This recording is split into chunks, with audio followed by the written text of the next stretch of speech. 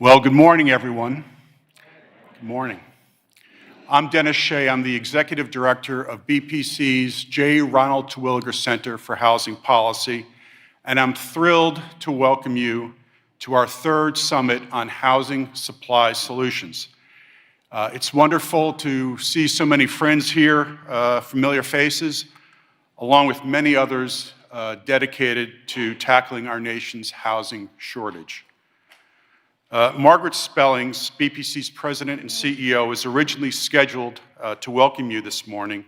Unfortunately, Margaret is not feeling well today and deeply regrets not being here to join us. So Margaret, if you are watching online, we all wish you a swift recovery and return to good health. When BPC launched the Terwilliger Center in 2021, we did it with a clear mission: to identify and advance bipartisan policies to help ensure every family can have access to a safe and affordable home. This mission is now more important than ever. As a nation, we have underbuilt housing by millions of homes since the Great Recession, creating a significant gap between supply and demand. Over the past 4 years, in case you haven't noticed, rents and home prices have skyrocketed as a result. The lack of affordable housing options has severely impacted Americans in communities across the country. Around half of renters now spend a third of their income or more on housing. An increasing number of households are postponing the dream of homeownership, and some 650,000 individuals are homeless on any given night. If I may say so, and I'm a little bit biased, the Terwilliger Center housing team has risen to the challenge, providing crucial thought leadership and positioning BPC as an essential partner for policymakers on both sides of the aisle. We have worked to build support for common sense bipartisan federal initiatives, such as expanding the low-income housing tax credit and passing the Neighborhood Homes Investment Act. We have also highlighted successful zoning and land use reforms and proposed ideas to encourage further innovations, unlocking the potential of local reforms to boost housing supply. We have particularly relished serving as a convener for essential discussions on key areas of housing policy, as is clear from the many inspiring speakers who have joined us for today's summit. So I am personally proud of the Terwilliger Center, the role the Terwilliger Center has played in shining a much-needed spotlight on America's housing challenges and advancing the conversation. But our goal is not just to talk. It is to push forward meaningful solutions here in Washington, as well as in state capitals and city halls throughout the country. In keeping with our mission, we will focus today on areas of housing policy that present opportunities for broad bipartisan support. We will hear from members of the Biden administration, Democratic and Republican members of Congress, corporate leaders, and experts from diverse backgrounds who will share insights on what we can do to increase the supply of affordable homes and support those struggling with high housing costs. These kinds of discussions are BPC's bread and butter. Despite our often divided political landscape, we believe there is real momentum to making housing affordability a national priority. Before we kick off today's event, I would like to thank all of our sponsors for making this event possible. Your generosity is much appreciated. I especially want to thank Ron Terwilliger for his steadfast support. We are here today in no small measure because of Ron's leadership.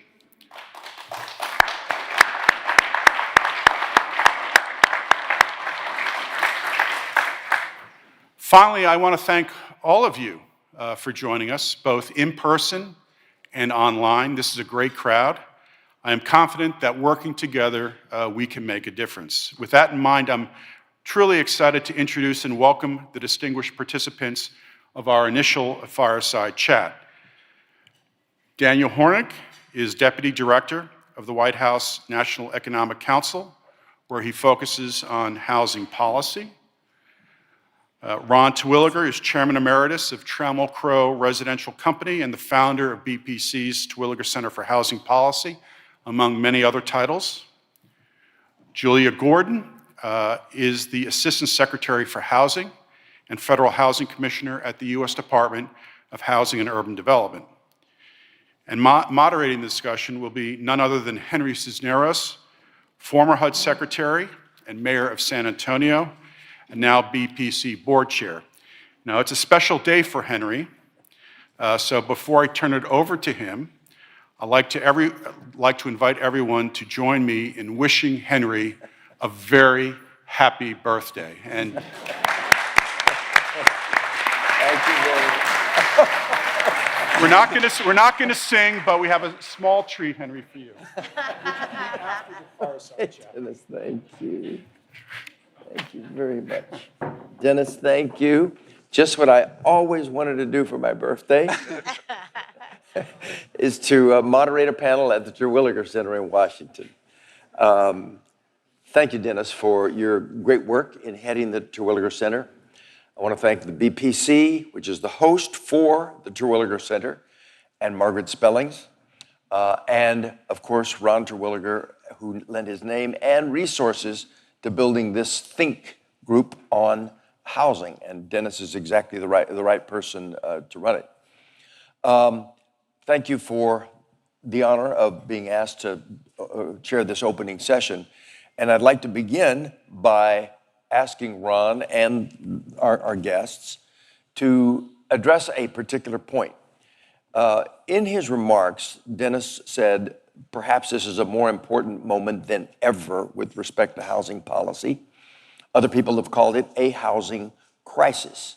I'd like to ask Ron, and let me just say as a quick aside, Ron is one of the most amazing housers in the country, not only having built about 200,000 units of multifamily housing in his career at Trammell Crow, but then in the years post-private sector career, has headed Habitat for Humanity, the Enterprise Foundation, created this Terwilliger Center, a housing center at the Urban Land Institute, and given the largest gift ever given in the United States that was not to a hospital or a university when he gave $100 million to Habitat for Humanity. Ron, thank you for your service.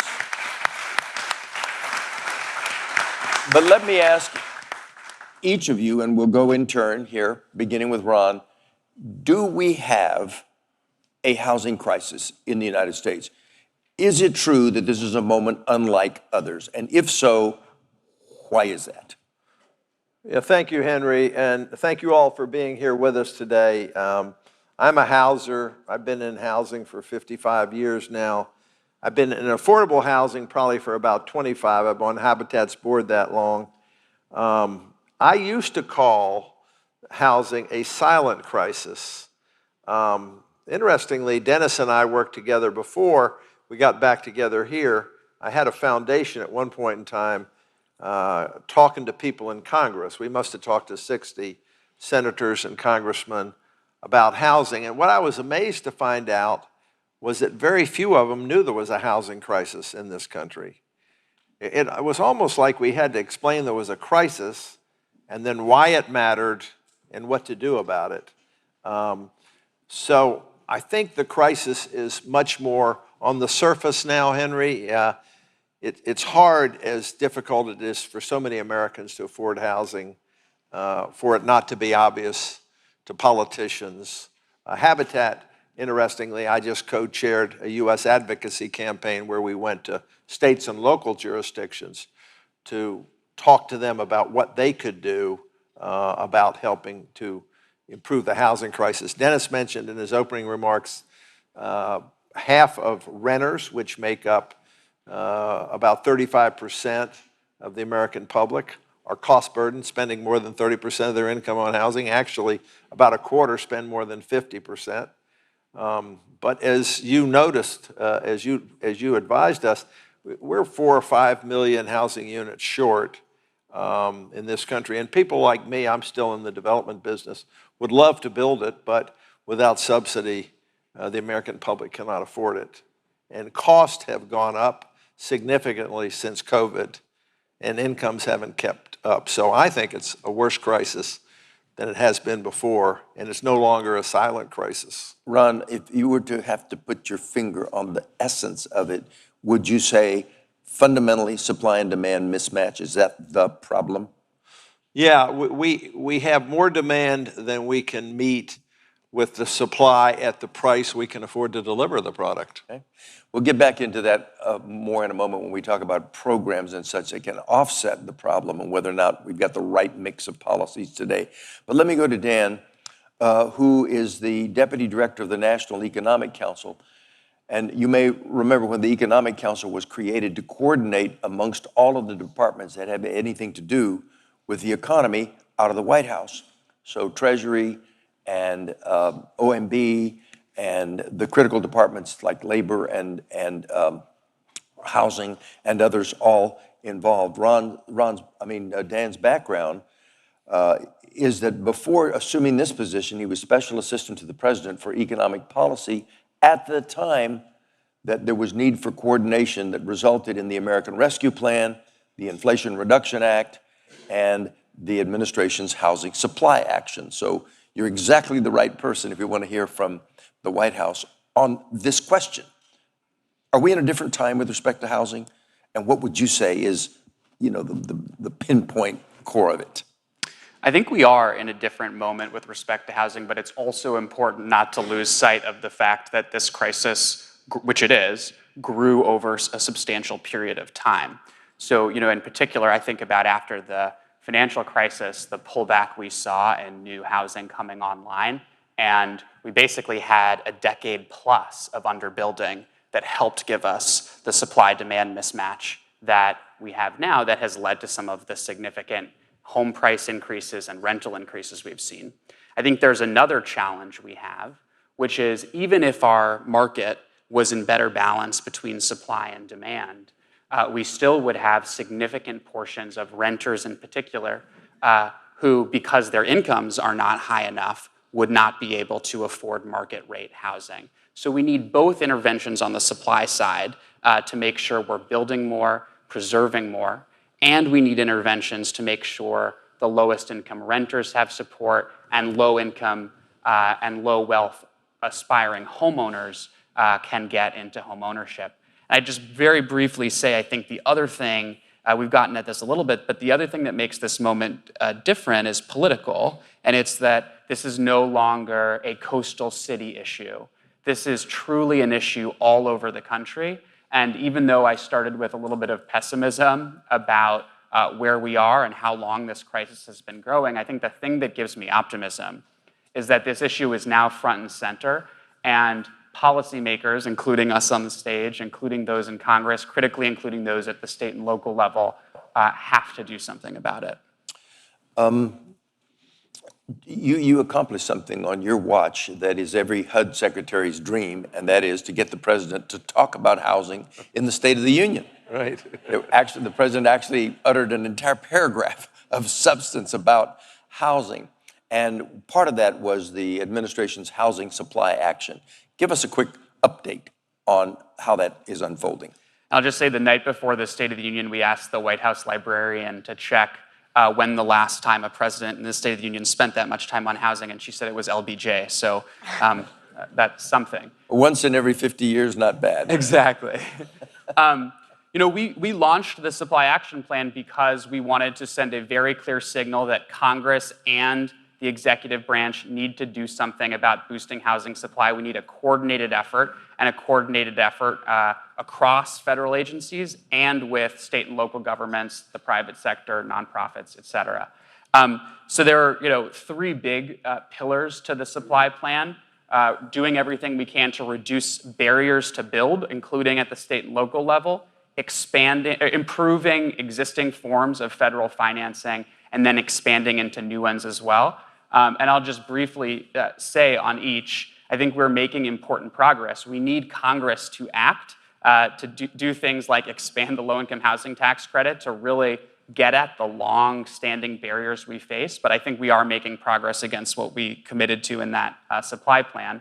On the reducing barriers front, HUD has launched a first-of-its-kind pro-housing grant program to state and local governments that are reducing barriers to build. They will be, in the coming weeks, announcing the first set of recipients of that across the country, and then also launching the second round. That's an important step forward. On the improving existing forms of federal financing, Commissioner Gordon will probably talk about the HUD and Treasury Risk Share program, which is really providing an important tool to state housing finance agencies to finance the construction and operation of affordable housing. Another item that I'd emphasize is the regulatory changes that the Treasury Department has made to the low-income housing tax credit to make it easier to build mixed-income housing. A set of changes that they made to rescue plan funding to really make it easier for state and local governments to fund substantial construction of affordable housing using those flexible dollars. And then on the kind of new kinds of federal financing that we're piloting, one that we've launched that I'd emphasize that we're continuing to work on is the Department of Transportation has opened up a set of transportation lending programs that can now be used for housing near transportation, for transit-oriented development near transportation. They are working through changes that can be made to that program to really make it work for housing, but I'm hopeful that in the weeks ahead, we'll continue to make programmatic changes there that really make it so that over the long term, that's a tool that can be used for housing that hasn't been in the past. Thank you.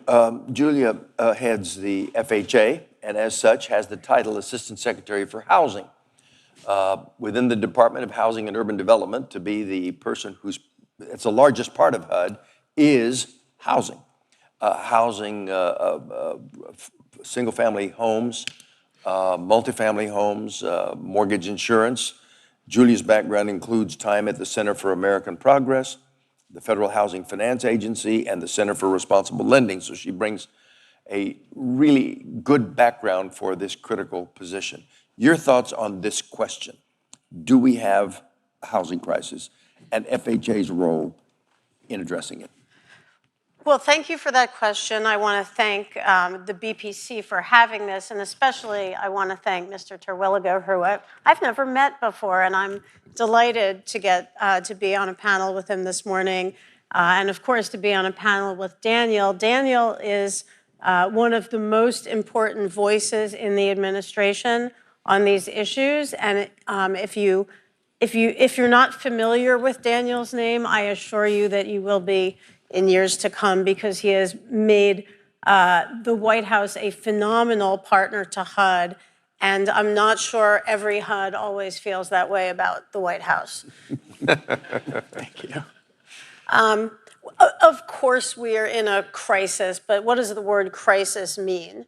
We are in a position now where more people than ever are cost burdened by their housing, and fewer people can afford to buy homes, which is one of the most traditionally successful way for families to build wealth and prosperity. And we've seen a significant increase in the number of people who are unhoused.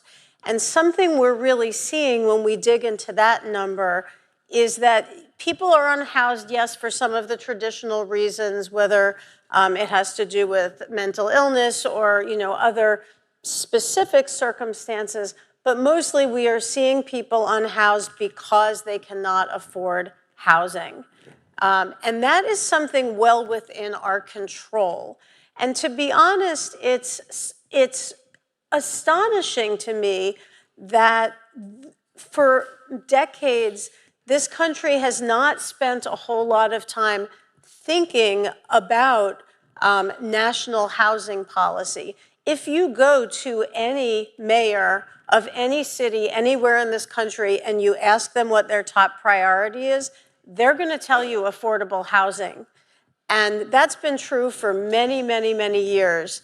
And it's taken a long time for that to really bubble up to this moment. But like Daniel, I'm extremely excited about this moment. It was thrilling to have the president talk about housing in the State of the Union. And then we had the opportunity to hear him give a major national speech on the topic in Las Vegas. a place that epitomizes many of the challenges around the country. Housing is the platform for household and individual success. If you have safe, decent, and affordable housing, every other dimension of outcome is improved. Your health outcomes will be improved, educational outcomes will be improved, economic mobility outcomes will be improved. On a community level, public safety will be improved. There's so many benefits to making sure that the people in this country are housed in that way that it is shocking we have not invested more as a government in it. And working at HUD, since the time you were at HUD, all that has happened is HUD's budget in real dollars has gone down dramatically. And to be honest, I can't understand that. Sometimes I talk about what we do at the Office of Housing, where we support through FHA about 7.5 million homeowners, and we have, in some way or other, support about 30,000 multifamily buildings with rental homes. We do this on such a shoestring of staff. I often, when I sometimes look at our fellow housers over at Fannie Mae and Freddie Mac, I will describe us like the old joke about Fred Astaire and Ginger Rogers. We do everything backward and in high heels.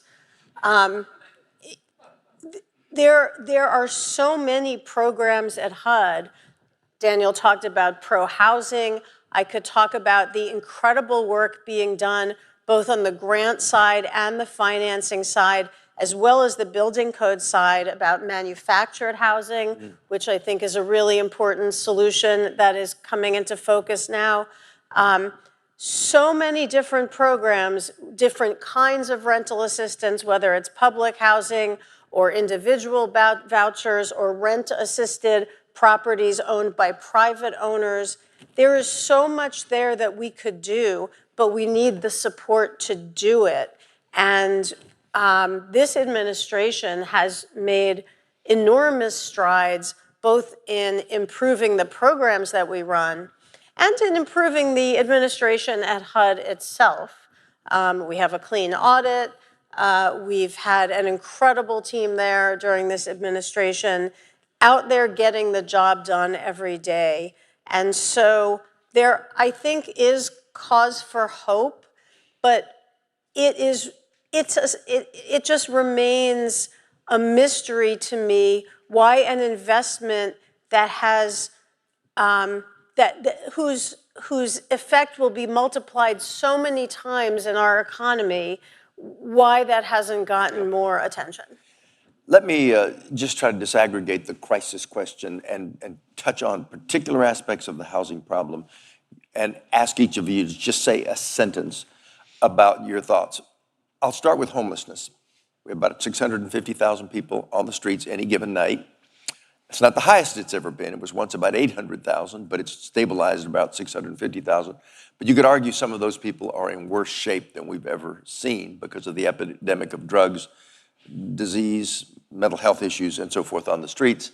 I've talked with former mayors like Anise Parker of Houston, who gets credit for coming close to eliminating certain kinds of homelessness, veterans homelessness in Houston. I've talked with Mayor Bass in Los Angeles, who has one of the most critical problems of the moment. And both agree that the key, in their view, aside from more units for the homeless, is a command structure at the local level that sort of gets all of the social services agencies and others moving in the same direction to address homelessness. Quick thoughts on policy responses to homelessness. Any of you? Well, of course all of those things are necessary. But it is interesting how you frame the question, because there is a traditional framing that has to do with drugs or mental illness, et cetera. I would flip that framing and say what we don't have is the array of appropriate and affordable housing for lots of different groups of people. In my time at HUD, I've had the opportunity to participate in the point in time count. Raise your hand if you've ever participated in the PIT count. Those of you who haven't, you may be surprised to know that in the once-a-year counting that we do through the Continuum of Care organizations, you can volunteer to do this and go out during the night and talk to your neighbors who are unhoused and find out why they're there. And you will find so many people who are living in their car or living someplace, you know, maybe they are sometimes in a shelter and sometimes not in a shelter. But when you talk to them, you will find people who you're like, wow, I really don't understand why this person does not have housing. Whether it's a veteran, and of course any homelessness among veterans is truly shameful, and we absolutely should not see that in this country. But many times it's a family who's experienced evictions and now is maybe able to actually afford housing but can't find a landlord. So it's about the housing. It's about the housing. We have many other issues that we have to deal with, but for the purposes of here, if we deal with the housing, those issues can also be dealt with. Got it. Okay, let's go to another kind of element of the crisis, which is rental affordability. Ron, you framed it as a supply issue. It clearly is, but are we set up policy-wise to address the circumstances that exist today? Well, I've been a market rate developer for, over 40 years in apartments. And what has happened to us recently is construction costs really accelerated starting in about 2020, and incomes haven't kept up with it.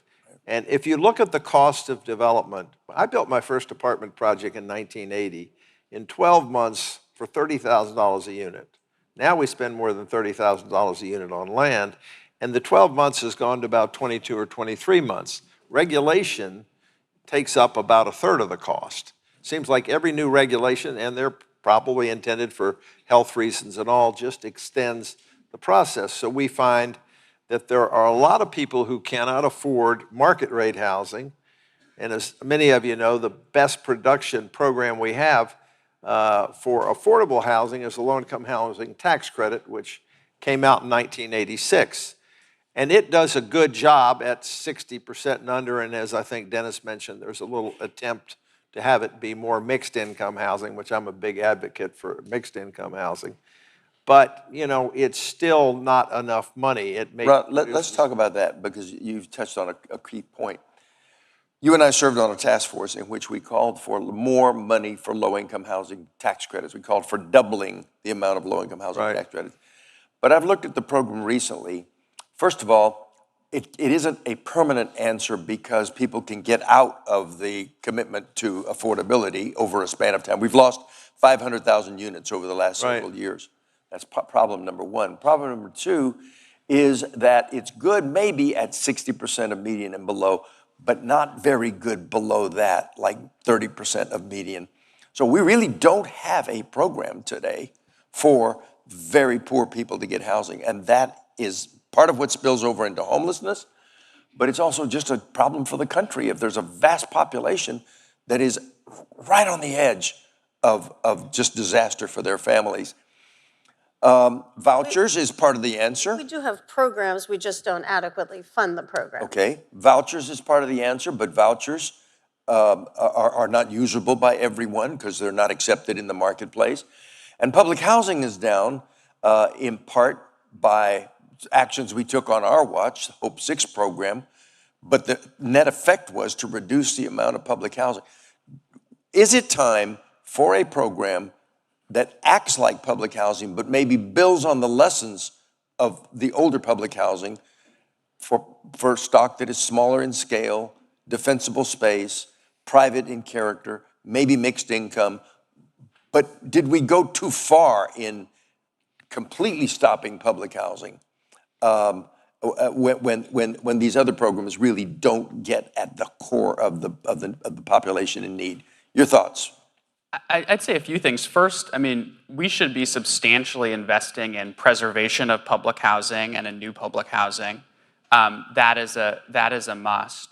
But I think, if you take a step back and think about some of the way we do housing policy in this country, one of the, I think, starkest examples of places we just don't get it right is that we have waiting lists for vouchers in cities throughout the country that are years and decades long. There are millions of households who should qualify for rental assistance who don't get it.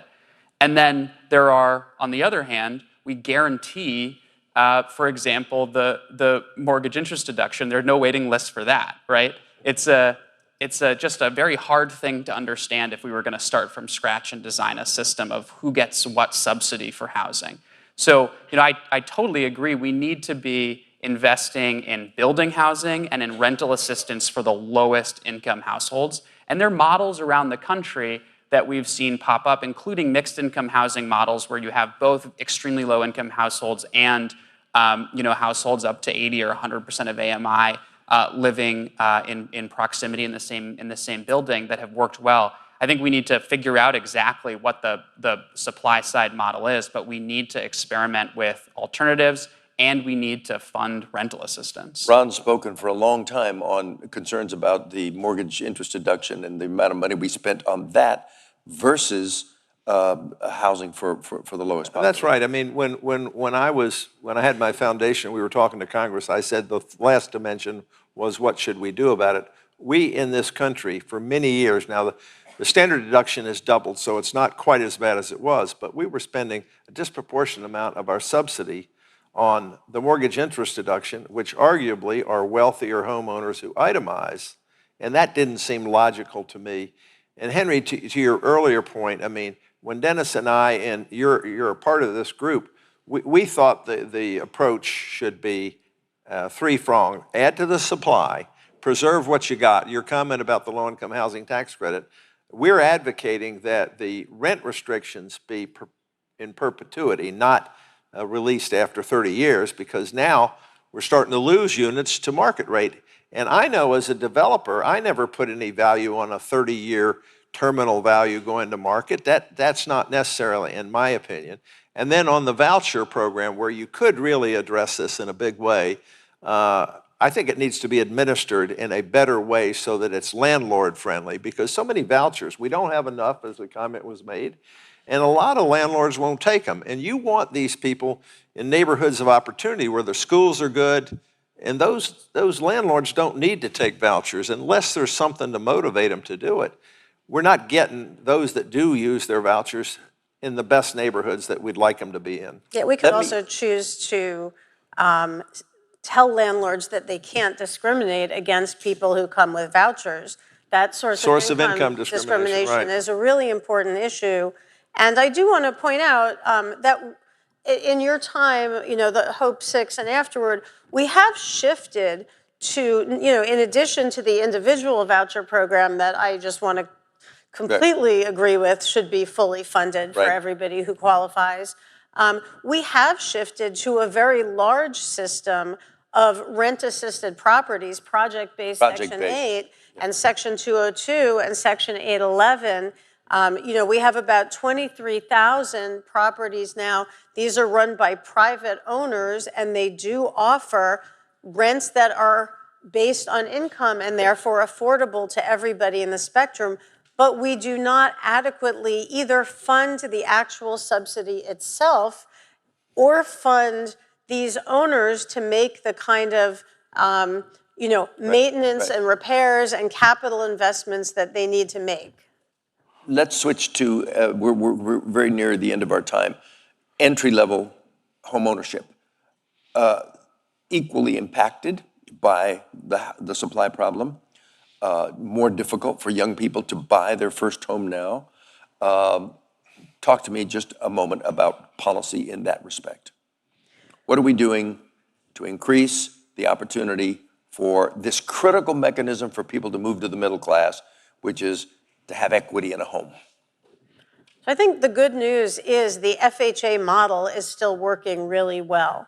And something we did last year is something that nobody else has done in any other area, which is FHA dropped the price of its mortgage insurance premium so that we could continue to offer a viable opportunity for many, many first-time home buyers, many of whom are people of color or come from another underserved community. And they are continuing to buy homes. It is a terrible environment out there. The affordability, apart from the interest rate environment, apart from the mortgage, affordability is terrible. The price of mortgages has gone up. But this model of letting people come in with a low down payment, this is working. And research shows that actually the down payment may not be the silver bullet that some might think it is. What really matters for the success of lower income first-time homeowners is making sure they have some reserves. If you've bought a house, you know those first couple of years, all sorts of things break and suddenly you need to fix them. And News report this morning. News report this morning on the increasing cost of maintenance as an additional impediment. Dan, quickly, Henry, let me just say from a developer standpoint, we need to get more manufactured housing that can bring down the cost of housing. I grew up in a 1,200 square foot house, a third of which wasn't finished. Our average house size is 2,200 square feet these days. We need to build smaller houses more cost effectively because I'm not convinced mortgage rates are going to go down. You know, I've been around a long time and people who've been only in the business the last 10 or 12 years think these are high rates. I think they're normal rates. In the big picture, Dan, of national policy, economic policy, upward mobility policy, where does homeownership fit? Look, I think that it needs to be front and center. We should be passing, for example, the neighborhood homes tax credit, which would get a significant supply of some of the homes we're talking about on the market because we need that too. But just a quick step back to say that 2025 will be a key moment for economic policy, and it could be for housing policy too. With all of the Trump tax cuts on the individual side expiring, there'll be a moment to reassess how we are both raising revenue and investing in the country, and housing should be front and center part of that debate. Okay, we're going to close with one final quick question, and that is this. You mentioned 2025, a year from now. What do you think, and I can't ask you to make policy or news at a session like this, I understand, but what do you think? you can ask.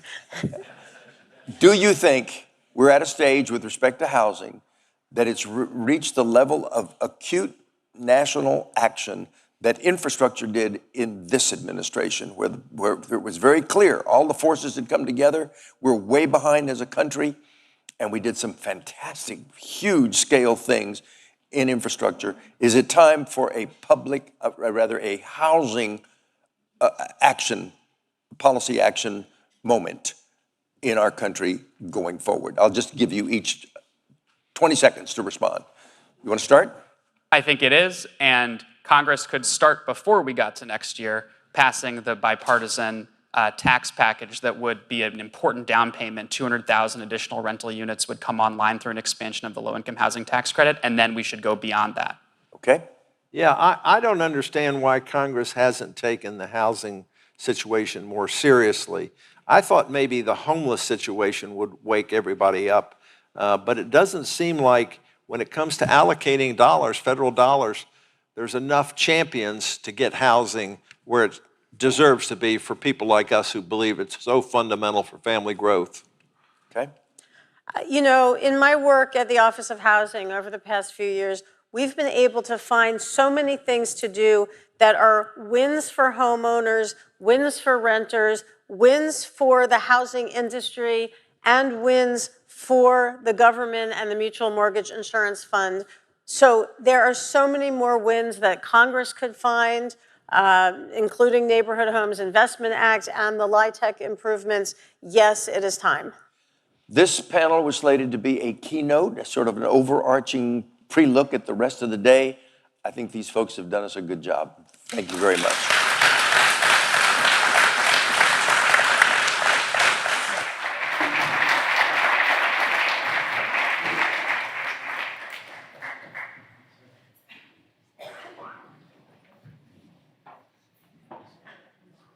We're going to take a 10-minute break and be back around 10:22.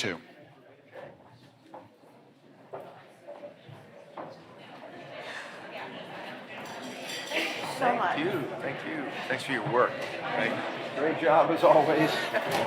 Thank you so much. Thanks much. Thanks for your work. Thanks for your Thank you so much. Done a fantastic job.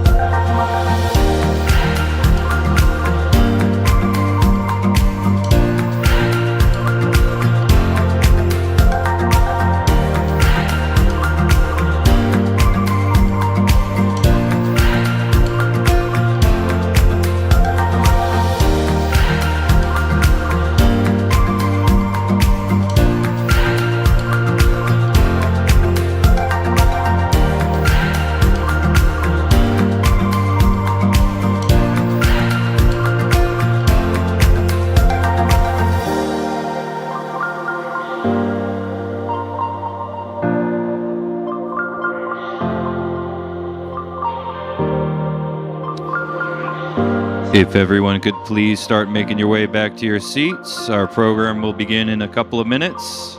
Please make your way back to your seats. Thank you.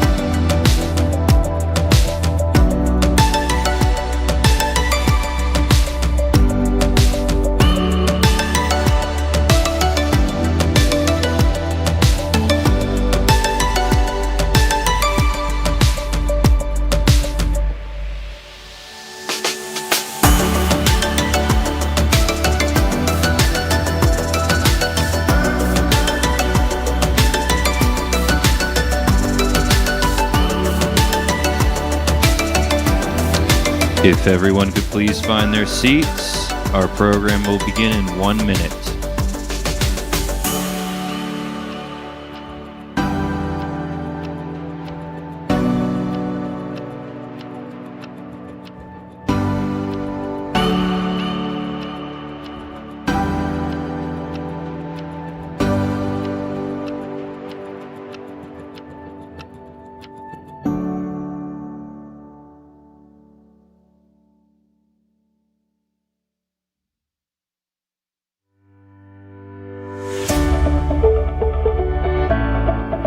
We are in a housing crisis. Across America, families can't afford rising rents and soaring home prices. The problem is, we have underbuilt over the past 2 decades. New home building hasn't kept up with demand, resulting in a severe shortage that hurts low-income renters and first-time home buyers most. Housing is foundational. Everyone deserves an affordable, safe home at all stages of life. To make this possible, we need to build more homes and dramatically increase supply. It's time to make affordable housing a national priority. Everyone, good morning, everyone. My name's Steve Stivers. I'm president and CEO of the Ohio Chamber of Commerce and a member of the Terwilliger Center's Advisory Committee.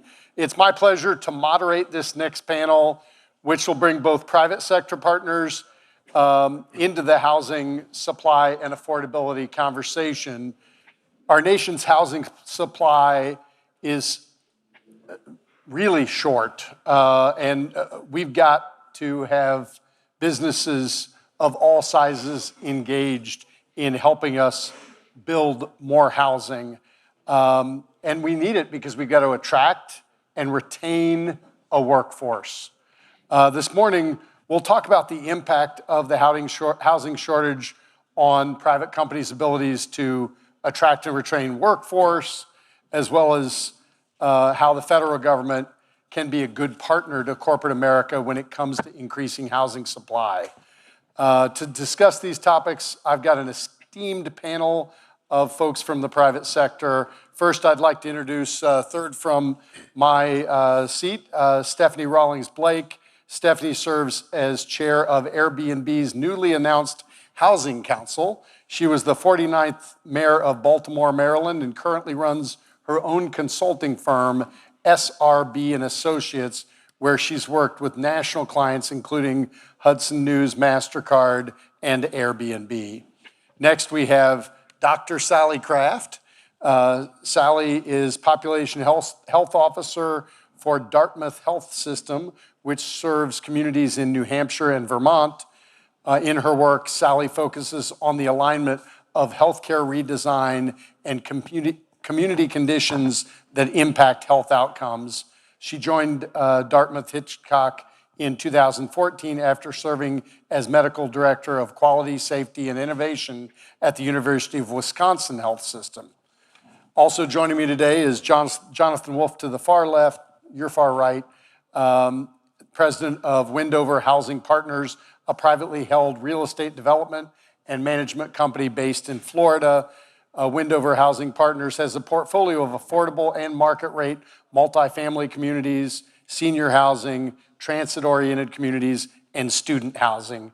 Jonathan began his career in finance with the Chase Manhattan Bank and Citigroup.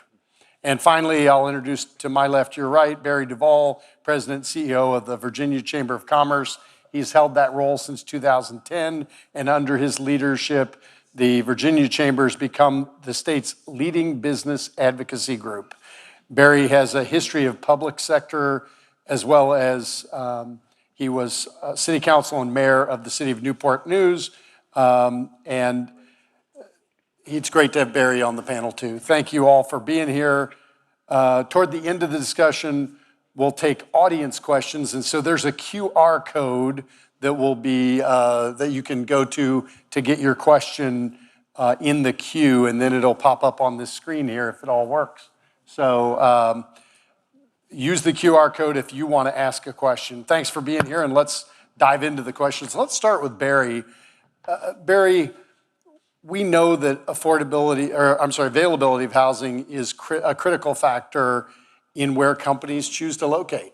As President and CEO of the Virginia Chamber, what are you hearing from your member companies about the state of housing and how it impacts their business? Is housing supply or affordability a barrier to recruiting and retaining a quality workforce? Yeah, Steve, thanks so much for the question and for your years of service in Congress and now leading the Ohio Chamber of Commerce. And it's a great pleasure to be here. I'm really pleased that we're creating these forums to talk about one of the most important issues facing Americans today. I've had the privilege of leading this Chamber of Commerce in Virginia. We have about 30,000 members. One of the more headline members we recruited to Virginia was the second headquarters for Amazon.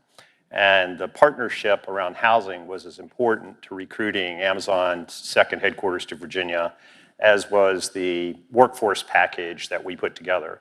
Not that it equaled the dollar amount of other states that were recruiting the headquarters, but it met the need of the corporation. In Virginia, we have this saying, and I'm sure others of you do, in corporate America, that homes are where jobs go to spend the night. If we don't have the homes, we don't have the jobs.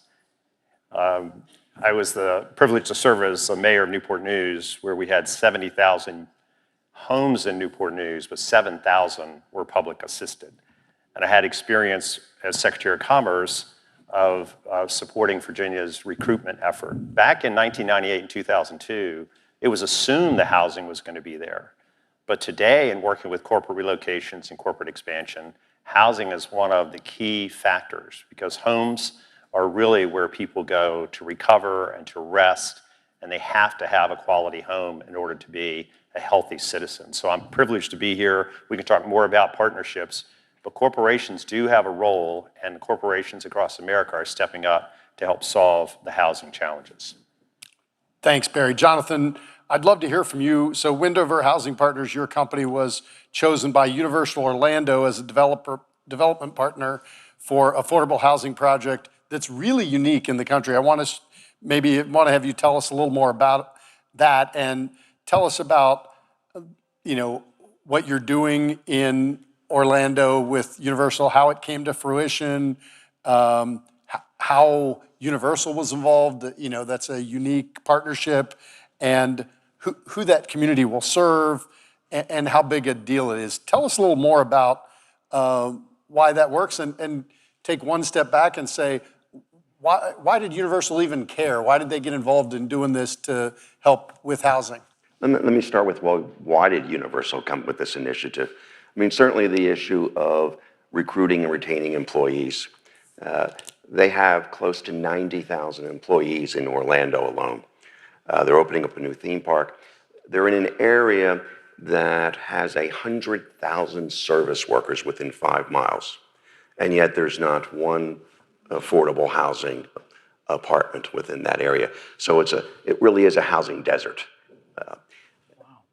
I think if they've come along and seeing this, there were some absolutely political and infrastructure reasons that they were trying to meet. But the company as a whole, both Universal and Comcast, has seen, as we've been partnering and moving forward to building this community, the benefits and the excitement within various departments with themselves as to what could this be for potential of Universal folks. And so we started off, it was 1,000 units, and we set an income band of 30% up to 120%. That hadn't been done. The size, 1,000 apartments on 20 acres, the scale and the density had not been done within the area. So these were kind of a few firsts. And Universal rightly could have put in 3 high-rise resort hotels, but yet took it and said, we're going to go forward with this initiative. And the next and most important element is they put the land in for $1.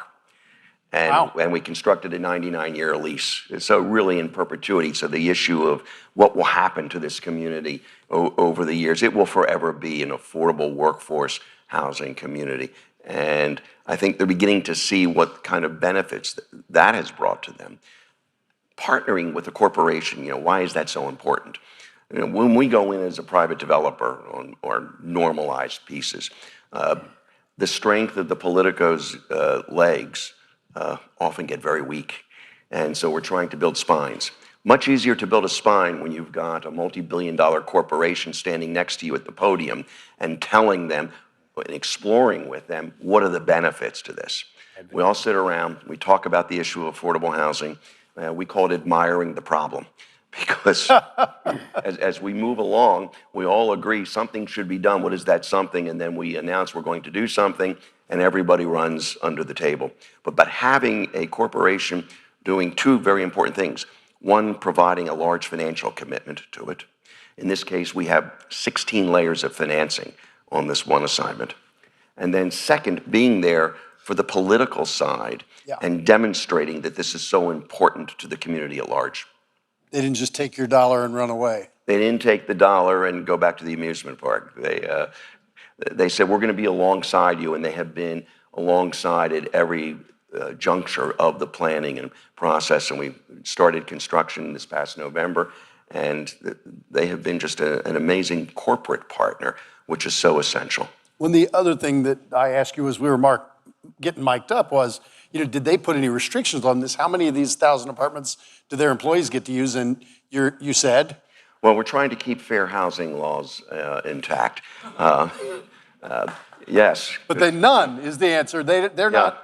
I told them I did not need a small condo for myself. There's no restriction. They're not trying to just house their employees. They're trying to house Orlando, which is great. But they recognize, and here was an important element. They said, if an individual goes to a hotel and is greeted by an employee that's not a Universal employee, they're tired, they're frustrated, they're worried about where they're going to be living, the treatment that guest is going to receive, and by the time they come to the park, they're also a little bit frazzled. But if they come to someone who's housing secured and all the other resources, because we brought in an educational piece along with the Bezos Foundation to bring a preschool, free Montessori school, a health component, the university to bring education.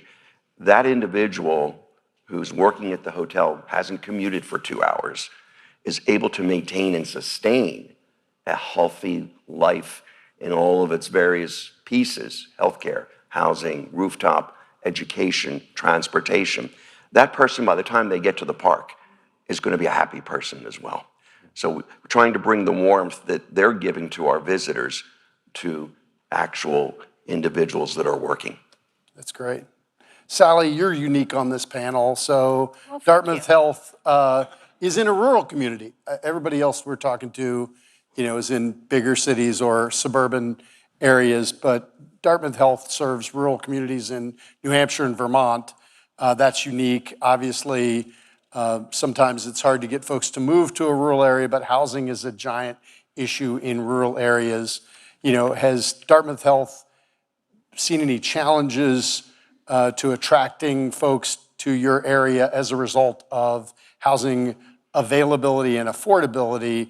And what have you done to try to deal with limited housing supply in your area? Have you taken steps to build or finance any housing for employees and for the community?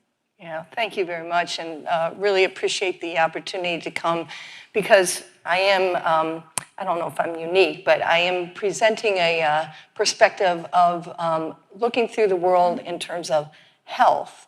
And we really recognize that housing and health are inextricably linked. To your point, education, housing, health, transportation, access to childcare, which is the other crisis that we're dealing with. Dartmouth Health is a health system across Vermont and New Hampshire, 7 hospitals, multiple clinics, about 14,400 employees. And we have about 1,900 open FTE spaces right now. Huge percent. And a lot of that is because of the lack of housing.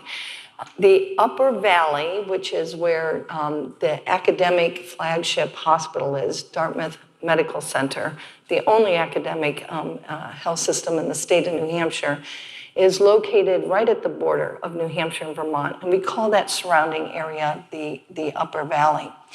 And we have no housing. I'm not talking about lack of affordable housing. We have no housing.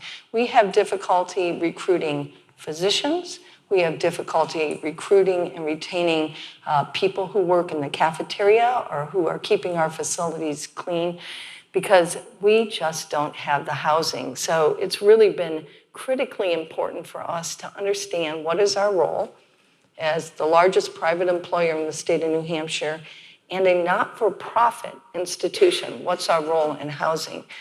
Our mission is to improve the health and well-being of the people, of our employees, our patients, and our communities. And you can't do that if you don't have housing.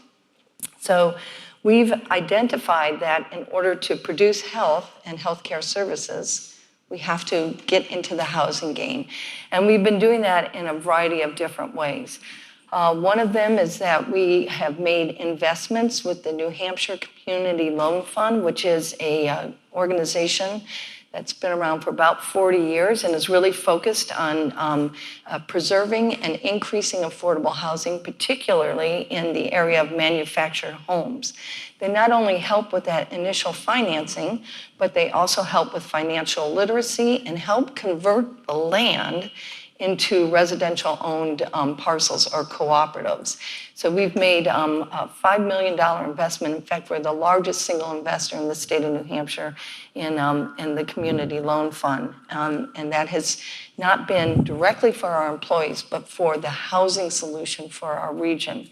We've also partnered, and I think this will be a really critical piece as I think about housing, partnered locally to create the Upper Valley Housing Fund. We brought together, worked with the Mascoma Bank, a local bank, as well as other employers, including Dartmouth College, to say, how do we address this housing crisis for our staff, our faculty?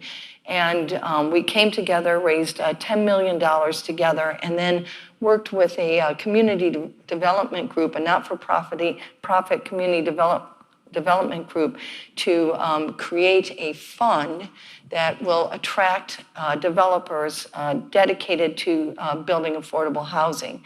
And that $10 million fund that we created from our community partners is hoping to leverage another $60 million, and we already have 4. And this was just over the last really 2 years. We already have 4 commitments to developers to develop affordable housing. We also make direct investments in the form of community benefits. This is a requirement, a federal requirement for not-for-profit health systems, into housing solutions. We're not building them. We're doctors and nurses and come to us for your healthcare services. But we make those investments in those community organizations that are housing particularly underserved populations and providing the supportive services to them. So we're hospitals. We're doctors. We're not housing experts. But we know that in order to improve the health of our communities, we've got to invest in housing solutions. Thanks, Sally. Now let's turn to Stephanie. Stephanie, you've made housing and affordable housing a priority both in your public life and now in the private sector. And in fact, you were recently chosen as the chair of Airbnb's new Housing Council, where you lead a group of independent experts and housing organizations from across the country. Can you tell us a little bit about what the council aims to achieve and why Airbnb moved beyond its sort of traditional role as a house sharing platform to dive into housing policy? Yeah. First, thank you, not just for the invitation to be here, but for giving me a chance to catch my breath from running into the train station and making me. She just got here, but yeah. Thank you for that. And when I listened to everyone who's spoken so far, first, I hope your next project is going to be partnering up with the good doctor and taking your approach, which when I was mayor, I would have loved to have like 10 clones of you. Who were willing to put their money where their mouth is and be true partners in creating housing. But when I listen to everyone talk, homes are where jobs go to sleep, and the need to understand the importance of housing as you're creating or filling job opportunities, that's really the impetus of what this work is at Airbnb. I think if I were to ask anyone in this audience, what's one thing that can solve the housing affordability crisis or housing supply crisis, there is no one thing. If I were to ask who can fix the housing supply crisis, is it corporations? Is it government? Is it the banking industry? There is no one entity. Airbnb realizes that it is a long-term problem that realistically is going to have a long-term solution that can be achieved if everyone understands that they have a role in it. So they asked me to chair a group of not-for-profits, government officials, housing experts to sit down and use their collective brains, their experience to advise Airbnb on how they can be a part of the solution. And I believe in the power of that work, really because I saw, how we talked about housing and jobs. I saw how the tourism industry, as bolstered by Airbnb, created jobs in Baltimore. Baltimore, Meds and Eds were our number one employer, and tourism was number two. And seeing how Airbnb was able to support that, that drew me there, and their willingness to be a part of the solution around housing supply really has strengthened my interest in working with them. And they're, as the kids would say, true to this, not new to this. They have given millions to different initiatives to help housing supply. I was Prop 23, I think, in Colorado that is making it easier and more affordable to create housing, affordable housing in Colorado. And there was another initiative in California to make bond bills easier for affordable housing. Airbnb has quietly been putting millions of dollars in these grassroots organizations to help support this work. And now with the council is being a little bit more public, but the impetus is still the same. Supporting grassroots organizations that are doing the work and looking for ways to collaborate with, again, politicians, academics, people that, experts, to try to create solutions. And we're welcoming additional partners in this effort. Thanks, Stephanie. Let's stay with you for a second. You said no one group is really going to solve this, and I think that's absolutely true. When you were mayor, you really had some key institutions in healthcare and higher education. You got them involved in housing. You worked to create a plan to build housing in the neighborhoods around those institutions. And when you think beyond healthcare and education institutions, could local governments play a role in assisting the broader business community to become more aware and responsive of housing needs and how we could move forward? And if so, what might that look like? So I don't think government needs to make companies aware of the housing shortages. Just as the doctor said, people who have job vacancies know why.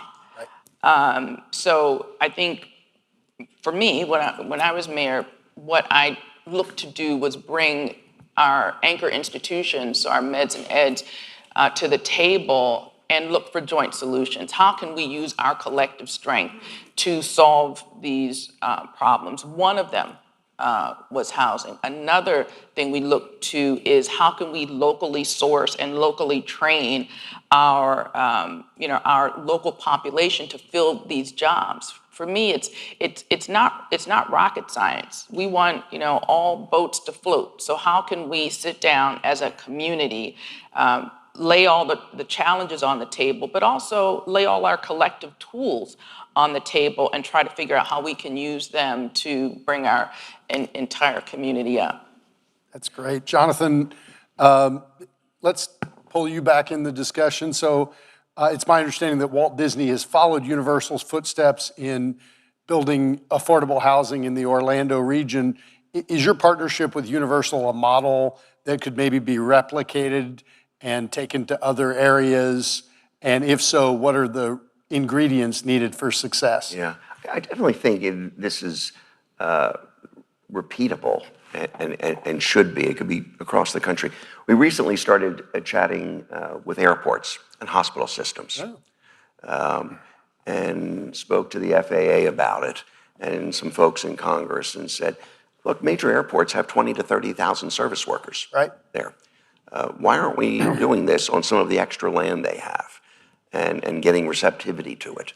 So there are other types of institutions. It's not directed only at a for-profit company, but this is certainly something we think should be brought nationwide through a variety of institutions, healthcare being an obvious one. Hospital systems tend to have some extra land that's proximate to their facilities. They could be a major participant in this. So as we look around and say, what can companies do? Oftentimes it's simply writing the check and walking away. And they need to stick around because their participation, while not on the day-to-day, holds a different level of cadence to the conversation. Even as simple as things like permitting. And we went to the permitting folks in Orlando and said, you've got to set up a separate group to do just this community. And if we don't, we'll be talking about this for the next 10 years. Right. And we had our folks from Universal standing behind and said, tell that taxpayer no. And there's a different level of receptivity when you bring a major employer to the table. So I think it's definitely warranted, definitely exportable throughout the country. That's exciting. Sally, Dartmouth Health is in a rural area. We talked about that before, and you're a health expert. Do you find that your patients in rural communities have any unique health impacts that you've seen in your facilities as a result of inadequate housing? And what is the role of a company like Dartmouth Health in dealing with that and in helping your rural community?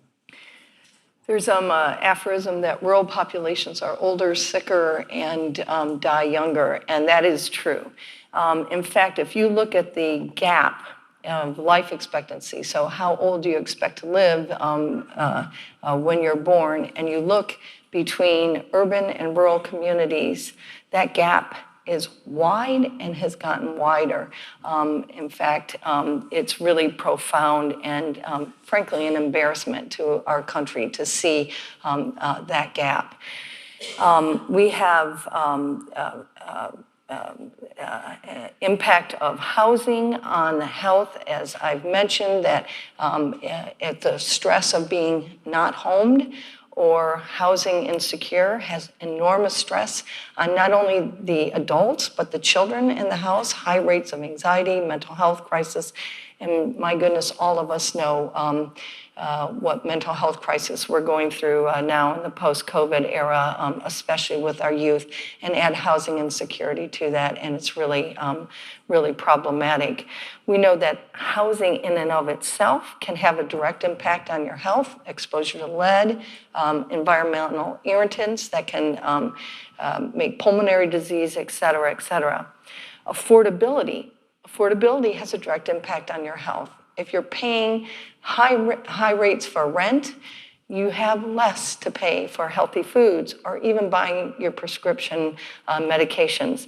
And then we know that the entire neighborhood has a huge impact on health. In fact, we say in the work that I do, your zip code matters more to your health than your genetic code. And I think this highlights the fact that housing is not a problem in and of itself, and it's not just a problem for us as employers. But if we want our populations healthy, productive, and present at work, we have to have housing as a foundation of that. Community population health is inextricably linked to our economic prosperity, and housing is a big part of that. So, health systems, you'll see a lot of health systems, and you're hearing a lot of health systems, not for profit. We're not developers, we're not for profit, but we're getting involved in the housing business because we know that it is part of our mission to improve health. We take our mission as an anchor institution extremely seriously. How do we make the right investments, hire, and purchase so that we can help support the communities where our people and our patients live? We also recognize that as a health system and as an academic health system, we have an opportunity to bring people together to learn. I think we do a lot of things that we don't necessarily know.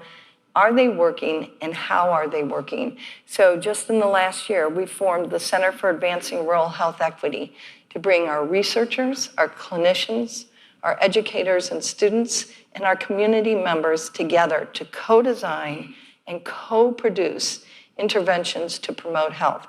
And we've identified housing as one of those areas that we want to get smarter about. And we really do truly believe that we also have an opportunity to be advocates. We can walk into a situation and talk not just about housing where people might be like, I'm suspicious that you want to make a profit. We're walking in and saying, we want you healthy. We want your children healthy. We want your employees healthy. Let's advocate for sane and rational policies that will promote access to affordable housing so everyone has an opportunity to be as healthy as they possibly can. Thank you. Let's zoom out a little bit, Barry. Let's talk about the impact of housing on business growth a little more broadly. So under your leadership in 2013, you created the first blueprint for Virginia's economic future called Blueprint Virginia. And I'm new to the chamber world, but I'm pretty jealous because now you're number one or number two, depending on what ranking you look at for competitiveness.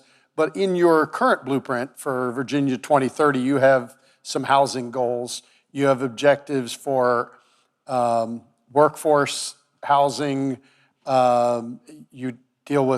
You target housing affordability, increasing housing supply, and improving housing options for the workforce. Can you tell us about each one of those three goals and how they fit into your economic growth plan overall? Sure, thank you. Virginia is unique in that we don't have the opportunity to re-elect our governor. We're the only state in the nation that has a one-term governor. And governors are very important in Virginia. They are an important part of the public-private partnership initiative. So the business community came together back in 2010 and 2011 when I started leading the state chamber, and we thought, why not create a long-term vision document that can ensure whether it's a Republican governor or a Democratic governor, that can ensure that Virginia is the best state for business. And so that became our blueprint process. You can go to our website, vachamber.com. You'll see me presenting blueprints to the last 3 governors. And the last 2 we've presented to the last 2 governors have had a housing component because we've seen the emerging need for housing. We want to be the best state for business. In order to do that, we know we need to be the best state for talent. We can't be the best state for talent unless we solve a couple of problems. There's a shortage of housing, there's a shortage of childcare. And we have to solve the childcare problem in this country before we solve the workforce problem. And we have to solve the housing problem. Because workforce is so critical, I think corporations have found themselves wanting to lean into it, both for the quality of their employees, but also for their communities. Corporations have taken a broader perspective in Virginia, and I think in Ohio and other states, of making sure their communities are healthy, and they're leaning in on a number of partnerships. But the theme that we stress in our blueprint, that you've heard today already spoken by these panelists, is that it's going to take true partnerships, federal, state, local, nonprofit, and private sectors. So on Monday, I'm meeting with a huge health institution and a large builder to help create some housing that will help a rural area in Virginia. So kudos to what you're doing. And what's going on in Florida is beginning to happen all over the country, where corporations are leaning in with institutions and helping to solve this particular housing initiatives. Specifically, Steve, within the blueprint, we have gotten the General Assembly and the governor to put significant funding into low-income housing and to low-income loans. Our Virginia Housing Initiative has over $80 million available for low-income loans. We've gotten over $2 billion committed from private corporations in Virginia for low-income loans. So we're trying to address the financing and affordability part of it. We're trying to also work with localities on zoning and permitting. We love regulation to make people safe, but sometimes it doesn't make it economically sound. And we have to address the ability to adjust regulation to ensure that it is not only safe, but it's economically sound. So the business community, I think, across the country, including Virginia, is leaning in with our role in advocacy, because, as you stated, it's one thing to help people get elected, but it's most important to be an advocate and continue, whether it's with your state senators, your U.S. senators, your House members in Washington, or with those at the local level. Hearing from the business community about how important an issue is so critical, because all of their citizens, all of their employees are citizens and voters for those elected officials. And as a recovering elected official, I can tell you it's important. You are too. It's important that we listen to our constituents. And so I think the business community has a responsibility economically and also as a corporate citizen, and that's why we included in our blueprint, and we've worked very effectively with the last 4 governors. That's great, Barry. So I've got one last question for everybody. It's sort of 3 questions. You don't have to answer all 3. If everybody could take about a minute, we'll have about 5 minutes left for questions from the audience. By the way, the QR code is on your program. If you want to scan your QR code now if you're preparing a question. So the last question is threefold. What's the responsibility of corporate America to respond to issues around housing affordability and supply? Number 2, what should they be telling both leaders in Congress and at the state capitol? And finally, how can the federal government be an effective partner with corporate America when it comes to increasing housing supply? And you can focus on any or all of those if you each take about a minute. And Jonathan, why don't you start, and we'll just come this way. Yeah, I'll respond by saying one word: finance, because that's the greatest inhibitor. It truly is about finance in all levels of affordable housing. How many capitals? What's your capital Our stack? capital stack for the universal thing, 16 different layers. So that was, we had sort of a joke about it, which is we wanted to put everybody on the bus to victory, but in order to get on the bus, you had to buy a ticket. So buying that ticket meant you had to participate at some economic level, whether it was the state or the county. and we did, but starting at the federal level, it was mentioned about a recent tax bill, passed the House, it's stalled in the Senate. What can the federal government be doing? Well, there's a multitude of pieces, but most of it comes back to finance, whether it's increasing vouchers, that's finance. But the low-income housing tax credit expansion, the bill in Congress right now would create another 200,000 units. Halfway passed, Senate stalled.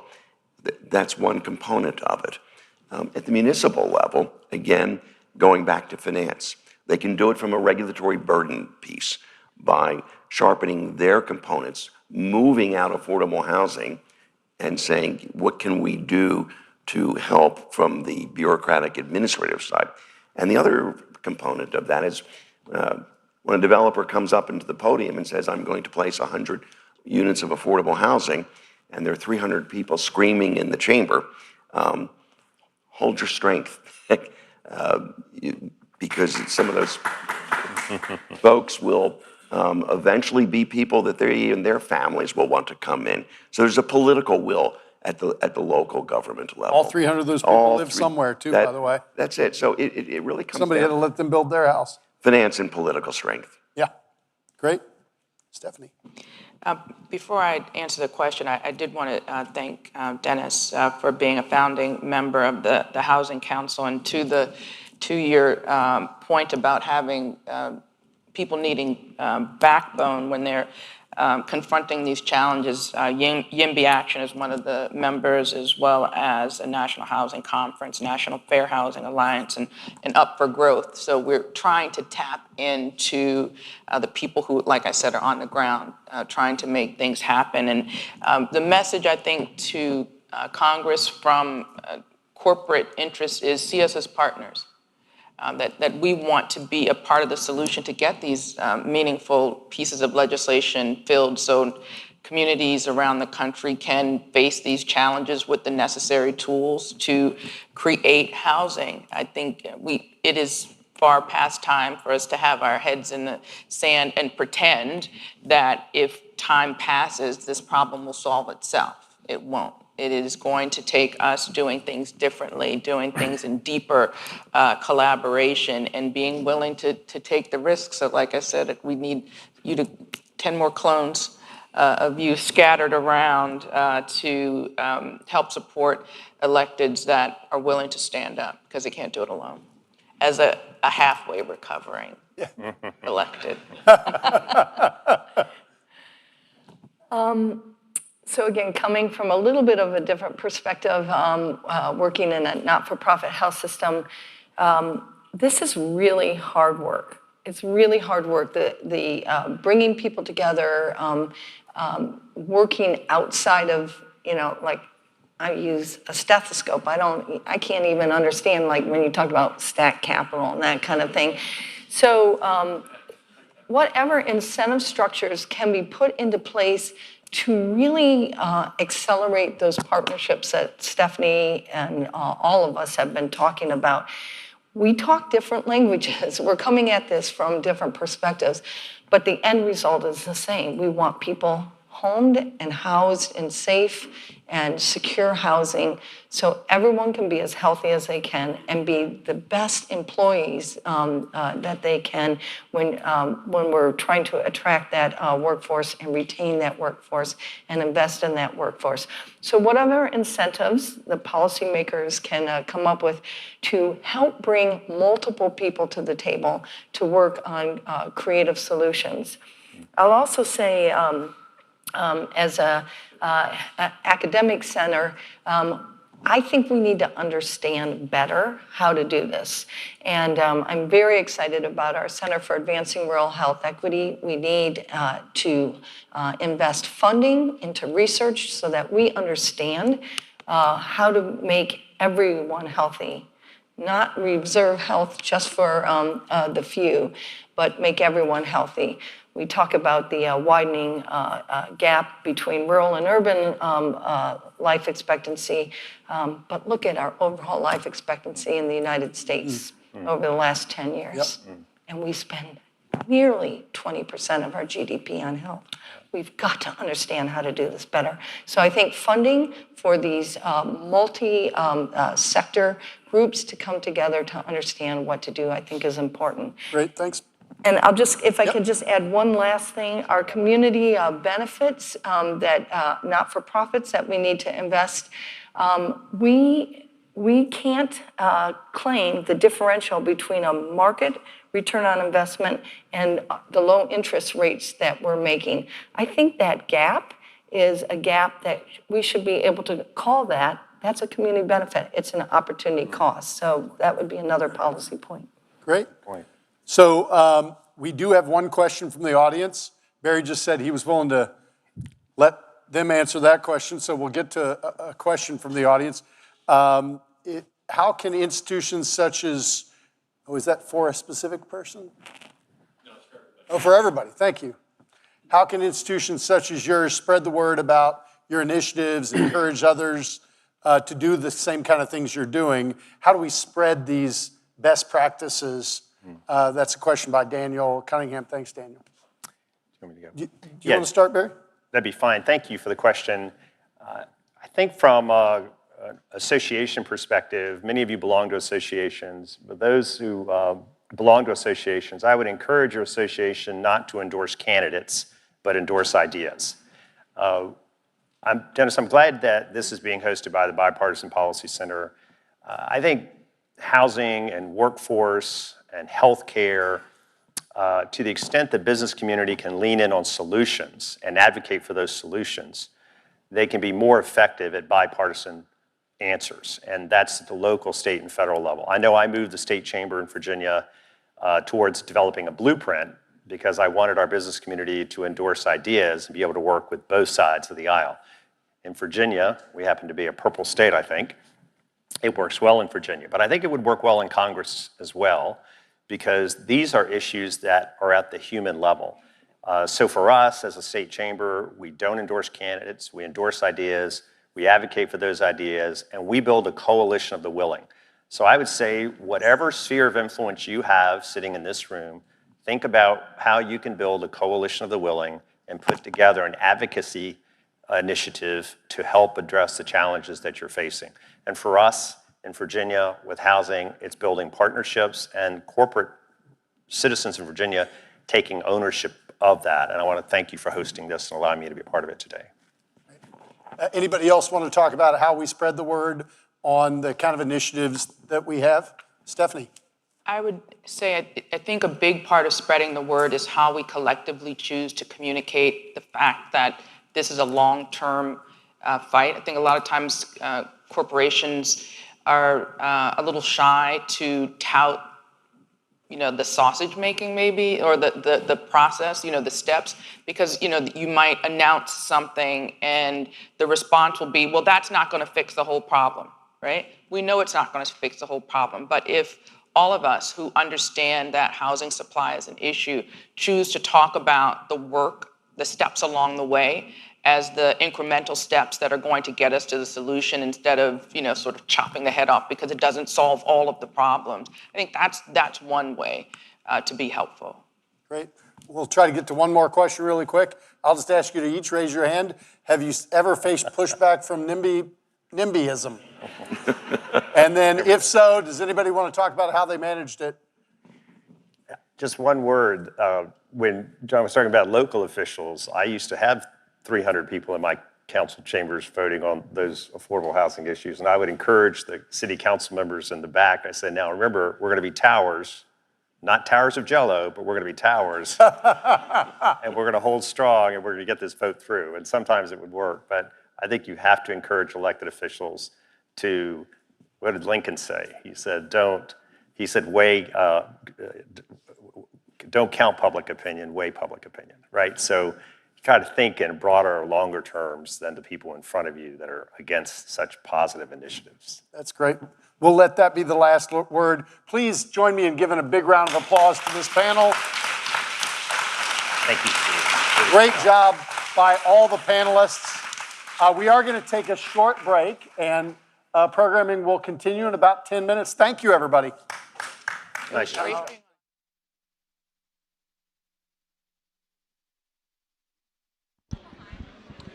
This break will actually only be 5 minutes, so please hurry back.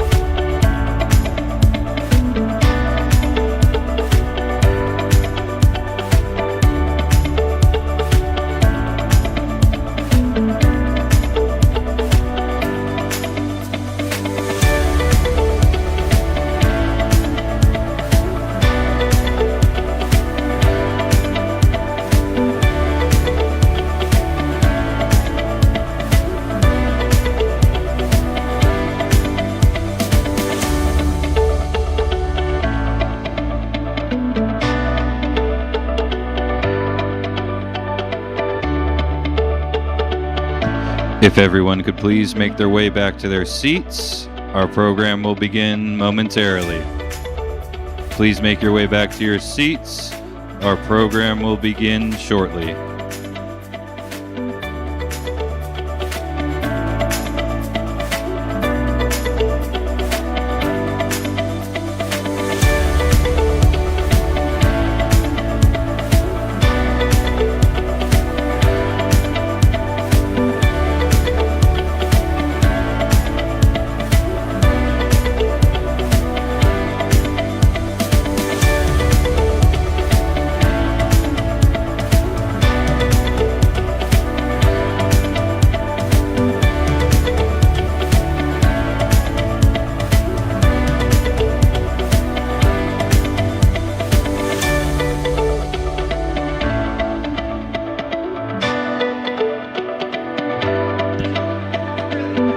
If everyone could please make their way back to their seats,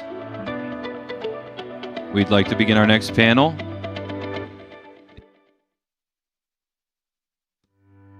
Local zoning and land use regulations dictate what can be built and where. While often intended to keep heavy industry away from homes, these regulations have, intentionally and unintentionally, kept people apart, concentrating neighborhoods by income and race. Today, they're also a key driver of America's housing affordability crisis. In communities across the country, it's common for 75% or more of the land zoned for residential development to welcome only single-family homes, even when other housing options are needed. Even where multifamily apartments are allowed, height restrictions, parking requirements, lengthy permitting, and other regulations limit the number and type of homes that can be built and account for over 40% of multifamily construction costs. The result? Fewer new homes are built, reducing supply and driving up costs for buyers and renters. We created these regulations and we can change them. Visit the Terwilliger Center to learn more about how zoning impacts housing affordability.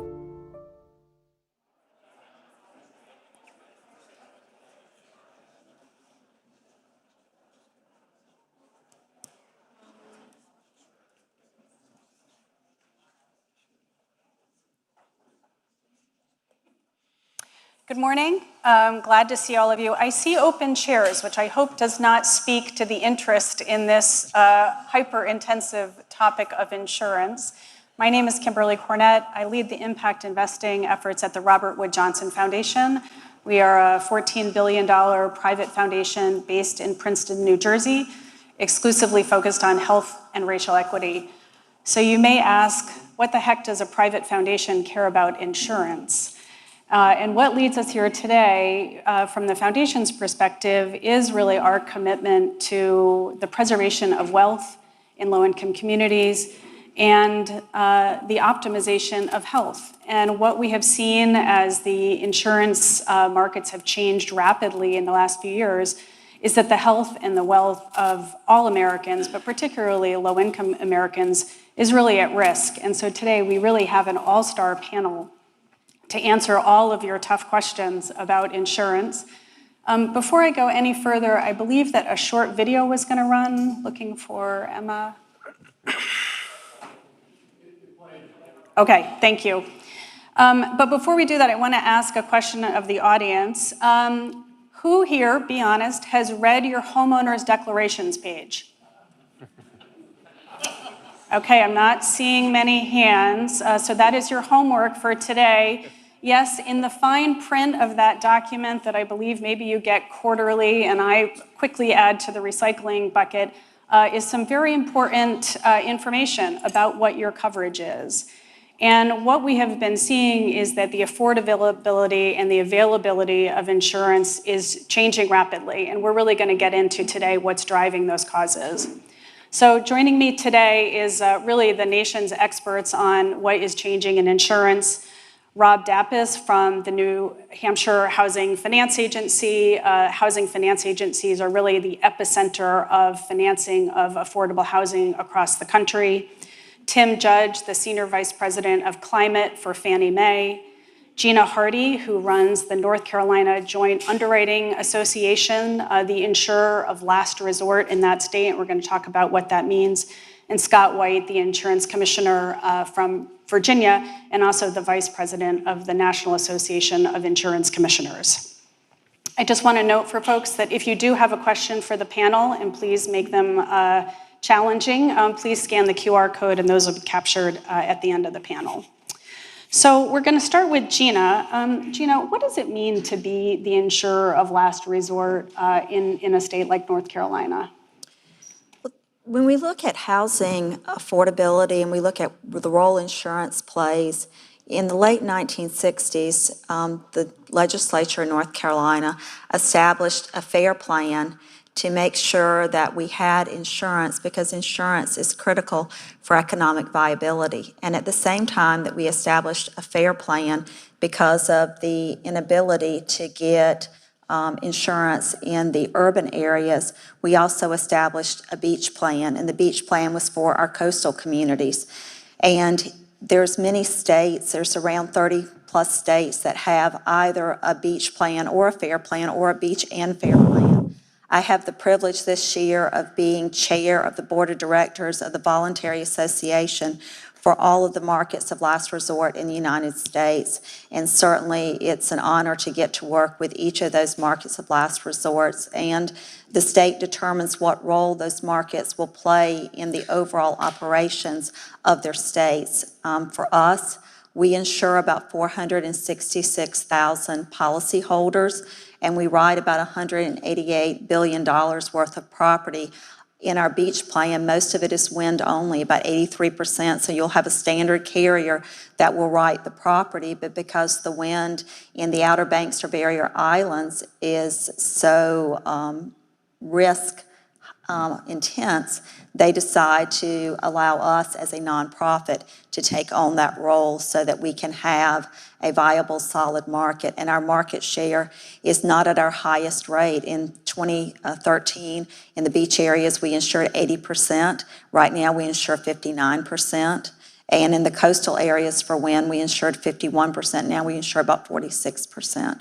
And so that is in our 18 coastal counties, and that's the role that we play, and different residual markets play different roles depending on the needs of a particular state. And some states do not have residual markets. So for example, right now, Colorado is just putting up their first residual market because they now have determined they have a need. In the 1960s was the first time that North Carolina decided that they had a need. So Gina, and I get to ask all the pedestrian questions because I am still a newcomer to insurance. So if I'm a consumer, what makes me go to the FAIR plan? Why can't I obtain private insurance?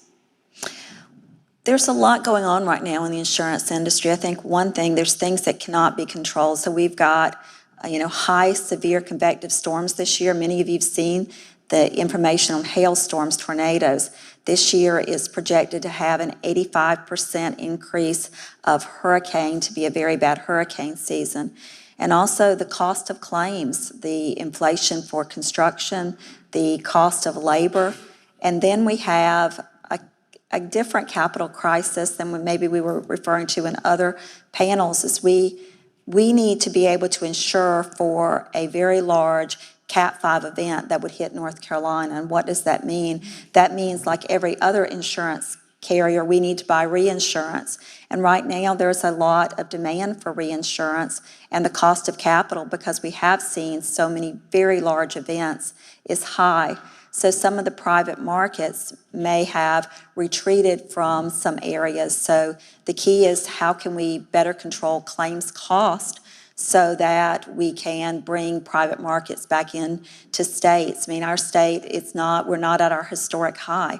So, we're certainly trying to control all the costs that we can and encourage our private markets to engage. But at some point, the private markets may decide that something is not insurable at the cost that the regulator may be willing to allow in that given state, balancing affordability too. So they have a lot to balance, affordability and balance a reasonable profit for insurance carriers. I think it's worth noting that 1 in 13 Americans is not insured at all, and 2/3 of Americans, including maybe some of you and perhaps myself, are underinsured. And so having this availability of an insurer of last resort really gives families really the wealth protection that they need in the face of a rapidly changing climate environment. Rob, I want to go to you. Governors across the country, my governor, Governor Moore, Governor Whitmer, have really called for an increase in housing development, multi-family housing development. What are you seeing in your state in terms of the operating costs for multifamily developers who are trying to build new projects? How are they absorbing this rate increase in their operating budgets?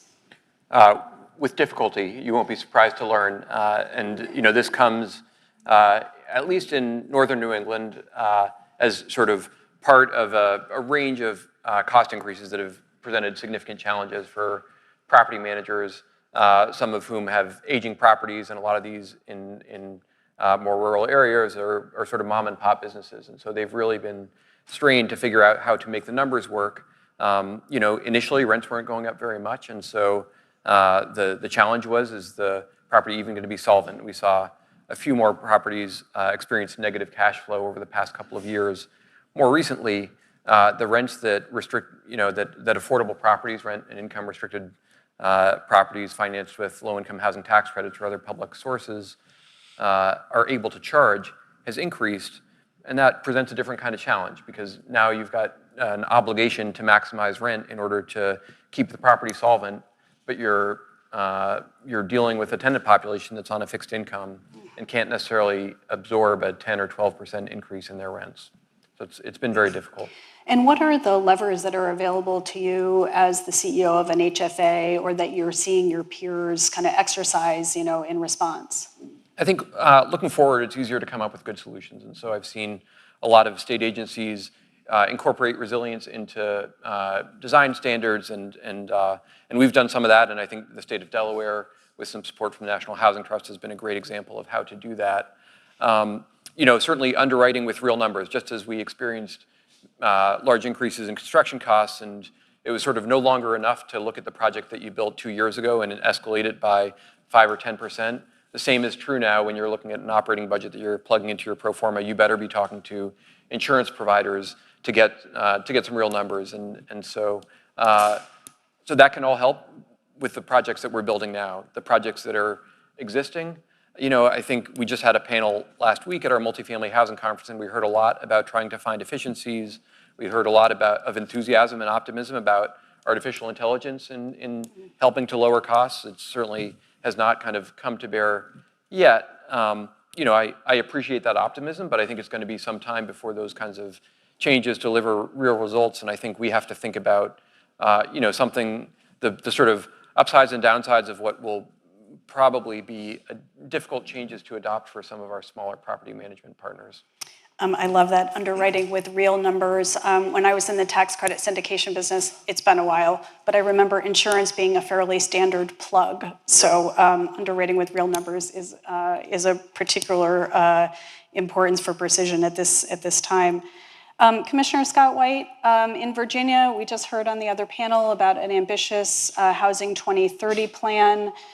You occupy a really interesting seat, both in Virginia and then in your role at the NAIC. What does it look like from how the insurance landscape is evolving in Virginia, and what you're seeing kind of with your peers at the NAIC? For those of you that might not know, the NAIC is the National Association of Insurance Commissioners, and maybe you actually want to give a little bit of an overview of what that organization does in terms of insurance regulation. I'm happy to. And the first thing I would say is insurance is different from other financial services industries by the fact that it's regulated by the states, the state-based system. And that really makes sense when you're talking about something like your property markets, where every state faces different challenges. Where we are today with the climate risk and resiliency issues we are all facing these challenges to some degree. I would say Virginia is in a little bit more fortunate position. As Gina will tell you, we don't get the hurricane threats quite as much as our friends to the south, but we have our own challenges. And so at the NAIC level, we're collectively working together to address these challenges and ultimately protect consumers and come up with solutions that we can all agree that can be implemented in the states, and work with the industries, stakeholders, and consumers to accomplish that. And certainly there's a lot to be done in this space. When you talk about what an insurance company is there to do, it's there to pay claims according to the policy that it issues to consumers. And what is our role as regulators? It's to make sure those claims are paid fairly. It's to make sure that the markets that the companies operate in are fair and stable. And it's to make sure that these companies are solvent and able to pay claims down the road. And so when you look at that, the focus in the homeowners markets, for example, over the last few years, or traditionally, I would say, is been focused around affordability. A lot of us have viewed our roles as making sure the rates are affordable and then also available. In many states, including Virginia, we have what's called a competitive rating market. And the idea behind that is if you allow competition, you don't have to approve those rates and set those rates in order to make sure you get to a rate that's affordable. I will say in Virginia that works very well. In states you've seen in challenges, it's been on the news, where prior approval or other types of price controls or constraints to make sure those rates are affordable can lead to challenges, particularly in these high-risk areas, and you have insurers reacting to that, either not renewing policies in areas where they don't feel like they can earn a profit or they feel like there's some risk there. And you can even, at the extreme scale of that, see insolvencies, right? So that's how we view it. And there's all kinds of tensions between making sure insurance is affordable, but also making sure it's available. And so I think the three pillars of that are transparency, right? In a competitive rating market, you want that price to reflect the actual risk, right? And I think that helps both in the short term and the long term. Even if it is more expensive, it's going to be, you know, the insurance industry is going to be able to work with that and make their own decisions. On top of that, you want to have it educate the consumers on what the actual risks and costs of that built into the cost of insurance, which also impacts the cost of the home, and you're looking at total cost. And then if it is too high, what can we do to mitigate that, right? Insurance companies can play a role. I think that's a very interesting discussion to have. All the various stakeholders who can lower the cost of claims down the road by making sure you adopt resiliency measures on the front end.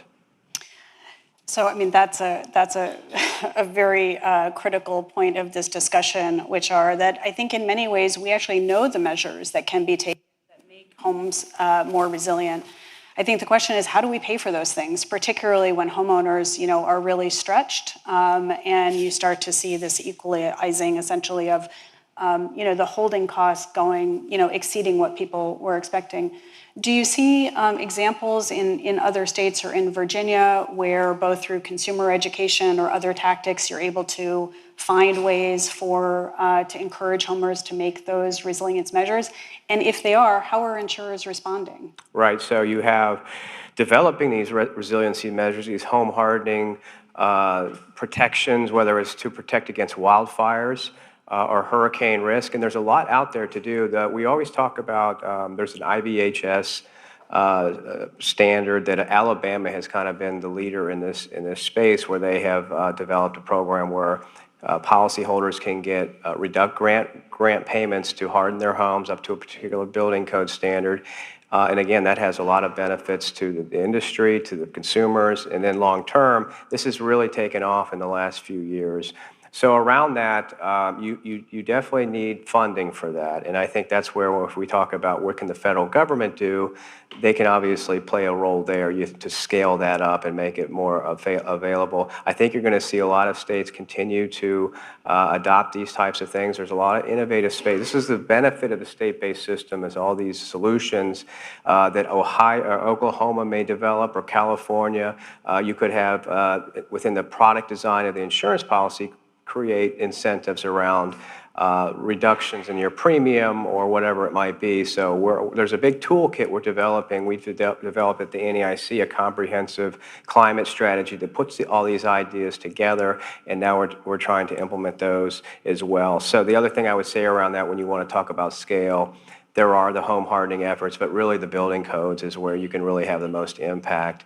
And so that's not anything that directly the industry can do, but we can all contribute to that discussion, whereas long-term, this is what we need to be focusing on.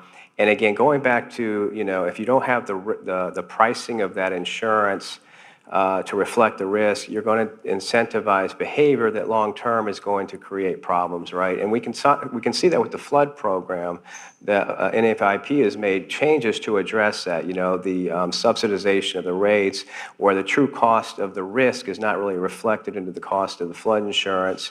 And so they're trying to address that through what's called risk rating 2.0. And I think that's a very good example of looking at long-term, how do we really, is what we've been doing in the past sufficient to address the challenges moving forward? Thank you. I think many of you have seen just the increase in headlines around insurance and the changing market. But I think it's a real issue, and I wish I could have come up with this myself, Tim. But your boss, Priscilla Aldermovar, quoted Beyonce recently, who said in her song, Ya Ya, "Wildfire burnt his house down. Insurance ain't gonna pay Fannie Mae." So it's real when Beyonce is talking about it. So Tim, Fannie Mae guarantees 1 in 4 home loans. You spend a lot of nights, I would imagine, thinking about this issue. So what is Fannie Mae doing to mitigate your own exposure to climate risk via insurance? I won't speak to Beyonce. I'll leave it to other people. So I think the first part that we've always done is we stood up a climate team 4 years ago with the first objective of really understanding what our risk looks like now and in the future. I will tell you, awareness gaps are still significant from both a consumer and a community level.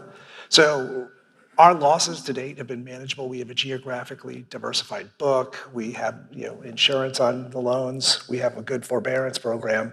So that's given us the focus on what do we change in terms of awareness and what do we change in terms of resiliency.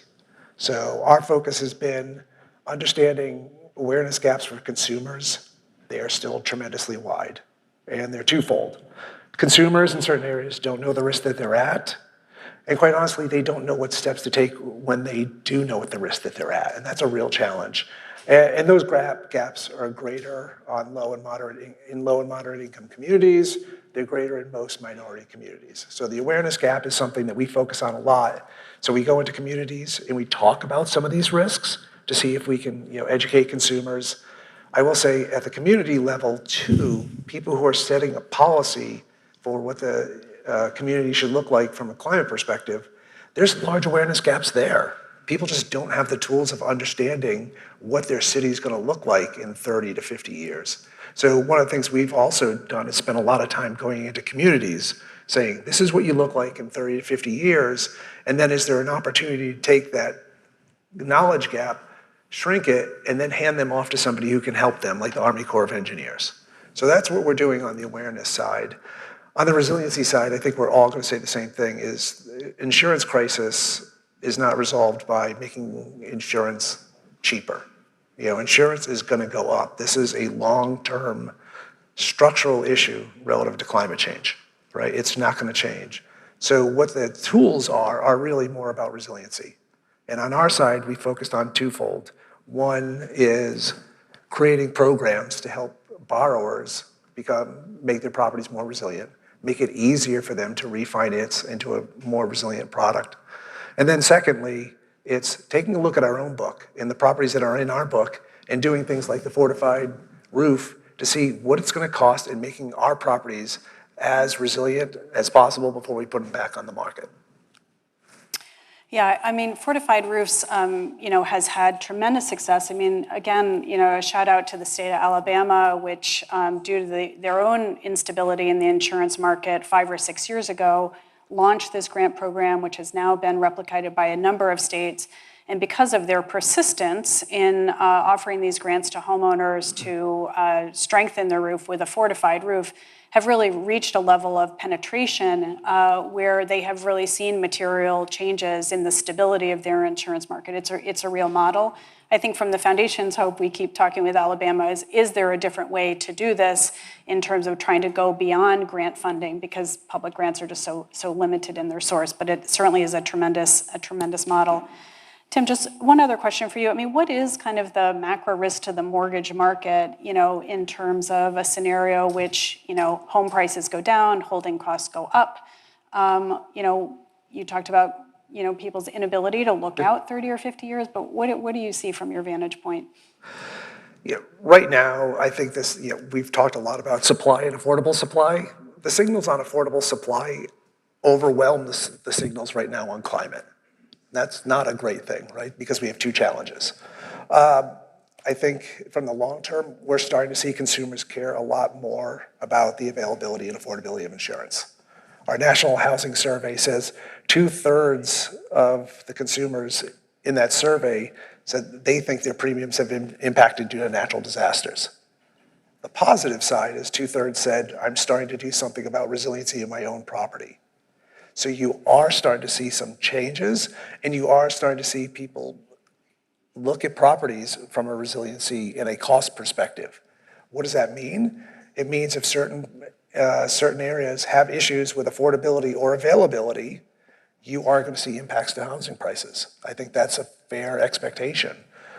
So really what we've looked at is how do we get the information into folks' hands now rather than you wait for a very long time and then you have a cliff effect in some of these markets.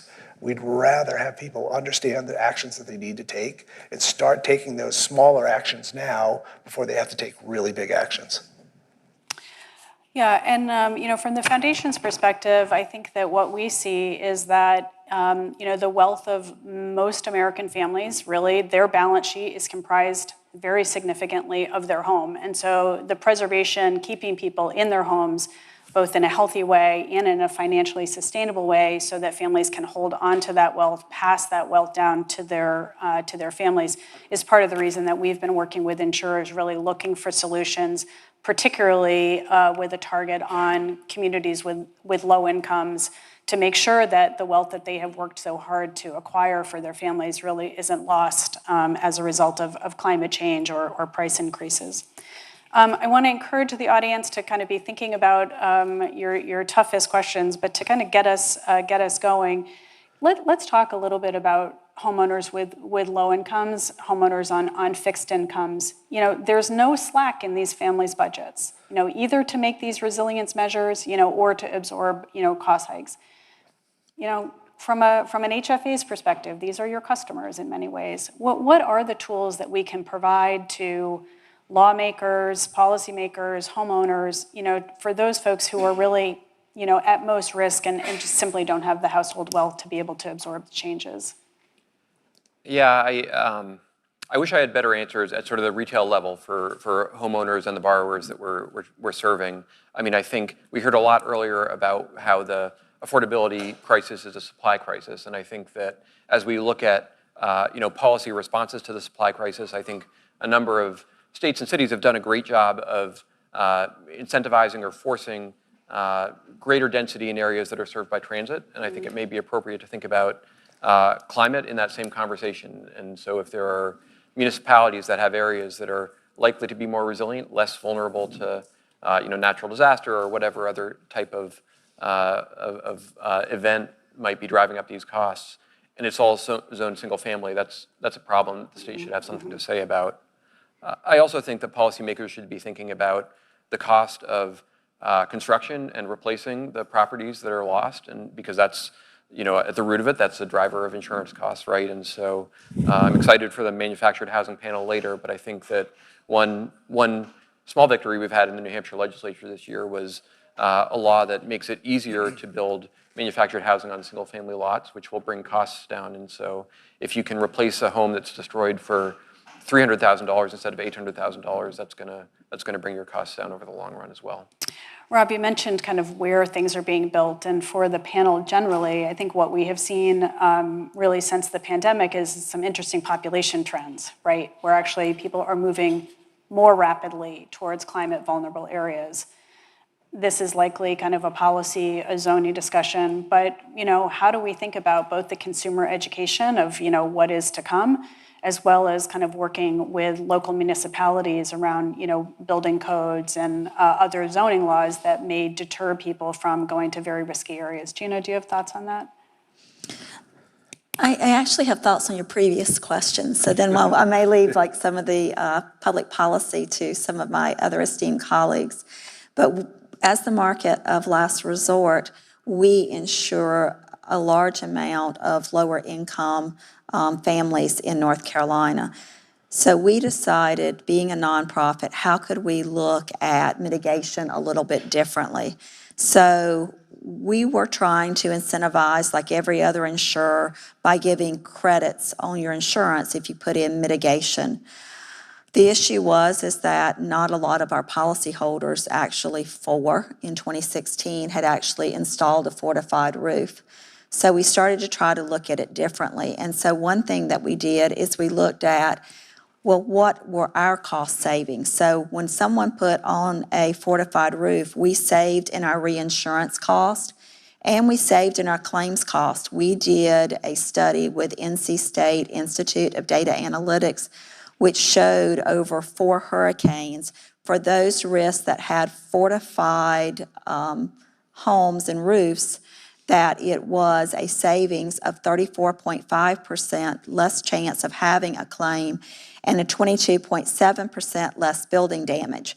So then how do we incorporate those claim savings and our reinsurance savings to then pay for some mitigation work? So the first thing we did is we drafted a proprietary endorsement, which is now being used in several other residual markets around the country and also has been adopted in some states with the private market, which says that if an insured experiences a claim and if that insured has to have their roof replaced, we will replace the roof with a fortified roof.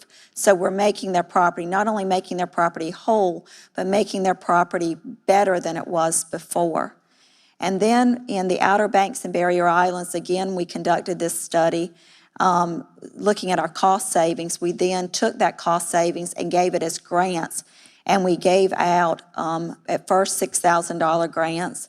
And as our cost savings, we were able to justify it more, especially as the cost of capital for reinsurance went up. We've increased those grants to $8,000 for the Outer Banks and Barrier Islands, and we're about to announce fourth quarter that we're going up even higher on those, helping people to get a fortified roof.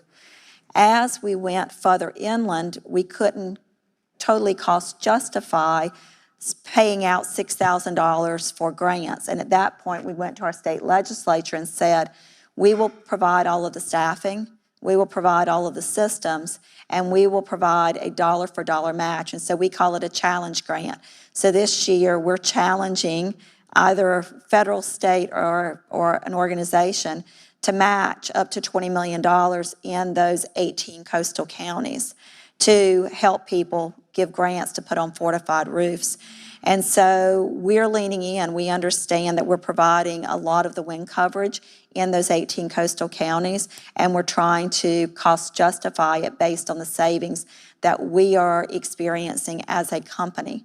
And so that's how we're doing it. And then the land use, I'm going to pivot over to some of my other esteemed colleagues. Tim, wondering if you have thoughts on that? So we have a lot of discussions on supply, and then we have discussions about let's move out of a lot of different areas. I don't see that as the solution. Honestly, I see the solution as really leaning in on resiliency. In many of these areas, these properties can be made resilient in order to make that a sustainable house. Are there going to be places where that is not economic and where managed retreat makes sense? Yes, I think I think we all have to embrace the idea that there are some places in the United States that housing is not there for the long term. But that's a small portion of the areas that we're talking about. And so really what we need to figure out is how do we lean into that in more what I would call inclusionary investing versus exclusionary investing. There's people who say there's climate risk in this area, let's not invest there. There's people who say there's climate risk in that area, let's invest in there, right? We want the latter. We want folks who are gonna spend the money to get resiliency, to get the properties to be at a place where they're sustainable. And quite honestly, there's no way you're gonna change the housing gap and the costs of housing unless you start putting strong supply all over the United States. I was at a conference yesterday with Roy Wright, who is the president of IBHS, which is the facility that's doing research on how do we make homes stronger to stand up to these natural disasters. And some of the solutions are very easy. I mean, a fortified roof is more expensive than some of the wildfire protections where you just need a 5-foot barrier from your house. Now, I know that some people are, don't want to give up their shrubs, but it's something that we need to deal with, education, so that you do have, like you said, more opportunities to build in areas if we take responsible measures. Yeah, and that's a great point. Like wildfire is, for a large part of it, a behavioral peril. If you do the things that you need to do about your property, you'll be good. If your community understands the kind of barriers that you need relative to wildfire, you'll be resilient. So I do think there's opportunities there. And I do think the cost is part of the reason why we do some of these resiliency efforts on our own properties, is to see what the real cost is. We get the bills, we can understand what the affordability of certain of these measures are. Is every property have to be built to the highest level of resiliency? No, because that really starts to challenge affordability. But if we have transparency to that, we can help consumers make that choice. I love that notion of a behavioral peril because in my job we have the pleasure of being able to think a lot about what causes systems change. And I often think about system change really coming via 3 pathways. You change markets, you change behaviors, and you change policy. This feels like an issue where we're going to really have to do all 3. Before I go to the audience's questions, which I hope are coming, Scott, I wonder, I think one of the things that maybe is unknown to many people, perhaps not in this room, really is that you have this kind of bifurcated system with, insurance being really kind of regulated at the state level. But in a disaster situation, really it's the federal government that is often responsible for. So how do you think about kind of where the solutions lie, or how states and the federal government really need to partner together in order to get to a stable insurance market nationwide? Well, I think that's a good question. I think as we were talking about earlier, a lot of these are policy questions, and the states develop policies, have policies around their markets and making sure, again, there's a safe and stable market with consumer protection and a solvent industry. And around that, we've been talking today about, with climate risk, the idea of whether or not to rebuild in certain areas that we're talking about. And then around that, educating and make sure that the true cost of insurance is priced in. And once it's priced in, the insurance market can hopefully provide that coverage and it can be affordable around the mitigation piece. So I think that's kind of the strategy that's developed. And you see that going on, I think, very effectively at the state level right now. I did want to mention, this piece about education and awareness, so you're making informed decisions about where you live, right? And so one thing the NEIC, the states are doing, is doing the largest data call in the history of the industry in terms of finding out what's going on at these markets at a granular level in most of these states. And once you have that information, you can make better decisions around the solutions. We want to use the applied research that we have available to us through that IBHS that we've been talking about with the Fortified and other programs. And you think about the decades of data and modeling, CAT modeling we haven't talked about, but all of this can inform decision making. So you have that information available that you can get to consumers and policymakers. And when you talk about the federal government, I go back to the funding piece, right? If you're talking about taxpayer funding around mitigation, again, that's a core pillar. There are ways that they can contribute to that, and there are other pieces around that. But I do think it's the states that are driving some of the solutions when it comes to the insurance piece of it, right? I think it really depends on how you frame it. Is this an insurance crisis, or is the insurance affordability availability issue a symptom of a larger crisis that, again, there are all kinds of policymakers should be invested in that, and I think there's a role for the industry, and I think there's a role for state regulators. We should be pulling up a chair for an insurer, though. I feel like that's a voice that's missing in this conversation. I want to go to a question that has come in, which Rob, unfortunately, I think is going to come right back to you. Affordable housing providers are struggling with operating costs now, in large part due to insurance. What are the short-term solutions to make sure that we don't lose affordable units due to skyrocketing insurance costs? And I mean, this gets to, you know, the difficult question of, for affordable developers who are trying to keep rents affordable, and you've got increasing operating costs that may have not been anticipated. What do folks do now? You talked a little bit about some mom and pop operators in your state of New Hampshire. Yeah, it's an important question, and while it's one that we haven't seen sort of hit the properties that we oversee, it's happened elsewhere in the country, and we see the trend. I mean, I think this question assumes that you've done everything you can to find efficiencies, you've maximized your rent to the degree that it's feasible. It probably also assumes that your deductible has increased to the level that is allowed by, and if you're working with a tax credit property, usually the investors have some limitation. In New Hampshire, it's generally $10,000.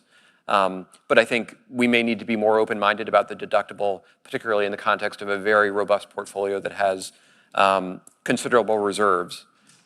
So what I would say, the next levers that we would consider pulling in that scenario is preservation options. And so preservation financing can do a lot to harden and improve the efficiency of properties. I think as allocating agencies and certainly our federal partners need to think hard about how we can streamline those opportunities so that particularly the smaller and rural and less sophisticated partners that we work with are able to take advantage of them. And there's a lot of good energy and funding coming through the Green and Resilient Retrofit Program, and hopefully soon with the EPA's various programs under the Inflation Reduction Act. I have some concerns based on what we've seen yet about the degree to which those will be accessed by the properties that are most vulnerable.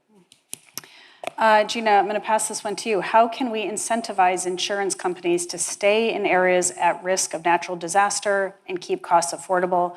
Climate change will only continue to worsen weather events, and we need a solution.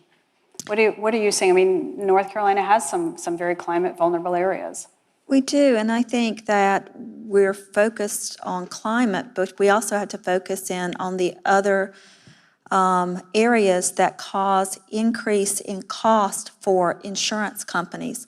So making sure that as a state that we control social inflation, encouraging a positive legal environment. I was very fortunate to have a very supportive insurance commissioner, supportive governor, and supportive General Assembly, and a good legal environment. So when we had Hurricane Florence, we had 100,000 claims. We were able to restore lives very quickly. We settled 90% of our claims within 60 days, and ultimately we had 54 lawsuits.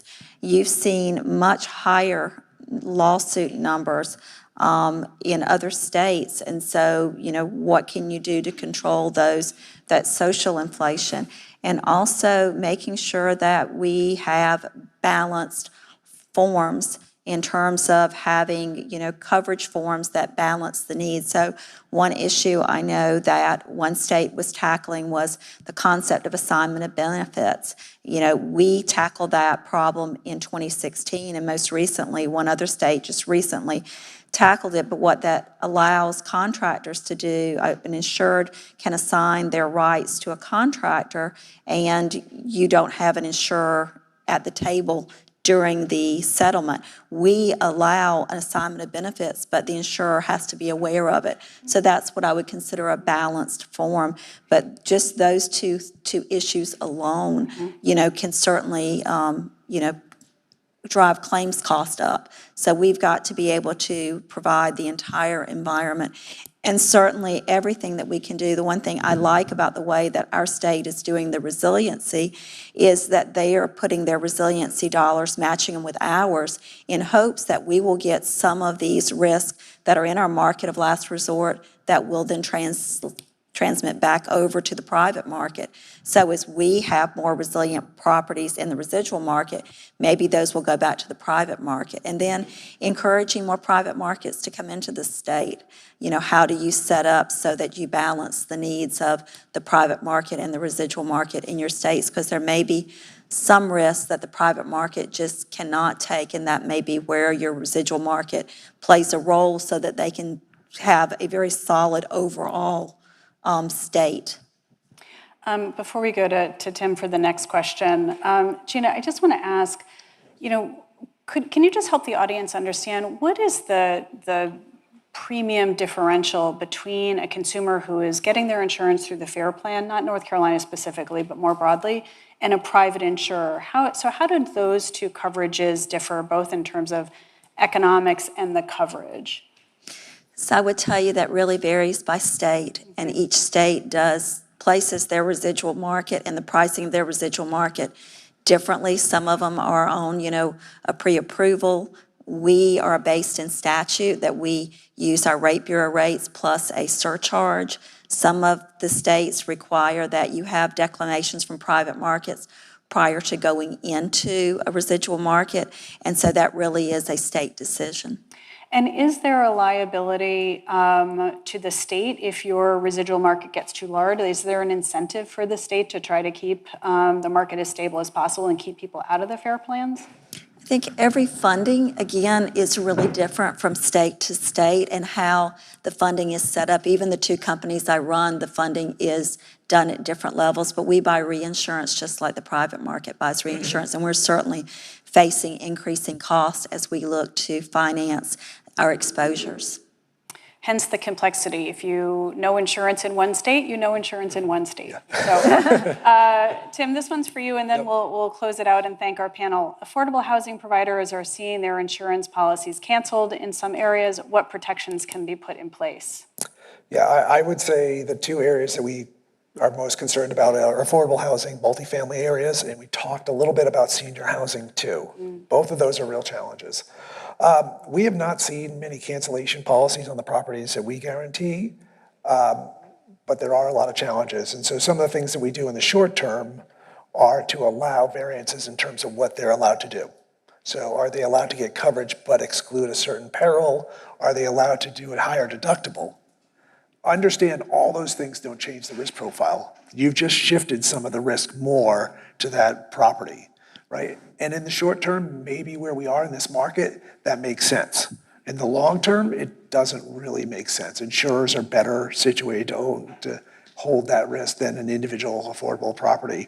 But we also work with a lot of our lenders and a lot of our borrowers to understand what are the levers that they can pull. For many years, people used to get their insurance policy and it was just a stamp and, yep, next year, let's keep doing it. And it wasn't even reviewed, to your point. Many of us don't review it. Now that's changing, and they have to get a lot more educated about what about your property is most beneficial, what are most concerning to an insurance company. So part of our thing is educate and allow people to have as much information about what levers they can pull in order to ensure availability of insurance. Well, I want to thank our tremendous panelists who each bring a unique perspective to this important issue, and to the BPC and the Terwilliger Center for really shining a light on this systemic issue in housing. Thank you all. Thanks for our good questions. And I believe that there is a delicious lunch waiting for all of you. So enjoy and enjoy each other's company.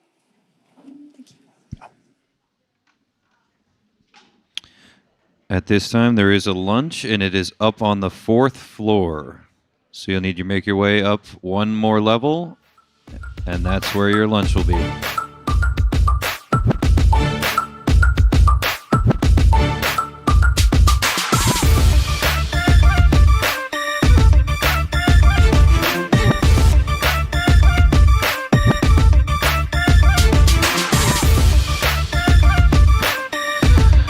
The lunch will be about 40 minutes. We'll have our next panel at 12:45.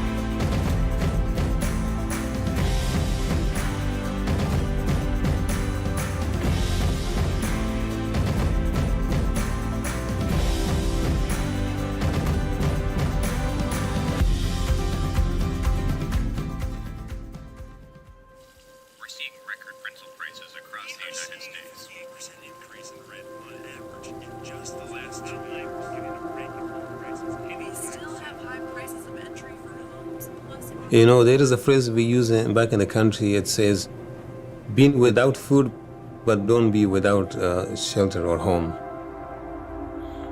You know, shelter is very important than food, you know. That's very true. Yes.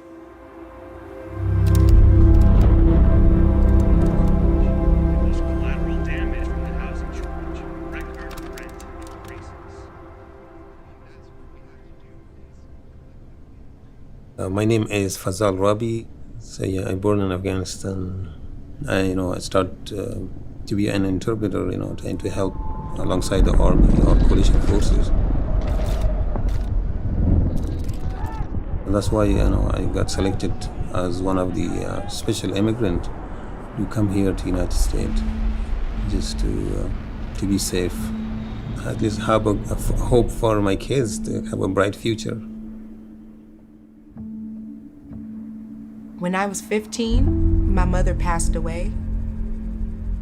And then a year later, at the age of 16, I entered the American foster care system. It became a challenge navigating where I could see us home. I've pulled myself out of some pretty bad spots. But one thing I couldn't get around was the fact that I needed housing. And what I was making was just not cutting it. I got a job, and one of the team members was telling me that don't be surprised when you get your first, check, Because no matter how hard I was working, I couldn't afford sometime, working as much as you can work, like 3 jobs. In college, I would do evening classes and then I would work during the day, Monday through Friday, and then I would do my second job, 16 hours every weekend, because I did not know where I was going to end up. There was one time I didn't see my son for a week with the same house, Especially that was the first 2 years. Imagine, you do whatever for your kids and you don't get to see your kids and your kids can't see my dad. It was really hard. You think about basic human needs, food, clothing, and shelter, right? We're talking about shelter.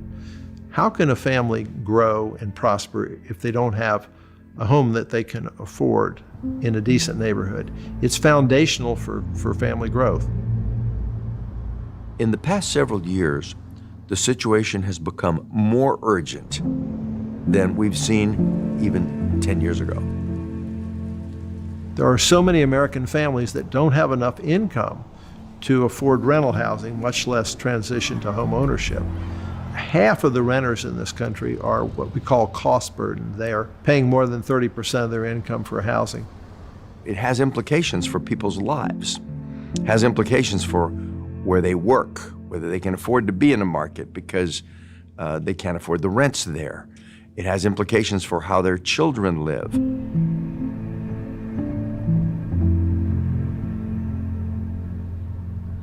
So we need to do more on the supply side. We need to find a way to build more affordable rental housing. The low-income housing tax credit allows investors who are seeking some break on their income tax bill to invest money in housing and get credits that then will write down their tax bill. And the result is funds to build additional low-income housing.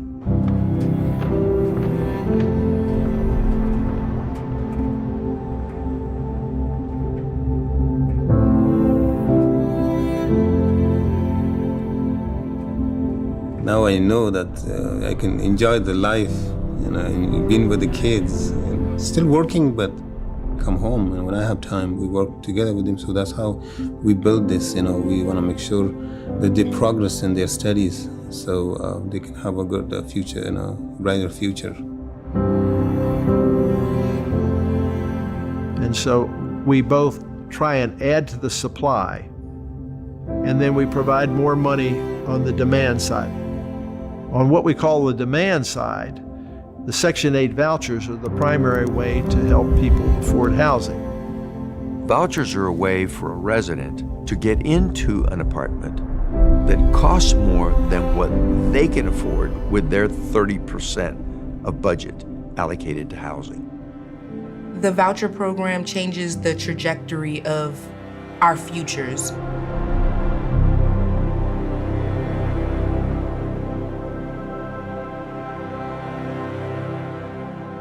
There definitely would have been a lot more detours, a lot more failures, a lot more uncertainty. I am currently searching for houses, but my goal is by the end of the year to be a homeowner. Without the voucher program, I can't really imagine where I would be right now. I think it's important to build on the programs that we have. The problems are too urgent to start from scratch. First off, I think housing is a nonpartisan issue, but I certainly believe that the bipartisan approach to solving it is what needs to happen. I would go further and say every social goal that we want for the people of the United States, better education, better health care, more stable family environments, revolve around housing. Because I'm just like, if you hear my story, you know, it would change their life. It gives people roots, gives people a foundation to start from. A precondition for making progress on almost every social goal that we have in the country is to have a decent place to say, tonight I'm going home to rest.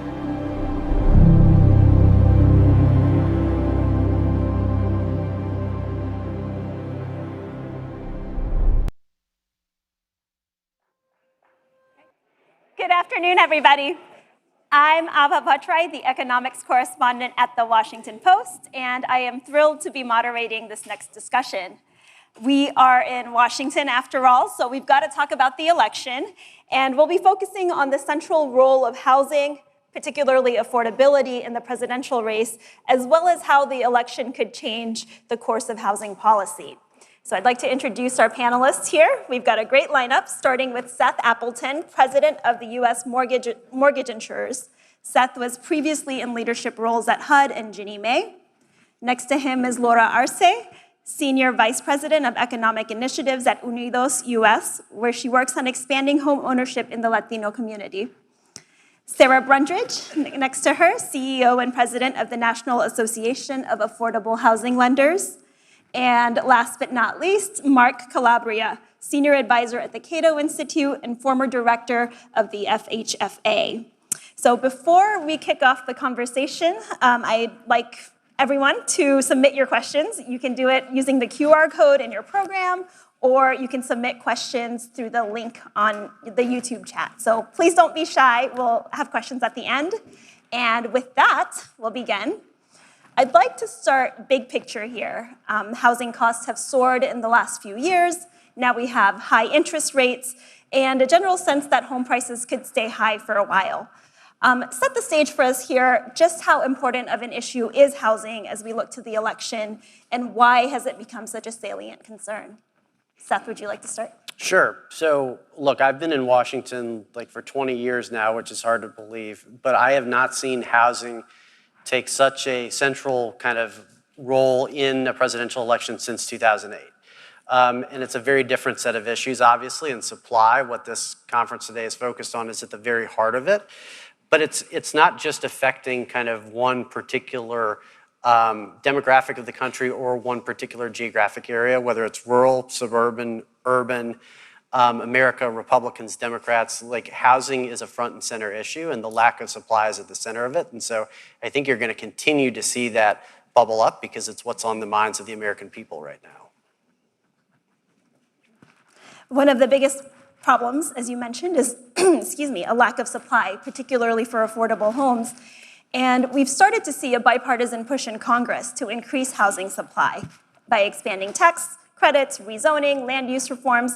But we're also 5 months away from November, and I'm interested in how you think the election could change the picture, and how do you keep that momentum going once we have a new Congress in place?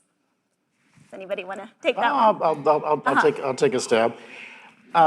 So again, I first want to emphasize what Seth said, and also place in the broader context, that I think if cost of living writ large is probably the primary economic issue, and housing fits into that, as well as food and gas and everything else.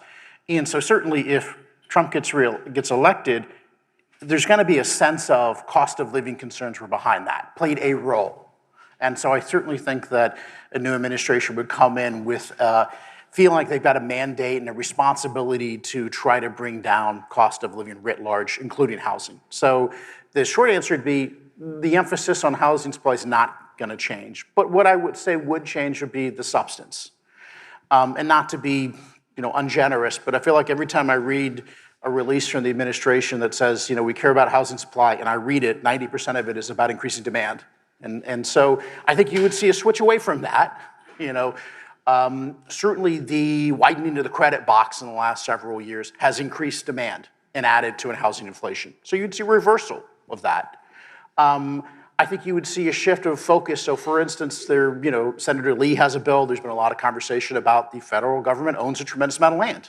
If we release just 1,000th of that, you could build almost 3 million units. I think it's fair to say the current administration is absolutely opposed to any use of public land for housing. So that's a pretty distinct difference. So again, to summarize, the emphasis and concern is not going to change. It'll still be there. What will change is the means of accomplishing it. If I could add to that, I do. At Unidos US, last week we convened a roundtable in Las Vegas around housing issues, and we know Nevada is a battleground state. It's a state that demographics are really shifting, and it's one of the ground zeros for the housing crisis in this country.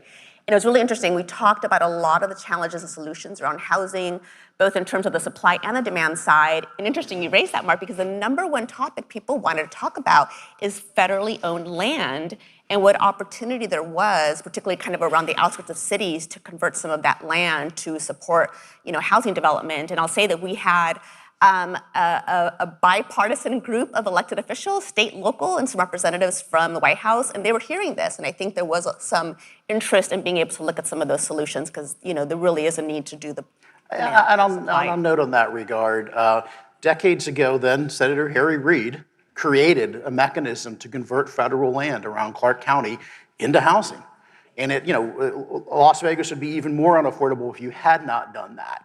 But again, it's the rubber meets the road. When I talk to my friends in the governor's office in Nevada, they say the administration is fighting them on releasing more federal land. So I think it's fair to say that would change. You would see a much friendlier, and then you'd see a question asking, if we're allowing this, the legacy of Harry Reid in Nevada to take place, why can't we do this in Colorado? Why can't we do this in New Mexico? Why can't we do this in California? This is going to be fun. Having come fresh out of the administration and working on the Housing Supply Action Plan, I think it's really notable. This president has talked about housing more than any president since LBJ. The State of the Union was truly historic, and the Housing Supply Action Plan was laced with supply incentives, reinstating some policy levers that the prior administration had stalled. So I agree that any administration is going to be under pressure to provide housing supply solutions. And I think the challenge for either scenario is that a lot of our housing supply solutions are kind of system level, unlocking land, expanding the low-income housing tax credit. But everyday Americans need to see consumer level relief. Everyday renters and homeowners and aspiring homeowners and just members of our community, whether it's they want to see a decline in homelessness to they want to be able to buy a home, they want to feel it in their monthly, bank account. And that's a challenge for all of us in policy to kind of determine what solutions we can offer, including those that don't trigger more demand supply pressures.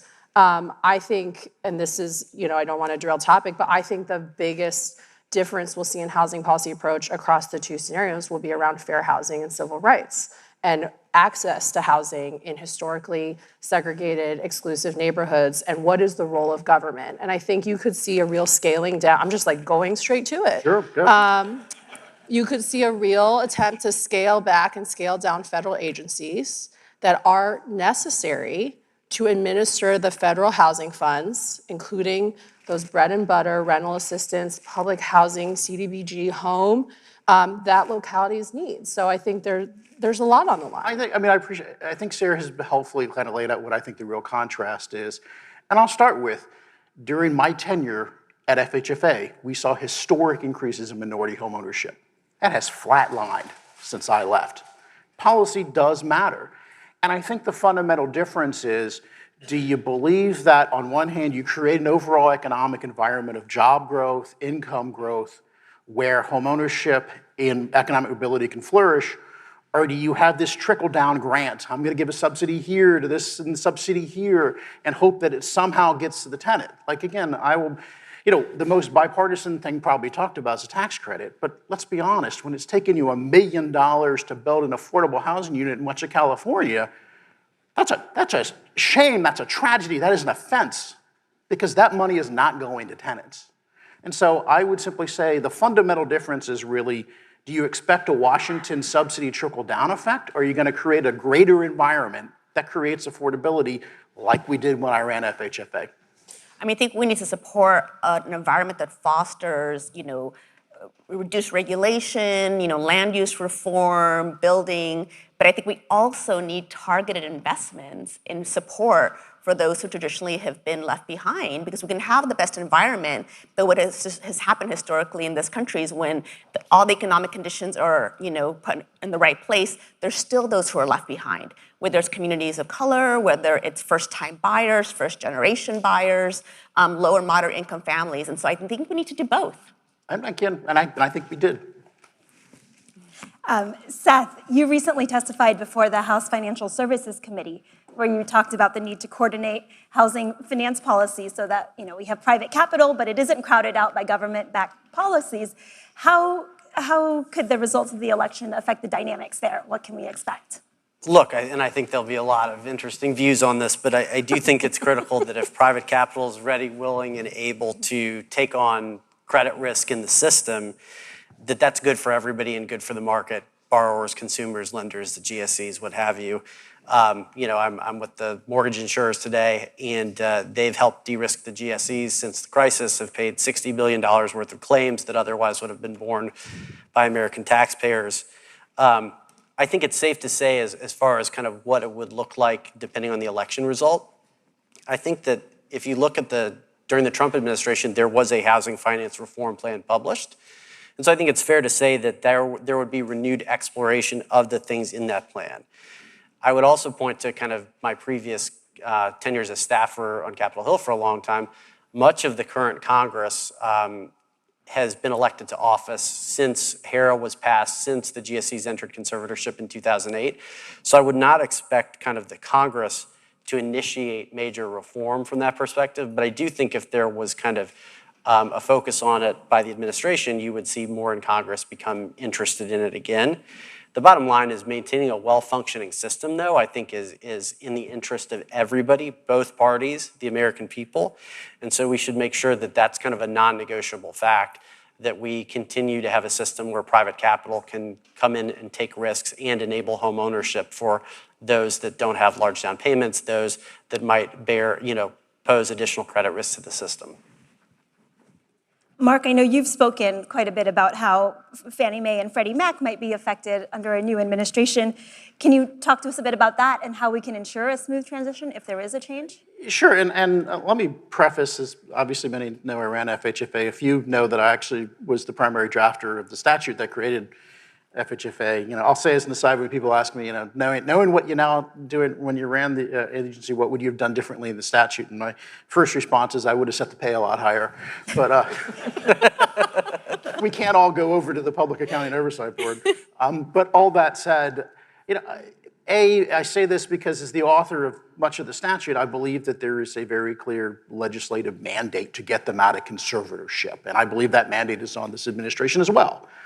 And certainly a frustration of mine, and I'll be just as quick to criticize Republican regulators who pick and choose what parts of the statute they want to follow. My philosophy was everything in the law we will do whether I like it or not, because Congress, our democratically elected representatives, make those decisions, not me. And so I'm disappointed that there's been no progress toward exiting Fannie and Freddie from conservatorship. Now, if Congress wants to create a different structure, fine, plenty of time to do that. They can do that.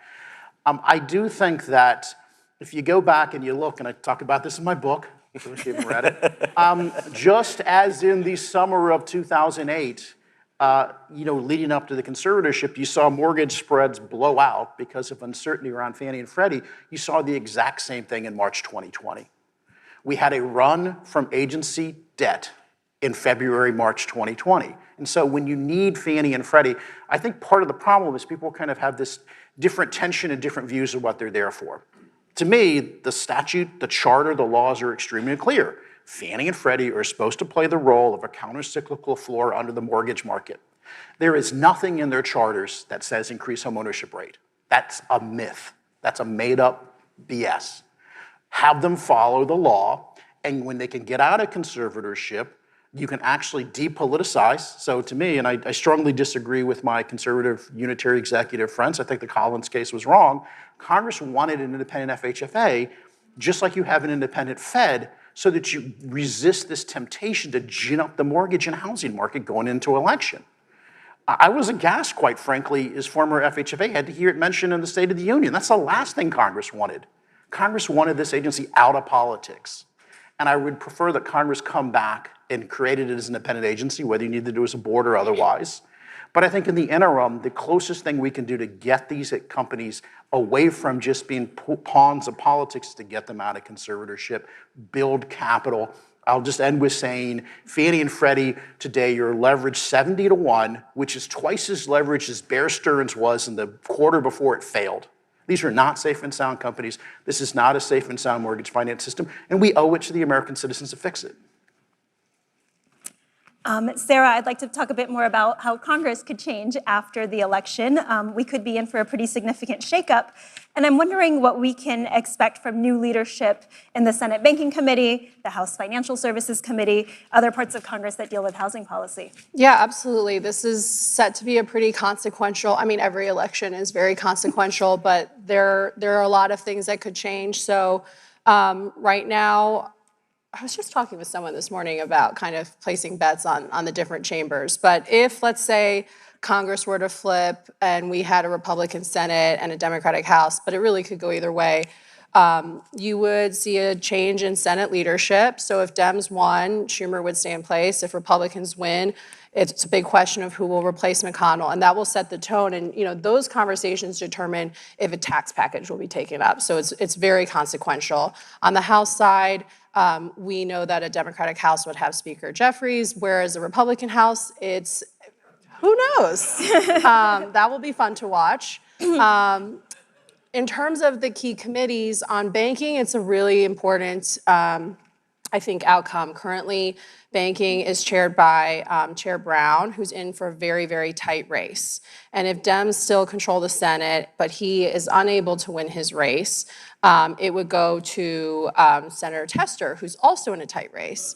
And if Senator Tester is unable to secure that, then it would go to Senator Warner, who's also eligible to chair another committee. And if he chose the other committee, it would go to Senator Warren. And so those are, a series of very moderate bipartisan senators, and then Senator Warren has, much stronger progressive views. And so that would fundamentally change, I think, what the banking committee would take up. And on the Republican side, Senator Scott is the ranking member. If the administration were to go to President Trump, it's all but guaranteed he's being considered for vice president. He could certainly land a seat in the cabinet. And then it goes to Senator Rounds, who's also a very moderate bipartisan senator. So I think Senate banking, there could be a big shakeup, but I think that committee will remain pretty moderate, bipartisan, a lot of focus on rural and tribal housing needs, which weaves like a really good through line. Whereas on House Financial Services, Chairwoman Waters would reign again. And then currently McHenry set to retire, so that's also up for grabs. And then on the tax committees, they're a little bit more solid with their leadership, but I think what's notable is there will be 4 to 6 Democrats potentially leaving Senate Finance. 3 are retiring, 1 is in New Jersey is unlikely to resume their seat, and then 2 are in tight races. And so what that would mean for a really, kind of established committee with a lot of power is a need for advocates to deeply educate and engage members who are newly on the Finance Committee, who have this whole breadth of tax policy in front of them now and may not know the low-income housing tax credit in and out. So a lot at stake. And just to add, and I don't disagree with what Sarah's assessment was there of kind of how the kind of which players may move around where. But the other thing to keep in mind is, the Senate with the 60-vote threshold on kind of most legislative items, and the House as a majoritarian institution, but one that's very narrowly divided today, may have difficulty legislating depending on kind of what those breakdowns are. But when you have at least one of those chambers controlled by a party opposite to the executive branch, it provides like a forum to conduct oversight. And I think that that's something that kind of doesn't require, cobbling together a coalition of 218 votes kind of on a regular basis on the House floor to accomplish. But it can influence policy in a pretty dramatic way, and I think that's an important development to kind of keep your eye on as the election unfolds. Yeah, I would, just to further pick that apart for non-Hill folks in the audience, I think generally it's viewed that a Democratic-led Senate and a Republican-led House are more likely to get some legislation through than the opposite. And I think that's what we're seeing right now. And I think if you see a sweep on either side, you can expect a reconciliation bill by spring. And so that would be, a big deal either way the cookie crumbles. Sarah, you mentioned tax policy, and we've been hearing a lot about how next year could be the Super Bowl of tax. Clearly, what happens in November could play a huge role in determining potential tax legislation. Can you talk about what that would mean for housing? Lay this out for us. Are there any housing-related provisions that should be part of this conversation? Yeah, absolutely. I think the 2 most obvious are the Affordable Housing Credit Improvement Act, which is the big bill to expand and strengthen the low-income housing tax credit. It's been part of virtually every kind of tax negotiation and proposal, and has seen key provisions move across the finish line. It is incredibly bipartisan. And I think when there is a tax package, I think it will be on the table, kind of wound up in all the negotiations with the child tax credit and the R&D tax credit. There's also the Neighborhood Homes Investment Act, which is, I like to think of as kind of the companion to the low-income housing tax credit. It's a new tax credit to build and rehab family housing. So this is getting at home ownership gaps. We're seeing a shortage of starter homes, and we're seeing in many communities, urban, rural, and suburban, distressed housing that really needs rehab for, again, owner occupancy is the focus. So I think both, and that also is bipartisan and bicameral. And so I think those are kind of the 2 most obvious, but my opinion is because housing is a top voter issue, and did not make it into some of these larger packages. I think Americans deserve, if there is going to be a comprehensive tax package, a suite of housing-related provisions. Now, because it's a tax package, I think this will be interesting is, will there be momentum around credits for renters or credits for first-time, first-generation homeowners or credits around starter homes? I think there's room to get creative, but the time is ticking because Ways and Means has already set up their tax teams and Senate Finance is only a step behind them.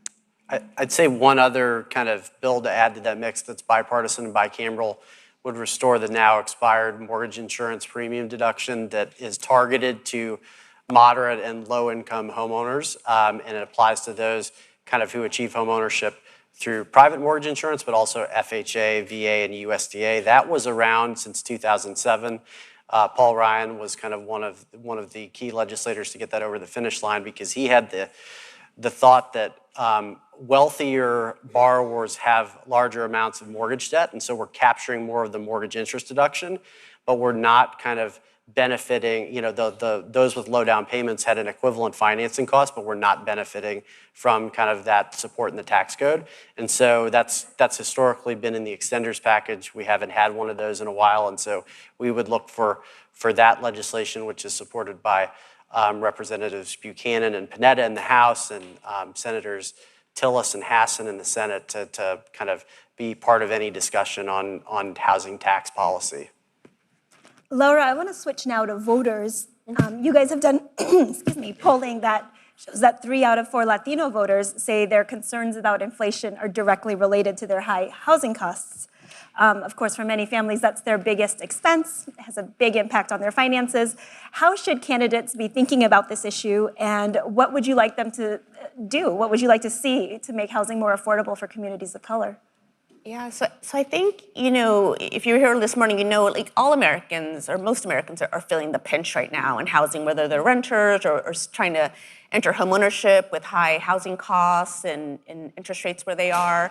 When you look at the Latino community specifically, in general, Latinos tend to have lower median incomes than white households in most markets, tend to have lower savings and wealth, and also tend to be more concentrated both in lower paying job sectors as well as residing in higher cost areas.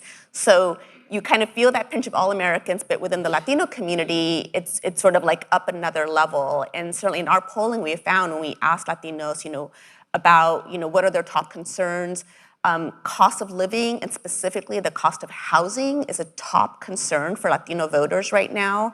76% of Latino voters say that housing costs have been a key stressor in their life sometime in the past year. And Latinos are the second largest voting population of voting age Americans. And what they're thinking about top of mind is cost of living and housing expenses. And it's so they're really focused on. So I think when thinking about candidates and policymakers, what to be focused on, I think we need to be looking at both the supply and the demand issues. I feel sometimes, like right now, there's a big focus on supply. I mean, certainly today that's the focus of our conversation, but we can't forget the demand side as well. And so we need proposals that address an increase in the related issues of supply and affordability. And I think also Latino voters are looking for policymakers who are going to put forward solutions that they're going to feel like in the relative near term, not just these proposals that 10 years from now we'll kind of see the benefit from. So what can be done in the nearer term? I certainly would advise candidates to focus on, what's going on in battleground states, places like Arizona and Nevada. And I think looking at Latino voters, specifically, in our polling, what we find is that Latino voters tend to reject the extremes of either end.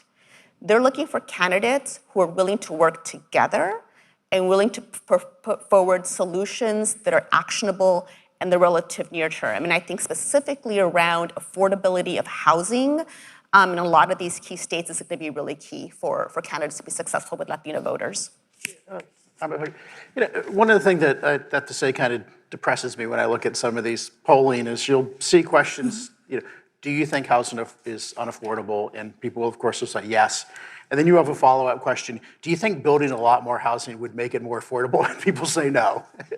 And there is this disconnect. And I understand why, on one hand, politicians are going to say things like down payment assistance. It polls really well.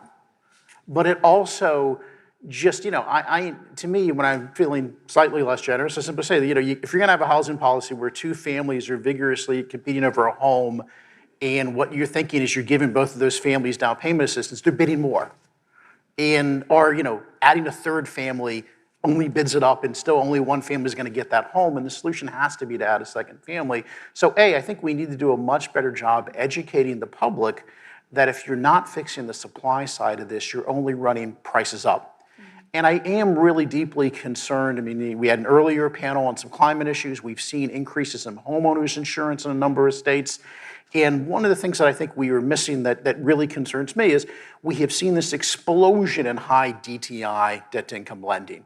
The fact that FHA, you can do 57 DTI today is utterly irresponsible in my view. And then you put on that, somebody's seen a doubling or a tripling in their homeowners insurance. You're putting this family in an unsustainable situation in my view. And I worry that many of the demand side proposals are putting these families at risk. We should not be drowning families in debt. And that's what my worry is. And we're not creating new housing with it. Again, The proof is in the pudding. We tightened the credit box during my time, and homeownership went up. This administration has loosened the credit box, and homeownership's flatlined. So I really do think we are not doing families favors by getting them some loans that are not sustainable. And if I could maybe just on the supply piece, because some of the pushback that you mentioned, Mark, and earlier one of the panels was a conversation around NIMBYism, and and again, in some of the work we've done, some of the polling we've done, and specifically some of the work we've done in California, especially in some Latino markets and communities, we need to be really, strategic and careful about our messaging and the words we use, and us versus them. And something we have found really successful in putting forward proposals, whether it's around increasing density, building smaller homes and all that, is making this is about family. And so in California, it's such a great example because you have families, in the Bay Area, the kids go off to go to college, they do all the right things, they get a degree, they get their first job, they get married, they want to buy that first home, and guess what? They can't afford to live in the Bay Area, they're moving to the Central Valley. Or if they're in San Diego, they're moving to the Inland Empire.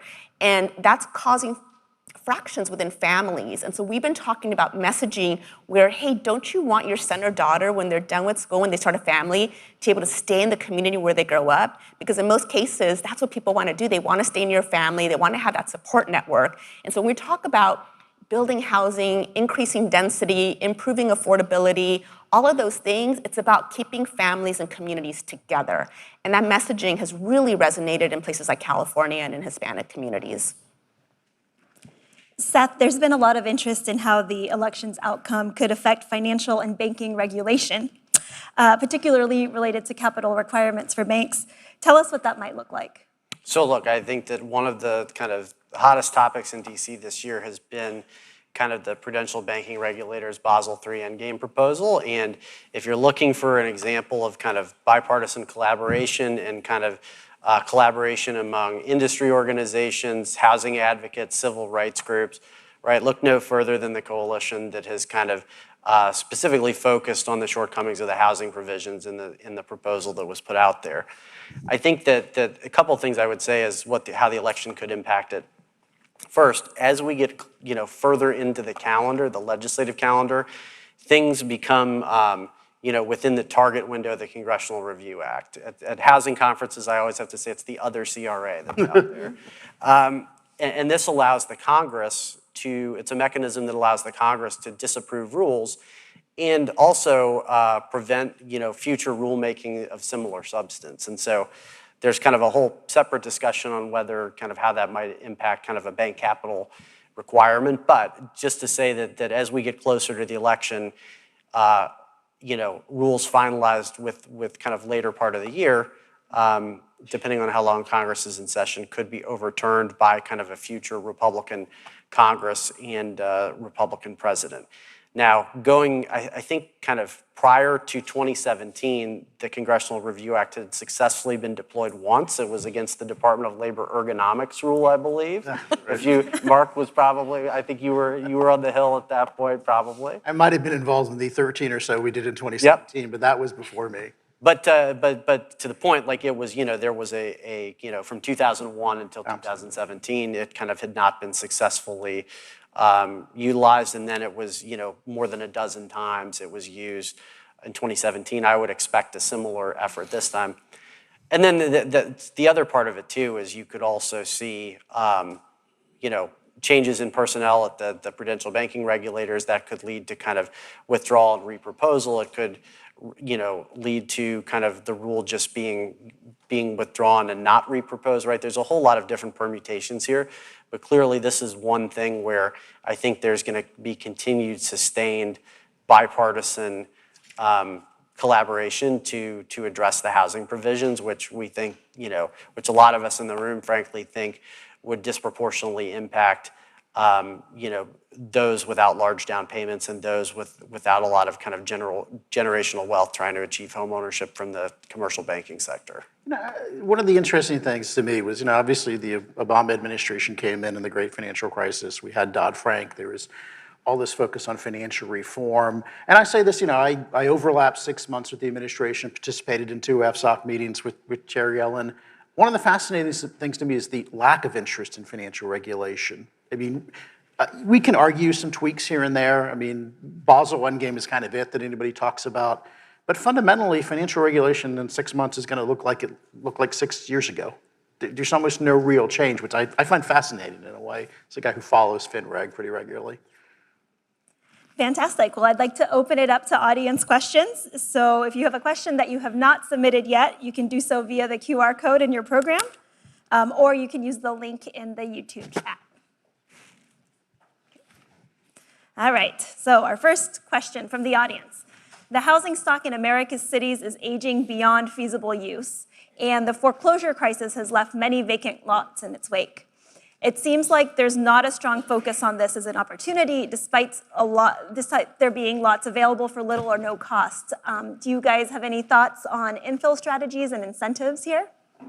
Yeah, I'll start by with Unidos. We have a national network of about 300 affiliates. These are community-based, independent community development corporations and community-based organizations, and many of them build affordable housing. And I think there's a lot of really interesting work going on in specific markets and cities. There's one of our affiliates in the Chicago area that is part of a coalition with other nonprofits and has a partnership with the city to be able to buy these vacant lots, for little or no money, with the purpose of converting for affordable homeownership. And a lot of these lots, I mean, some of them are really small. They're narrow. I mean, you're talking about neighborhoods like Pilsen, back of the yard.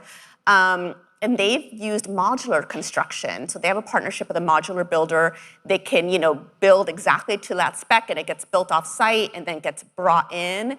And, initially there was some pushback from local residents because they were like, what is this? This house being dropped in.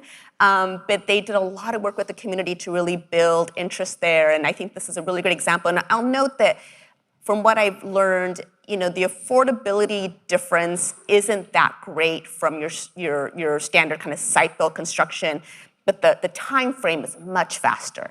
You can get a house in one of these lots much, much faster, and I do think the affordability will improve with time.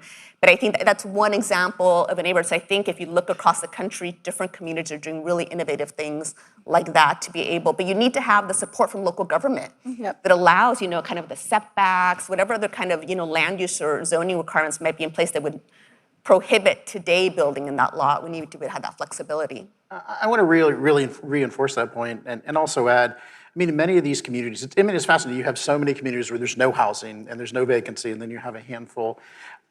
Where the ones where there is vacant land and there's not much construction going on, you don't have as many home builders. You don't have people competing for that. You don't have as much construction labor. And of course, we haven't even touched on part of the constraint building overall today is the lack of skilled construction labor in many places. And so again, part of the benefit of a prefab is you aren't as dependent on that supply of skilled labor. And that to me is a big constraint that we should have to address as a country is, how do we get your typical 18, 19-year-old comfortable with becoming a plumber or a carpenter or an electrician?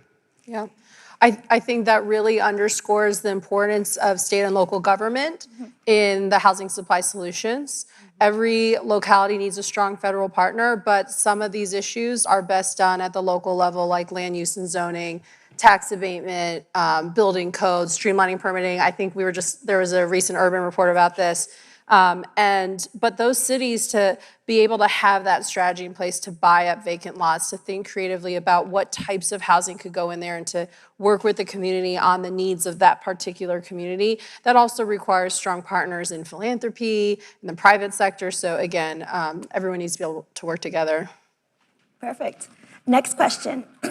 It's increasingly acknowledged across the country that zoning plays a major role in inhibiting supply.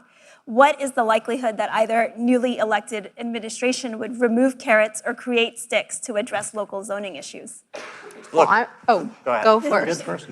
No, I was just going to say, going all the way back to Jack Kemp, at HUD and creating the regulatory barriers clearinghouse, and then in the Trump administration, there was a White House Council on eliminating regulatory barriers to affordable housing. and kind of focused on kind of what are the challenges from a regulatory perspective at all levels of government, right? And kind of how can we, as a federal government, without kind of direct intervention kind of and mandates on local policymakers, but how can we encourage and help with best practices, right? And so I think that's one of the things that I know that you guys can, continued focusing on that. And so I think that is somewhat of a common thread that has tied together kind of many years of housing policy now.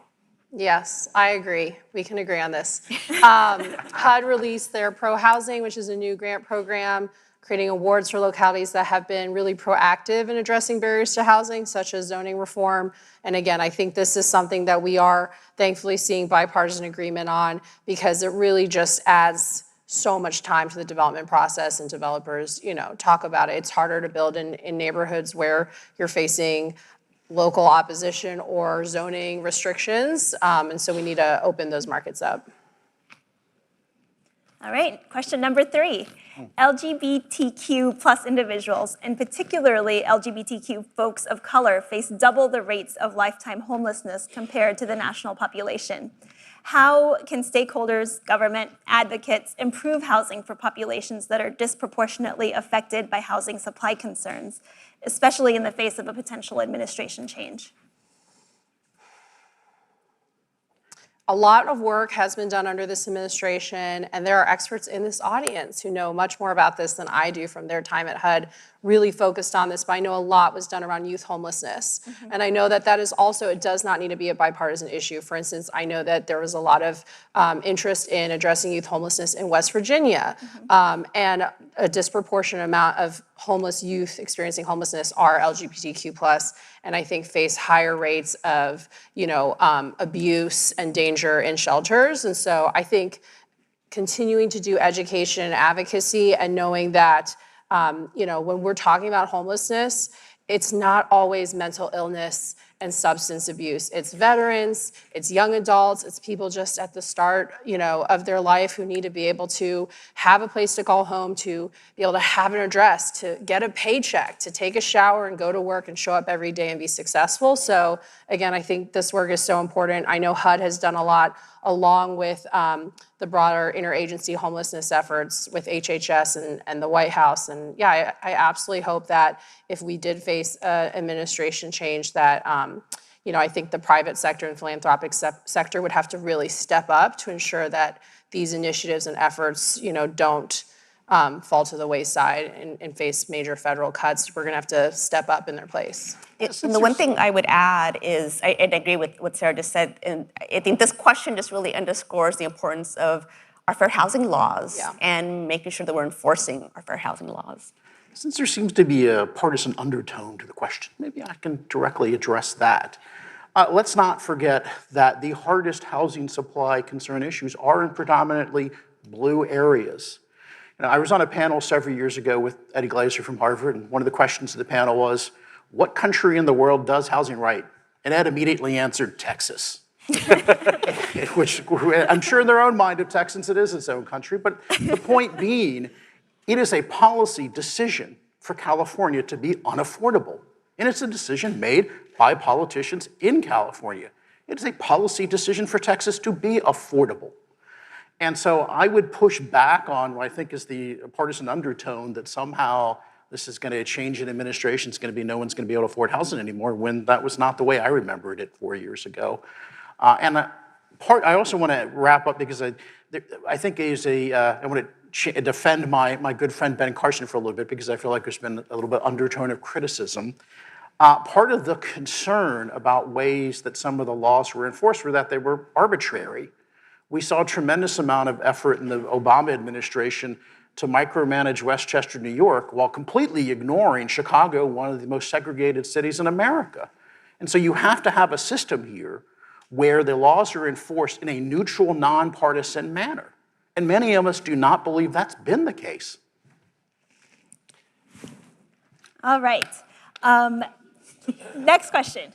On the tax legislation that you all agree is bipartisan, bicameral, what is the chance of getting things passed and signed by the president either before or after the election? look, as a longtime former House staffer, I can appreciate that the House came together and passed this with a significant bipartisan majority. I think that there's still a significant challenge in the Senate, and I haven't y'all might have a different view, but I haven't seen the facts on the ground change between when that was passed and today. And so, I think a lot of people are looking, frankly, to 2025 as the main event when it comes to housing tax policy. Yeah, I give it a 0 and defend my good friend Mike Crapo. You can't come to the ranking member after a deal has been cut and say take it or leave it. There's no reason he should vote for something when he was not given a seat at the table. I think that both sides are equally disincentivized. Fair. I think, everyone will still see if something at the end of year could happen, but I agree the chances of it are incredibly unlikely, which is why you're seeing both tax committees starting to formulate how they're going to approach the 2025 tax Super Bowl. Fantastic. Well, let's see. One last question. We'll squeeze this in for Mark. Will Fannie or Freddie ever have enough capital to be privatized per your capital standards? Sure, they're not my capital standards. They were promulgated through a notice and comment rulemaking per the directive of Congress, whose will I was simply carrying out. That said, there certainly is an ability to, I think you could probably by 2027 have enough capital retained at these companies and perhaps do an external raise. So we certainly thought there was a path to an exit. And more importantly, having capital standards in place so that these companies do not fail again and simply come back into conservatorship. Well, this has been a really great conversation. Thank you to all 4 of you, and thank you to the audience. Thanks, Sarah. That was fun. We have a 5-minute break, and then we'll have HUD Deputy Secretary and BPC Board Member Pamela Hughes-Patternod. Please come back and join us.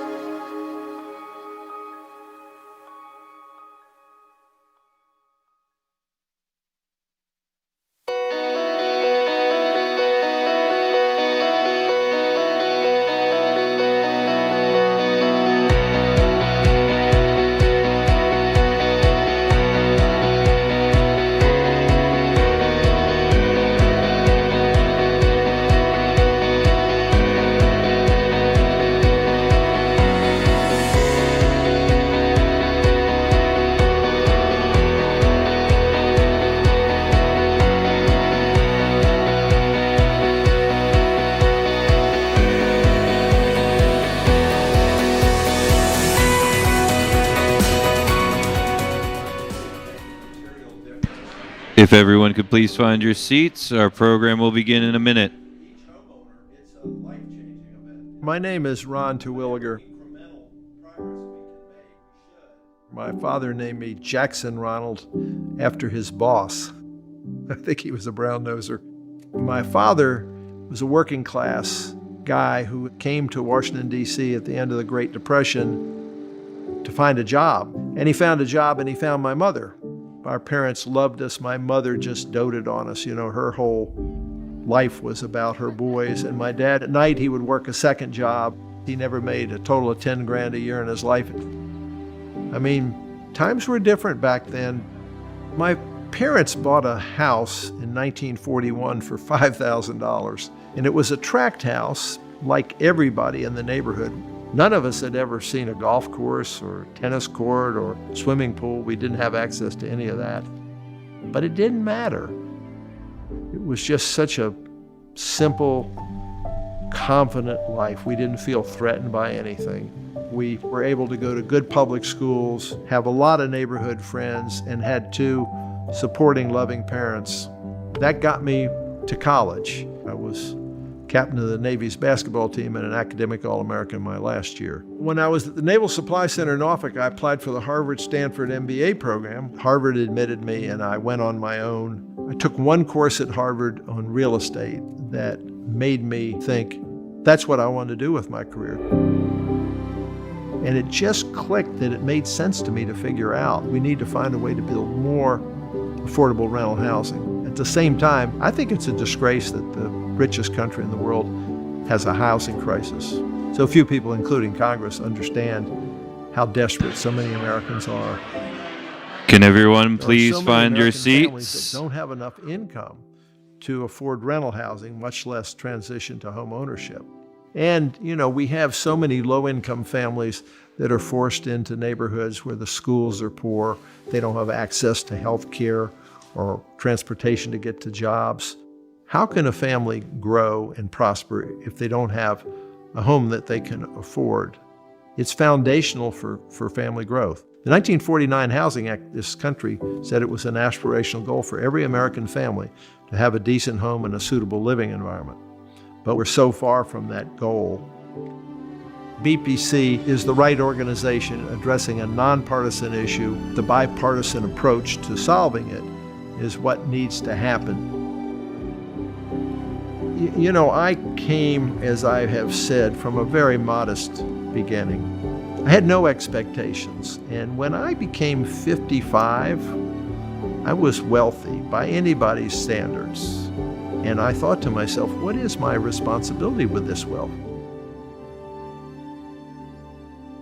I concluded that I would take my wealth and try to make the world a better place from a housing standpoint. When I gave keys to a family that took ownership to a house, it was such a life-changing event for that family that I never forgot it. I continue to want to try to make it a priority in this country and across the world.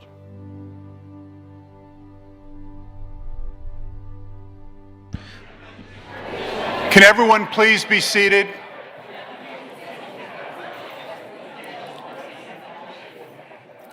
Thank you.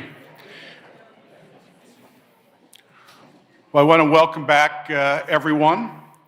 At the Terwilliger Center, we truly believe that housing is a nonpartisan, bipartisan issue, despite that last panel. So we decided it was important to recognize those members of Congress who have exercised demonstrable leadership in reaching across the political aisle and advancing initiatives to improve housing affordability. As many of you know, Congress has a tradition of bipartisan collaboration on housing. In 1949, members of both political parties came together to pass the Housing Act, setting forth a clear national objective to provide, quote, a decent home and a suitable living environment for every American family, unquote. The recipients of the Terwilliger Bipartisanship in Housing Award are taking the lead in making that powerful aspiration a reality. I am proud to announce that this year's award recipients from the United States Senate are Jerry Moran of Kansas, Tina Smith of Minnesota, Chris Van Hollen of Maryland, and Todd Young of Indiana. Our awardees from the U.S. House of Representatives are Emanuel Cleaver II of Missouri, Suzanne DelBene of Washington, Brian Fitzpatrick of Pennsylvania, and Mike Kelly, also from Pennsylvania. Congratulations to all our awardees, and thank you for your efforts.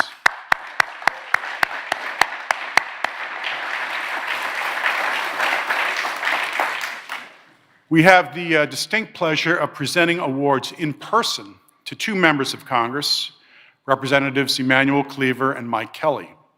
You can find their full biographies in our summer program, but I'd like to take a moment to highlight a few key details that exemplify why each is receiving an award today.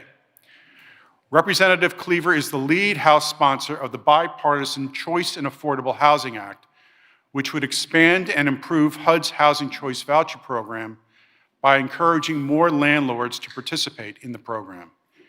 He understands that vouchers provide a critical housing lifeline for hundreds of thousands of low-income families, and he wants to ensure that the program is living up to its full potential. Representative Cleaver is also a lead House co-sponsor of the Bipartisan Rural Housing Service Reform Act, which would help ensure that rural families, including Native communities, have access to affordable quality homes. Representative Kelly is the lead House sponsor of the Bipartisan Neighborhood Homes Investment Act, which would mobilize private investment through a new federal tax credit to build and rehabilitate starter homes for sale. It is estimated that this legislation, if enacted, would help support some 500,000 new affordable homes over the next 10 years. In this way, Representative Kelly's legislation would make a major contribution to closing the affordable housing shortfall. Both members, along with our other awardees, have demonstrated a strong commitment to reaching across the aisle to ensure an adequate federal response to the housing affordability crisis, and we are grateful to their leadership.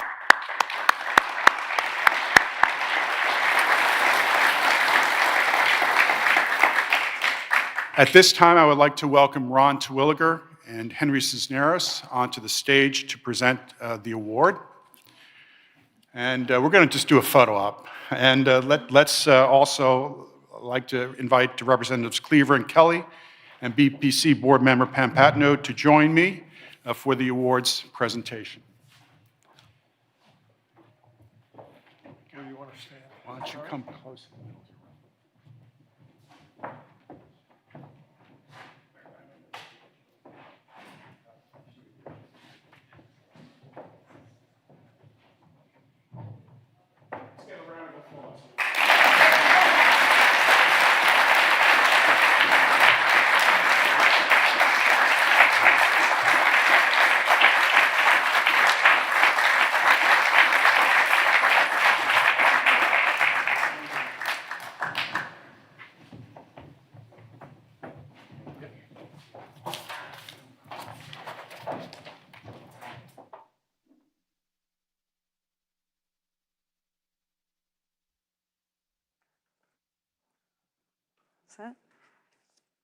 Good afternoon. I'm Pam Patno. I'm a member of the Bipartisan Policy Center Board of Directors and also a proud member of the BPC Terwilliger Advisory Board.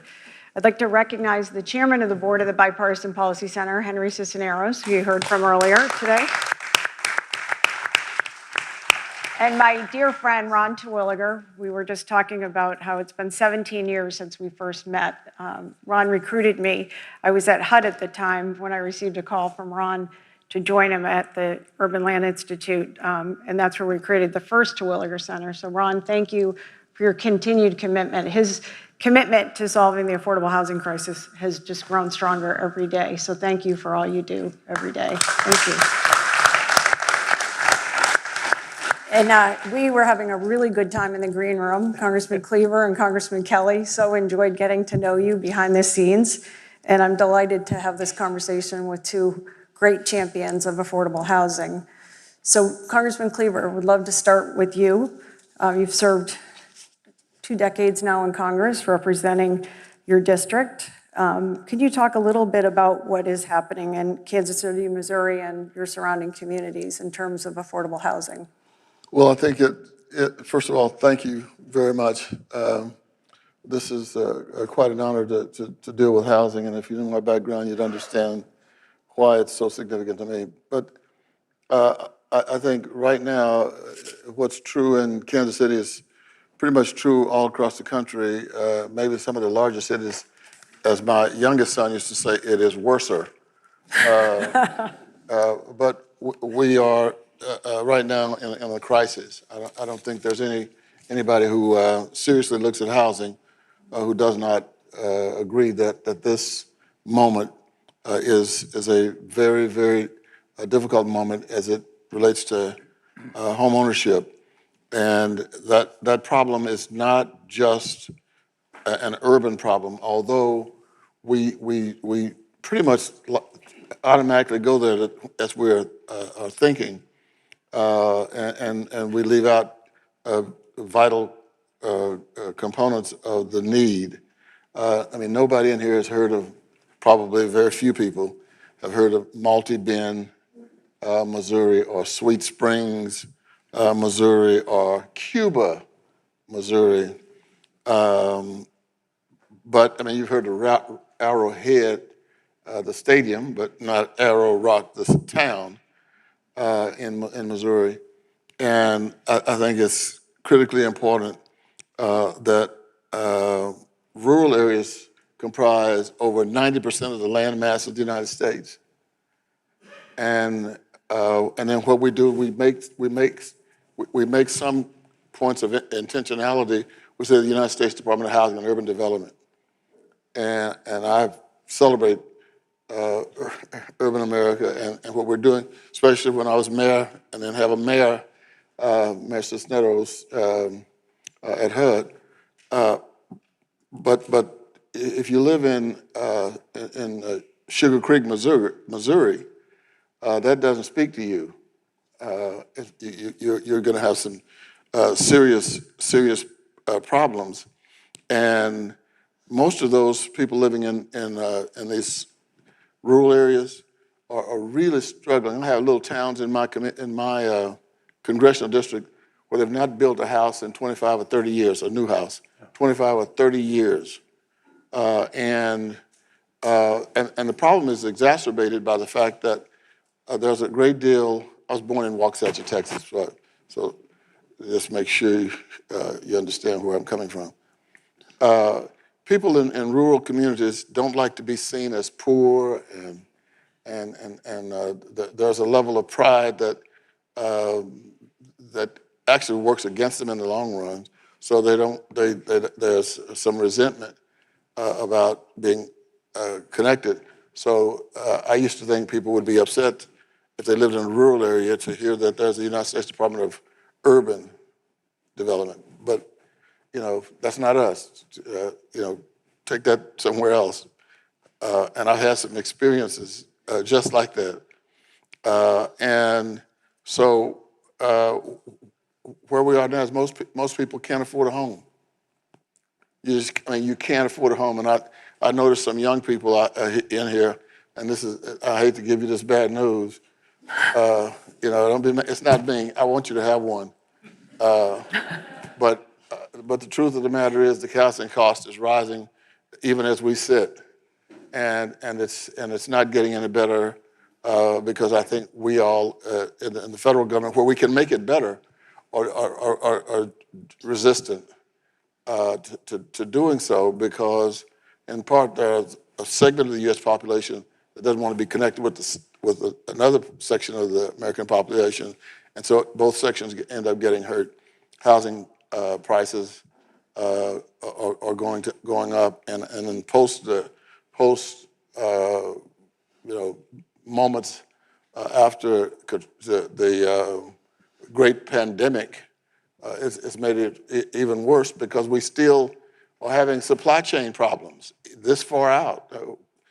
And my hope is that this is that maybe I'm here among the intelligentsia of housing, and so when we finish, when my colleague and I finish, everybody's going to have a solution to this issue, and we can, wrap this baby up. Thank you, Congressman Cleaver. Congressman Kelly, you represent a rural part of Pennsylvania as well. Can you talk about what's happening in the neighborhoods in your district? Yeah, well, of course, I think all of us, when it comes to having your own home, in the movie E.T., what is E.T. trying to do? He's trying to get home. And at the very end, he goes, home, home. And I think that one of the things lacking right now, whether you're in Erie, Pennsylvania, or down in Butler, Pennsylvania, or in Newcastle, or Elwood City, Meadville, no matter where you go, we have this huge population that wants to go home, but there's no home to go to. I think that there's a lot of ways, and I'm not a professional politician, I'm actually an automobile dealer, and I think there's a lot of comparisons you can draw, and what it comes down to is, do you have a product that's affordable for the person who's looking for something, whether it's transportation, private transportation, or their home. And I think that, as Congressman Cleaver goes through, the area that I represent, the average annual income is $54,000 for a family of four. For a family of four to go out home hunting right now to find a home, it's almost impossible to find something they can afford.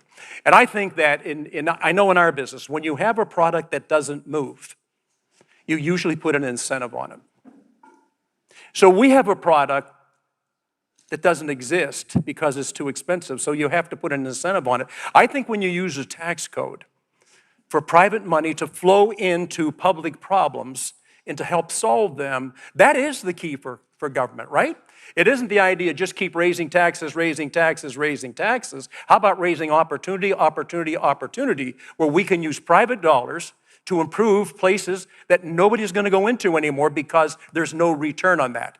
So instead of using taxpayer money and putting in there and saying, well, yeah, but we didn't get really a very good return on that, say, how about if you incentivize private investors to take a look at what if you can use the tax code to actually build on something we need? And so I always thought that there's home sweet home, but more importantly than anything else, the destruction of the nuclear family in the last half of a century, to me, has been the greatest cost to America. When you cannot have a mom and a dad raising their children out of the same home, projecting the same values, looking at what America really is to people, then we failed. We failed hugely. And while we spend a lot of money, I don't see much of a return on that. I think what the congressman's talking about, what I'm talking about, use your retail ability to figure out what it is that you can do to make sure that people can have a home. There's nothing more important for a child growing up than to know that he or she has a home they can go into every night with their family. There's nothing more. And when we destroy the nuclear family, we destroy the whole core of this country. That is a tragedy that we have to look at right now and say, it's time to stop that. Time to stop that. I really appreciate what everybody has done in this business to do that. I mean, what are you looking here? You're looking for people who want to have a home. How do you get there? Well, you have to make it affordable. What we try to do is do exactly that, make it affordable so more people can have a home. I think the worst thing for any child is to grow up not knowing that he or she has a home. It's just a tragedy, and you can't overcome that with age. It only gets worse. Congressman, can you touch on the Neighborhood Homes Investment Act, how that will work? Yeah, well, sure. What we did is we said, look, there are neighborhoods, and quite frankly, in Erie, 16501 is the poorest zip code in America.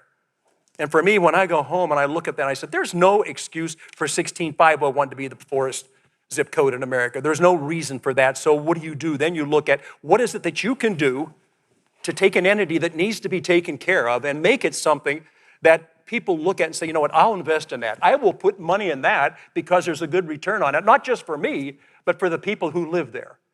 And again, I told you, I was in the automobile business. The biggest part of our business is not selling the new car, it's selling the trade-in. That used car is usually something that's more affordable for everybody to have personal transportation. What do? You improve it. You make it look as much like brand new as you can, and you guarantee it. So I'm talking about a retail answer to a problem that just makes sense. It's a business. It's a business. So let's make sure that we're incentivizing people to do something they wouldn't normally do. And for God's sake, let's not take taxpayer dollars where we get the poorest return on that investment, put it in the private sector. I guarantee you, they will get more out of the dollars they spend and make it more livable for the people in those neighborhoods. If you can improve a neighborhood, you can improve a town, a city, a state. That's what we need. People just have to have that feeling that they can go home. Thank you, Congressman. And Congressman Cleaver, can you talk about the Rural Housing Service Reform Act and how that will tackle barriers to affordable housing? Yes, let me preface that by agreeing. I think we will solve many of the urban problems, including housing, if we solve the problems in rural America. Because I think it's important for people to understand there's a connectivity. Yeah. There's no separation. I think about 1/3 of all of the rental units in rural America are 55 years and older. And if you take the free lunch program, the school lunch program in Kansas City, Kansas City, Missouri, large city in the state, then in St. Louis, and then compare that with Lexington, Missouri, the per capita, the school lunch program is higher in the small rural communities in Missouri. I don't think that's unique to America. So my whole desire in dealing with housing is to let people, help people to understand that they need to work together because they have the same problems. They're different, but at the same time, there are many components. Blaine Luchtemauer, who is from Missouri, from the Ozarks area, and I are friends, and so we find it easy to work with. He is Republican. I am a Democrat. We find it easy to work together because both of us are interested in what's going on as it relates to housing. So we have introduced our Housing Service Reform Act together, and we are hoping that we can even get a vote before we adjourn in January. And so we would fix the longstanding problems of USDA Section 515, which some of you may have worked with. These are properties that were refinanced decades ago, and we make the correction by making it easier for nonprofit committees, nonprofits committed to housing, to acquire these properties and then ensure that rental assistance is available even after mortgages mature. And then we clearly need to update USDA's outdated process of measuring income, bringing in line with HUD's practice. You buy a house in almost anywhere in the rural area of Missouri, you're gonna have a balloon note. When the banks, the bankers will tell you, you got to do a balloon note. I mean, this is the United States of America. Why would we do that to our people in our home country? And so the legislation we have is not very complicated, but there's some additional parts. I've just hit on a couple of them. But it's important, and you need to support it. Don't ask me any questions, just support it. Congressman, you're also very interested in addressing the issues with the housing voucher program, which serves more than 2.3 million families every year, helps them to afford homes in the private rental market. But there are obstacles, and can you talk about how your legislation is going to help address some of the issues such as the inspection process, the length of time it takes to help landlords be more interested in renting? Yes, we've got to deal with municipalities, Mr. Secretary, because I think the way we are dealing with issues of housing is, in many ways, is controlled in City Hall. And so our legislation helps to modernize the USDA's foreclosure process. We update processes of measuring income in rural areas. And the bipartisan bill that we are creating will enable us to modernize housing more so than we have ever done, particularly as it relates to the rural components of the country. And we make some long overdue investments in information technology.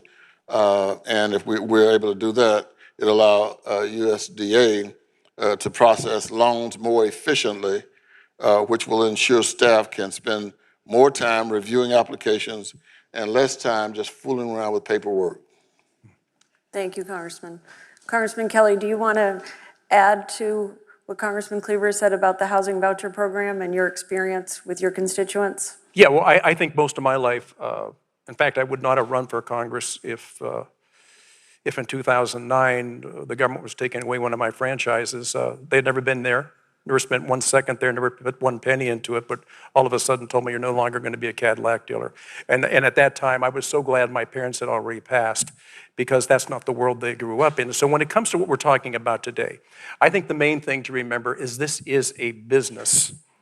And the fiduciary responsibilities of a lot of the lenders make it harder for them to do that. So how do you try to come up with something that takes some of that responsibility off them, some of that weight off them, to go ahead and do the right thing because it's necessary to do it? And I always looked at any time we spend a penny on anything, you look at what happens eventually with it. And we're talking about properties that most people would not want to buy anymore, wouldn't want to live in, and then we put heavy burdens on them and what they have to do it. Again, just using a business model, once you get this product finished, it becomes a revenue producer, not a revenue reducer. And so I've always gone just back to what I've done my whole life, make something available to those who need it. And there's different parts of the market. So when you look at the older neighborhoods that I represent, they need a reason to be proud again of where they sleep, where they lay their head down, where they raise their children, where they walk to go to school, what their playgrounds look like. So all of these things are the great American experience. You and I talked about our Irish heritage. I just know growing up, the only thing I knew was there's only one group of people, it's just the Irish. And I was amazed that once I got to school, I found out there were actually people who weren't Irish. But still coming back to who we are as America. There's no other place in the world. Now, I had the honor of being in Normandy over the weekend. When you look at people who were 97, 98, 100 years old, 103 years old, and as they were being honored and being wheeled up onto a stage, what I thought was, this very moment, they're no longer 97 or 90, they're that 17-year-old, they're that 18-year-old that went on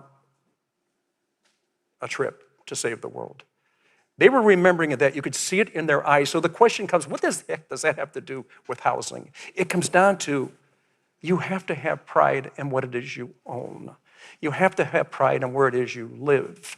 And if we can do these things, so Congressman, we can work together. These aren't Republican issues or Democrat issues, and I'm so fed up with hearing about when I go back home, you never should have voted for that bill.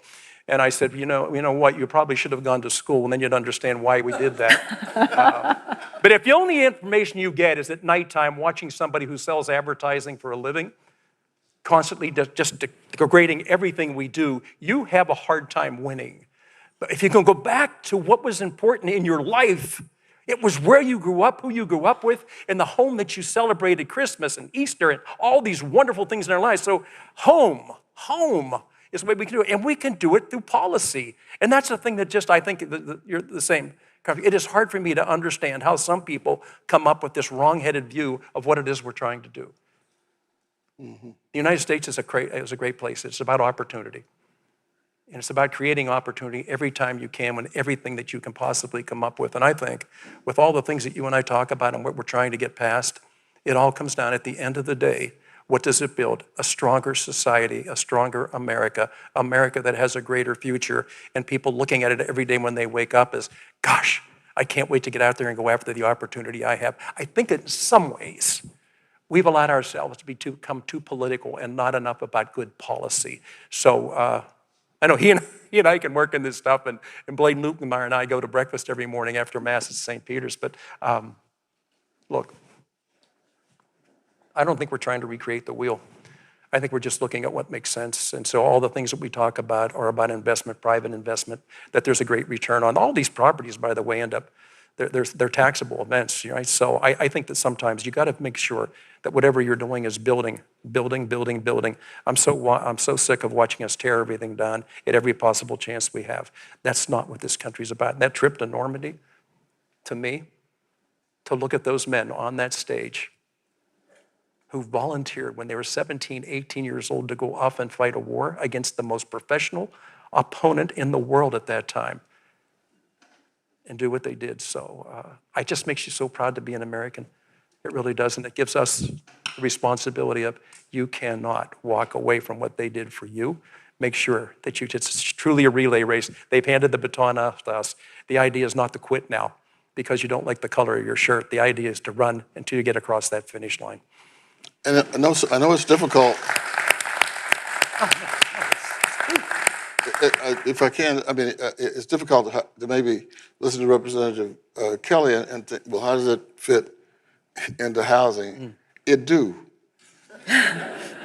Look, you know, we need to have a symbiotic relationship, you know, with various pieces of geography and races of people or whatever, because if we want to afford Americans the opportunity to live in a decent home, which I think everybody should do. I didn't live in one until I was 6. I didn't live. I mean, it was sophisticated homelessness that I lived in, and so I understand it experientially, and I really, really think that there are a number of other social ills, socio-theological issues that if we can confront, it makes housing opportunities much, much, much greater for all Americans. And so I know it's probably, here I am, I represent Kansas City, Missouri, the home of the Chiefs. I know that didn't have anything to do with it. But so, you know, but he's talking about rural. And I am talking about rural. And I was the mayor of Kansas City, Missouri. But I know that solving problems and pulling all Americans in to solve the problems because we are all one is how we're going to have to rebuild this country. And we were talking earlier, I mean, why in the world would I run down those steps that you see on the news every night and talk about how horrible America is and everything is wrong? I mean, why would I do that? I mean, there is nothing that says that makes sense or that's going to help the nation. It does not.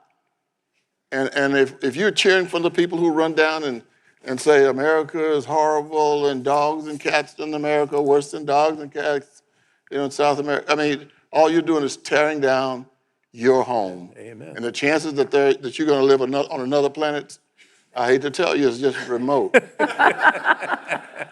I agree with you on that. I've got to tell you, I think it's reached the point of insanity, but you realize that, unfortunately, too many people put all their faith in fundraising on being critical of their team. I tell you, I was a lineman.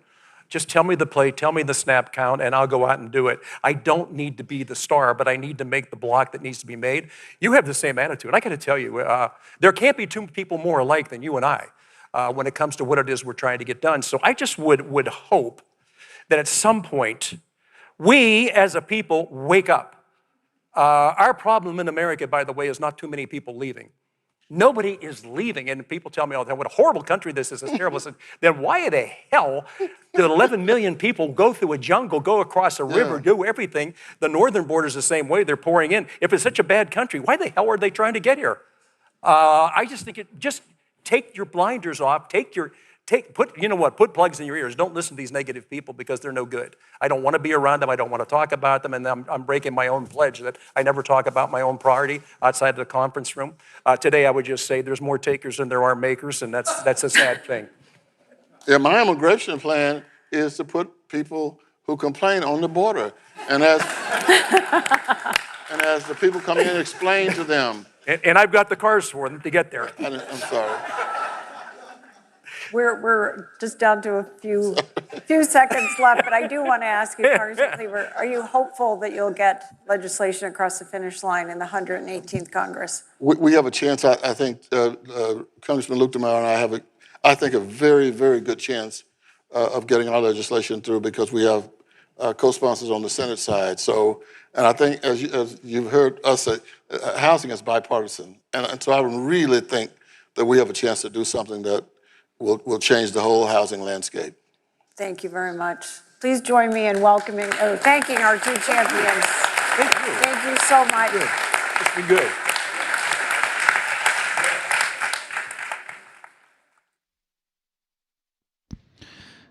At this point, we'll be taking a 10-minute break before resuming with our next panel.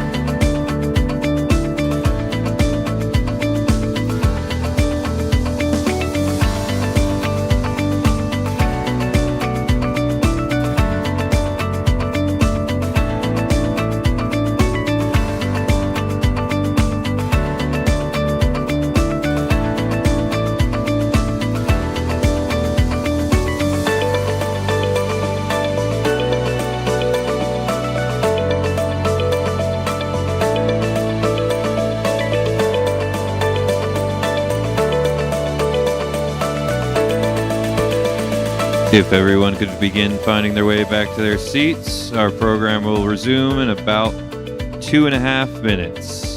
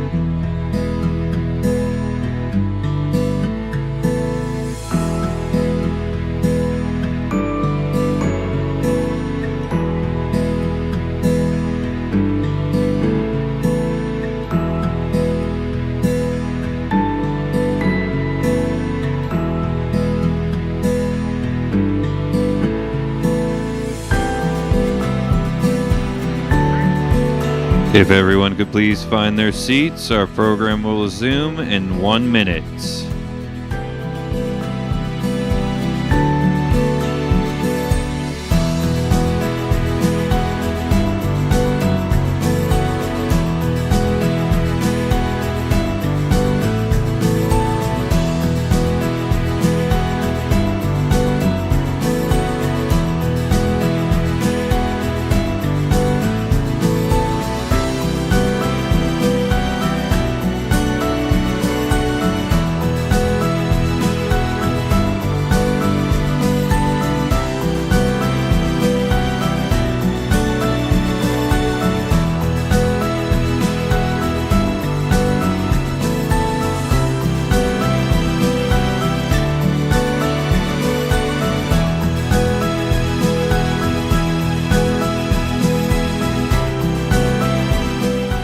Communities across the country are taking action to increase housing supply and enhance affordability.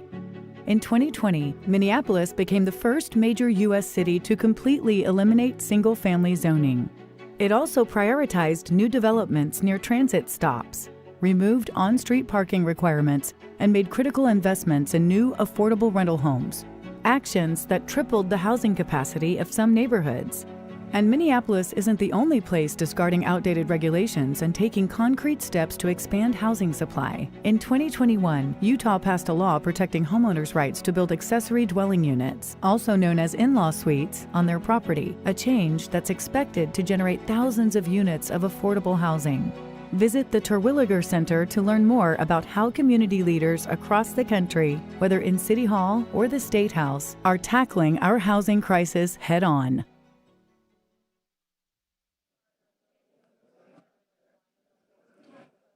Good afternoon, everyone. I'm Katie O'Donnell. I'm a financial services reporter at Politico, where I cover housing. I'm excited to get into this next panel where we're going to talk about manufactured housing, modular housing, how these sort of different factory-built housing options are increasing the supply of housing.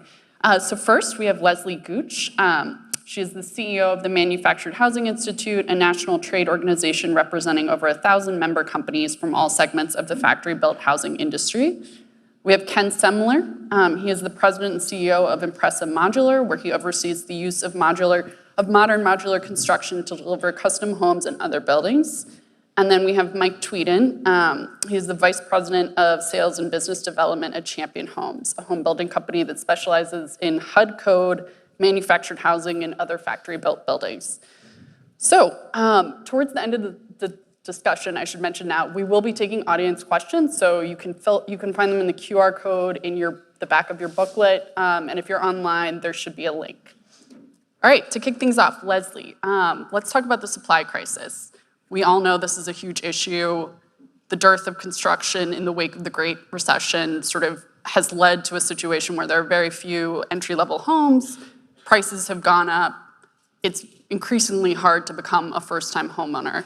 How is manufactured housing sort of a better option for people who are looking to own a home? Well, thank you so much for having us here today. I want to thank the Bipartisan Policy Center and the executive Dennis Shea for including us in this panel. I am so excited to talk to everyone today about manufactured housing because we're the only form of housing that is regulated by a federal building code, which we call the HUD code. And what's really exciting about that is through our partnership with HUD, we're actually able to produce homes in a factory to scale. This, it's a scalable solution around the country, and they have that federal seal of approval, which means they're quality construction, they're resilient, and they're sustainable. So as we're looking for housing solutions to address the shortage that we actually have a solution right before us today, and that's manufactured housing. And the people who live in our homes today are so excited about them. They talk about the access to newer home features. When you look at what we tell people today is affordable housing, typically they're having to make compromises in terms of what their idea of home looks like. We are quality home ownership without compromise. I hope some of the people here today saw our houses on the National Mall. They're beautiful designs, the features that today's families want. We've got the floor space, the square footage that people are looking for. But something else that people talk about when they talk about manufactured housing is their sense of independence and the safety and security that comes with homeownership. And I think that's really important. So we're just excited to be here as a part of the solution because with the crisis that we have today, when you look at the price per square foot of our house being about $85 a square foot compared to site built, which is over $170 a square foot, you see that this is a scalable solution built to quality federal standards. We have the federal seal of approval, and we can still offer that American dream of homeownership to more people. Mike, one of the things that I feel like happens when we talk about factory-built housing is that people sort of lump manufactured housing and modular housing in together, and Champion Homes, you do both. If you could sort of walk us through the differences between them. Sure. Modular is built to the International Regulatory or Residential Code, IRC, and it's very similar to a site built. So you have regular inspections from the city and the zoning, and Ken can probably hit on a little more. Whereas manufactured, Dr. Gooch hit on, is it's built to an international code. We have inspectors in the building at all times. They inspect every single house, and at times can go in any house they want in any stage of production. They go as far as controlling some of the materials we can use, moisture content of lumber, spacing of outlets. I mean, you name it, it is very regulated and it's consistent across the nation. So IRC is local code, HUD code is national, as Dr. Gooch referenced. Got it. And Champion Homes was part of the HUD Innovation Showcase last week, right? Correct. What was sort of your takeaway from that event? It's always fun to watch the faces of people as they come in and walk through the house. And as we were talking earlier, I've referenced it. I'd say we're all guilty of it. Eyesores and things of beauty catch your attention. The common goes by all day long. So a lot of people, when they think of manufactured home, they remember some house that was pre-HUD code that hadn't been cared for. It's no different than somebody that hasn't cared for their car, their own yard, their anything. And so as people walked in, they were amazed by the quality, the amenities, the features, the size of the home. So it's fun to watch that, to people's attitude change towards a factory-built product. Got it. Ken, one of the biggest challenges with manufactured housing, as with site-built housing, is restrictive zoning. And we've seen some changes. Jackson, Mississippi recently opened up their zoning for modular and manufactured homes. But I'm wondering sort of what your experience has been with zoning and whether you think, is there anything that you know, if you could wave a wand, you would have tomorrow? Oh boy. I think the West Coast has actually been more progressive. So like California recently, 2019, started allowing ADUs that met either the modular or manufactured home code. in 2003, they started looking at, can they actually now condo those ADUs? So it's one approach to getting to affordable housing. But when the previous panel talked a lot about rural housing, what we end up seeing, and I fight it all the time, at a real working day level, is code confusion. Is the food chain of the industry, the home inspectors, the appraisers don't understand the differences. And what I typically see is when people don't understand it, they stop. And so a lot of the CC&Rs in a lot of the rural communities, they just blanketly say no M word. And if we could get mobile modular manufactured, I think taken out of it is, could we go so far and say housing is a right? And could we get a lot of that restrictions removed from the CC&Rs? I mean, I think that would be a blanket approach. Outside of that, there are communities that actually just west of here, Hagerstown, Maryland, just changed the residential code, so they're allowing manufactured housing into R1 residential areas. So that's a big way to get affordable housing in. But we also just have to make sure the home inspectors understand kind of what Mike was saying is the way the inspectors come into the factory versus what you inspect in the field. Because with the boots on the ground, that's our number one problem is nobody knows or understands the code in the whole food chain. Gotcha. Mike, I'm interested in your perspective on this issue too. Champion Homes has built homes all around the country. And so is there anywhere that sort of sticks out to you as either a particular problem or a beacon? To Ken's point, ADUs in California was a big change to allow HUD code ADUs throughout the state. So that was the first move. And we have little pockets. We have a project going on in Chicago. We have a project going on, a couple of them in Michigan. And we're starting to see some of that. We have one going on in Kentucky. And so the industry is starting to find pockets of cooperation, if I could use that term. But we continue to run up against either municipalities that don't allow it, or we even have a state out in Oregon that really does allow it, but it hasn't been conveyed out to all the different cities throughout the state that it's allowed. And what would really help is the ability to have, don't just blanket out, no manufactured, no modular.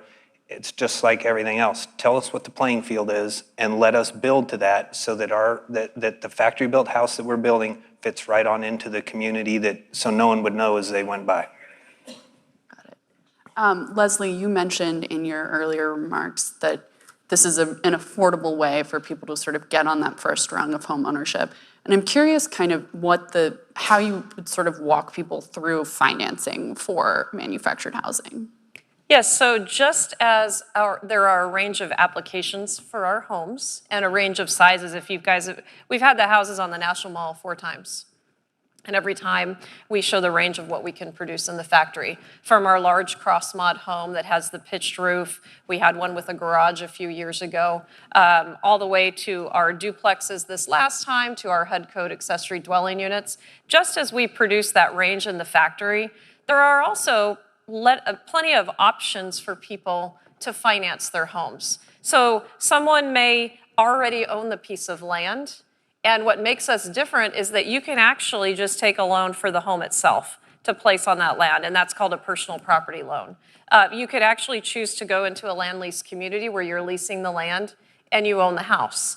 You could go to a subdivision and take a loan. It's a real property loan on both. And so we like to provide the options that consumers are looking for in the place that they are wanting to live, in the place that they're wanting to call home, which we're very excited about. So we have lenders that do personal property lending. We have lenders that do both. And we have, my big thing in Washington right now, our priority is to make sure that when we're talking about federal programs that support homeownership, that they do support homeownership through manufactured housing. One of the challenges we have with Fannie Mae, Freddie Mac, FHA is that the personal property side of lending isn't necessarily supported there. FHA has made some really important steps this year to stand up their personal property lending program, the FHA Title I program, and we're hoping that with the changes, they partnered with Ginnie Mae to make some changes, that we will see an evolution to that support. 70% of the loans that are made today are personal property, and that's really because it's easier for a consumer to make those choices about lending when you're selecting the house you want and where it's going to go. It's just a smarter option to do personal property, and our federal programs need to support that as an option. Ken, let's talk about natural disasters and how it seems like every year there's a new record for how much damage is done. I think one thing that people, your average man on the street might not realize is that manufactured housing can be really resilient. And so I'd love to get your perspective on that and kind of the ways that it can be resilient given the sort of increasing nature of these events. Yeah, I mean, I think one of the a landmark study for our industry was actually back in 1992 when Hurricane Andrew hit the southern tip of Florida. There was a subdivision and it destroyed every home in the subdivision except for one. It was a modularly constructed home. FEMA came in and wanted to know, why did that single home stand up when every other house splintered? And they found out because the inherent structure built into a modular unit, it's volumetric modular, we're building at 6 sides, it actually stays together better. So today, like we get to more current Superstorm Sandy, we see the modular homes standing in New Jersey when most of the site-built houses failed. So for example, a 2-story home, we're taking 4 volumetric 6-sided structures and lag screwing and bolting them, putting them together. But resiliency just isn't in the process of surviving the initial storm, it's how fast can you repair it. So we typically don't suffer as much damage during the storm, so it makes it much faster to get through. I'm not sure if you're familiar with the Insurance Institute of Home and Building Safety. They have a facility in South Carolina. They have a program called the Fortified Program. So you get a 10% reduction in your home insurance premium if you follow the Fortified Program. Modular very easily fits the Fortified Program. So there's an insurance industry that's supporting exactly what we're doing. Mike, let's talk about everyone in Washington's favorite new thing, which is AI, artificial intelligence. How have technological developments sort of changed or affected the kind of home building process here? For us, we use it a lot on I'd say the front end of the process, trying to determine consumer colors, designs, wants and needs in their houses, what they're search for, so we can design products to that end of it. And then we use some of it from a marketing perspective. And that's really all we're using right now, but we are taking automation into the facilities where we have trusses built for many factories out of one operation and cabinetry that's built out of that. So we're using the technology from that perspective, but we're continuing to grow from the AI side where we're trying to gain as much information as we can so we're designing the right product for the market. And if you guys have anything to add on that too, I know everyone loves to talk about it. Yeah, well, and we're seeing it with other factories that are doing just that. I mean, and it's a concept because we use it for marketing and actually writing plan descriptions for our houses on our website now, so it's on the front end. But on the back end, we're starting to work with factories that are using AI robots. And it's kind of strange to think of a robot because like the automotive industry, you teach the robot to do exactly what it is, but in the AI world, the robot learns. So we deal with wood, which is an imperfect product, so AI is able to navigate imperfect items much better than the automotive industry, which is very exact. So another question that I have just for all of you, I think it's 7.5% of existing homes and 9% of newly built homes are manufactured or modular. And so I'm curious kind of what the biggest obstacles are to sort of advancing market share here and what you think could help. Leslie? That's something that we talk about often. We believe that in the future, it's not going to be why would you buy a house that's built with factory precision. It's why wouldn't you want a house that's built with factory precision. So what are our obstacles? I think you already touched on the main one, and that's zoning. I always like to say we don't want to change policies that force the localities to accept a home that they don't want. We want to produce houses that they say, yes, we want that. How do we bring more of that into our homes? Mike and I actually made a presentation before the county economic development officials. And it was standing room only, and everyone's asking, How do we bring more of that in to solve some of the challenges we have in affordable housing? And they started recognizing that it was some of the zoning barriers that they had that needed to be overcome to get there. That's really what we're looking for, and we do believe that that will help us break through that 9 to 10% of new single-family home starts. We also think that we need to develop in subdivisions, and we think that's going to really help us, where people can actually go. Seeing is believing with our houses. Every time we display houses somewhere, people come in, they want to live there. But, you know, in the traditional home building space, people go and, you know, I'm from California, you've got the open house flags, and you go and you can tour some models in the neighborhood where they are wanting to live. And as the industry starts doing that, I think that we will break out in terms of that number as well. And then we do have a very vibrant land lease community model that I talked about earlier. About 30% of our homes today go into land lease communities, so 30% of the homes produced. That's an extremely important form of hybrid home ownership, and the lifestyle that's offered to residents in brand new manufactured homes, it's amazing. And we finally have expansions of communities taking place. We have some greenfield developments of communities, and we think those solutions are really going to help us move beyond that 9 to 10% of single-family home starts. One of the things that I think, you know, our factory-built cousin, I'm on the modular side primarily, but the factory-built cousin to manufactured homes actually dominate that market space. We're about 2% of that 10% in the industry. And a friend of mine actually just did an anecdotal study that if we actually wanted to get to 10% of the market, you would have to build 600 factories. That's like a $15 billion effort. You don't do a $15 billion effort without some kind of government support, but that's the kind of, the manufactured housing industry is owned by the 3 C's, the big 3.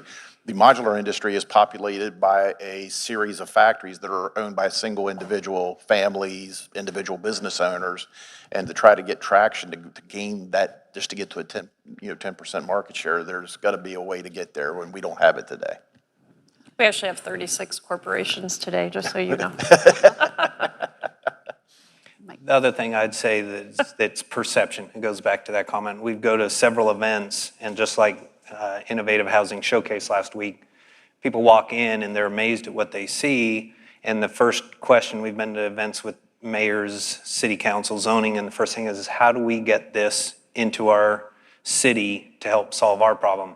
And response is always zoning. And they, as soon as they see it, the mind changes, but it's having to get in front of them. So it's perception and zoning. You know, MHI, we did some consumer research a few years ago, and we did focus groups, and we had pictures. And we said, okay, would you want to live in this house? And we broke it down into the immigrant population, the millennials, the younger home buyers, and then the step-down baby boomers.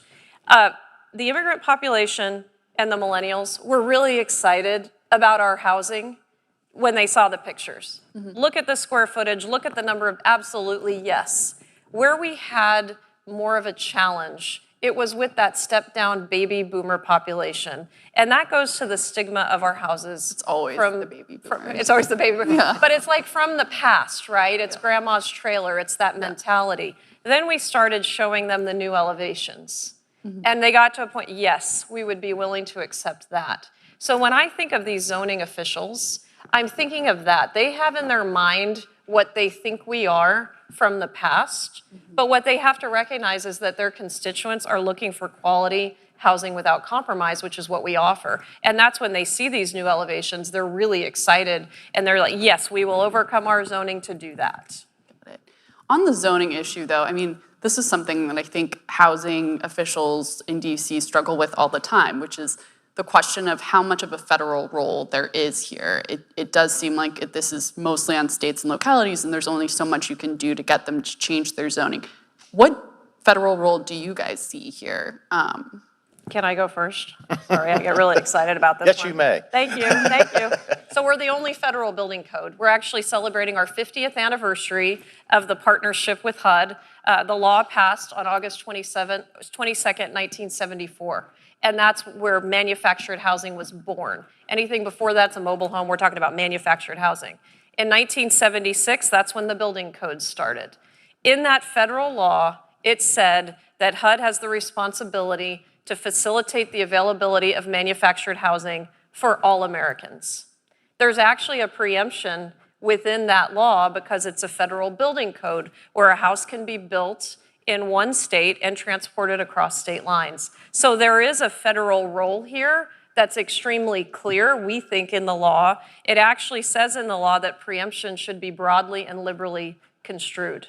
So we know that at the federal level that we have a federal building code. We also know that there's lots of incentives that HUD and others at the federal level can provide to help overcome zoning hurdles. There was legislation passed a few years ago that said for a locality that receives community development, block grant, home funds, and other funds in their consolidated plans to HUD, that they must consider manufactured housing. They don't have to do it, but they have to consider manufactured housing. And we think that's very important to actually get people thinking about us. Now, I think HUD could do more to emphasize that and make sure that those consolidated plans do contain those elements. But there is definitely a way that we can respect state and local control, but at the federal level, encourage and facilitate the availability of manufactured housing.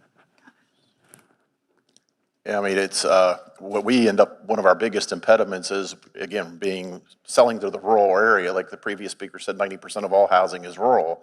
But that one attorney in that town worked with every developer, and he cut and pasted the CC&Rs to every subdivision, and it's out there. And so how do you break that down?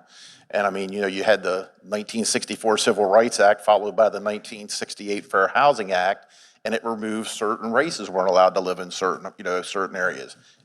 Federally, that was struck down. Again, if we go back to say housing is a fundamental right, do we modify a federal act to basically break down those impediments in the CC&Rs? I mean, let the market take the homes that the market wants.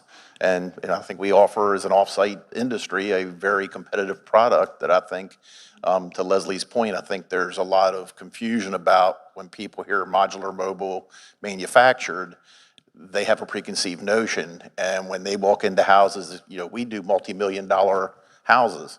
We're doing a 9,000 square foot house right now in Charlotte, North Carolina. People would never guess it's a modular house. But we can do it, and we'll do that house in 2 months versus 18 months. That's what we offer as an industry. Imagine what we could do to affordable housing if we were turned loose. Mike. I think Dr. Gooch covered it from our side. It's Got it. Got it. So 5 to 10 years from now, where do you all see sort of manufactured housing? Where is the role kind of for manufactured housing and modular homes in addressing the kind of affordability crisis that we're in right now? Well, again, I think that it's not going to be why would you buy a house that was constructed in a factory versus where the materials are brought to the field and a house is constructed. It's going to be why wouldn't you?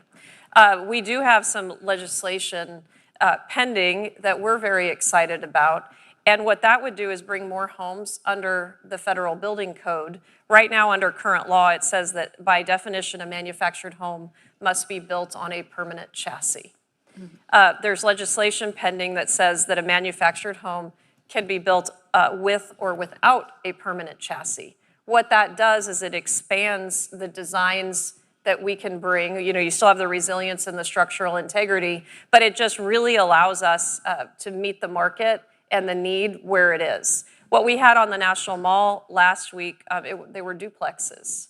So again, we're looking at where's the innovation, what can we do for infill, for other applications that make sense. But in 5 to 10 years, you're going to see that we've alleviated some of this regulatory burden that was talked about today by allowing for more houses built in the factory with federal inspectors in the factory, and we've got more designs so that people are looking for affordability. It's quality homeownership without compromise.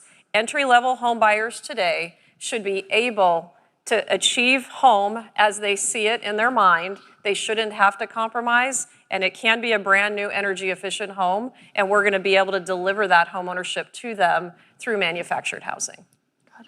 And to Leslie's point, I think, from a modular perspective, like she said earlier, there is such a thing as a manufactured home. It's built to the federal code, the HUD code.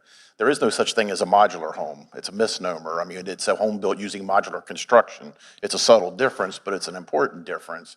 But I think we're using building systems to build it, and I think that's the important thing. I look at us as not a different way to build. We're the evolutionary next step in construction.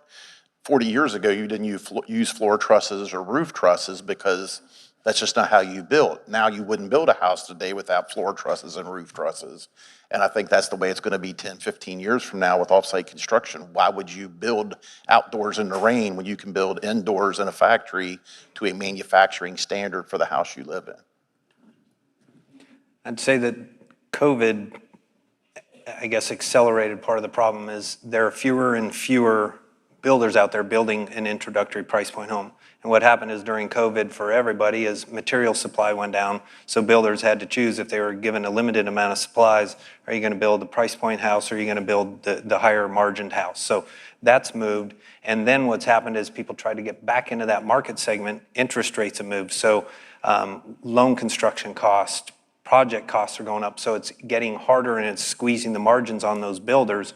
So a factory built situation is ideal for this because you still have your efficiencies. And if you look at working capital costs, while a lot of the groundwork and preparation for the houses and the developments going in, the houses are being built in a factory. So your return on that investment is much faster, allowing that developer to actually make a profit and make the development work. If you look in some parts of the world, factory built housing is desirable. Used or pre-owned site built is a second choice, and new site built is third. And their thought is factory built with the precision, things of that sort. Pre-owned site built because they say houses were built better years back, and then new, that's reversed in this country. And I think that we'll see that change as we continue to move on and trying to figure out how to build affordable housing and find that efficiencies through a factory are the way to go. So now we will start with questions from the audience. Our first question is from Tony Taylor, who asks if it is possible to integrate manufactured homes into a high-density environment. One common perception is that manufactured homes are primarily built in rural and suburban communities. So we're seeing more and more our builders are producing houses that can go into that higher density environment. Part of that is thanks to the partnership that we have with HUD. As HUD updates our building code on a regular basis, we're able to come up with the duplex that we had on the National Mall that was 2 sections, 2 chassis homes, and a firewall in between. That was our zero lot line improvement from the update to the HUD code. We also had a duplex that was on 1 chassis. So the firewall was in between the 2 halves of the 2 units. That is actually a HUD code update that is forthcoming. So that home that we displayed, it's a HUD home because they gave us what's called an alternative construction letter for that 1 house. But in the coming weeks, we expect that update again. So as HUD continues to partner with our industry, we're able to do more. I mentioned the removal of the chassis. That's going to allow us to do more multi-story homes as well, because you wouldn't want to have, we do some 2-story now, but that chassis, because it's not removable, it's up high, and so that really changes the design of what you can do in a 2-story. So the answer is yes, we are going into higher density areas. We did infill housing in New Orleans. We're looking at other infill opportunities. I know on a prior panel, someone said, well, the cost isn't that different. Well, I don't think that was referring to HUD code manufactured homes, because like I said, we have those efficiencies in the process with the inspectors in the factory, so we do see a major cost difference. But then like Mike said, there's also that time. We can build faster and we can bring more to market. So we're looking forward to partnering on all of these areas, including on the higher density areas where there are vacant lots that need to be filled. Jackson, Mississippi, you mentioned, is a perfect example of something that we're able to do in a higher density area.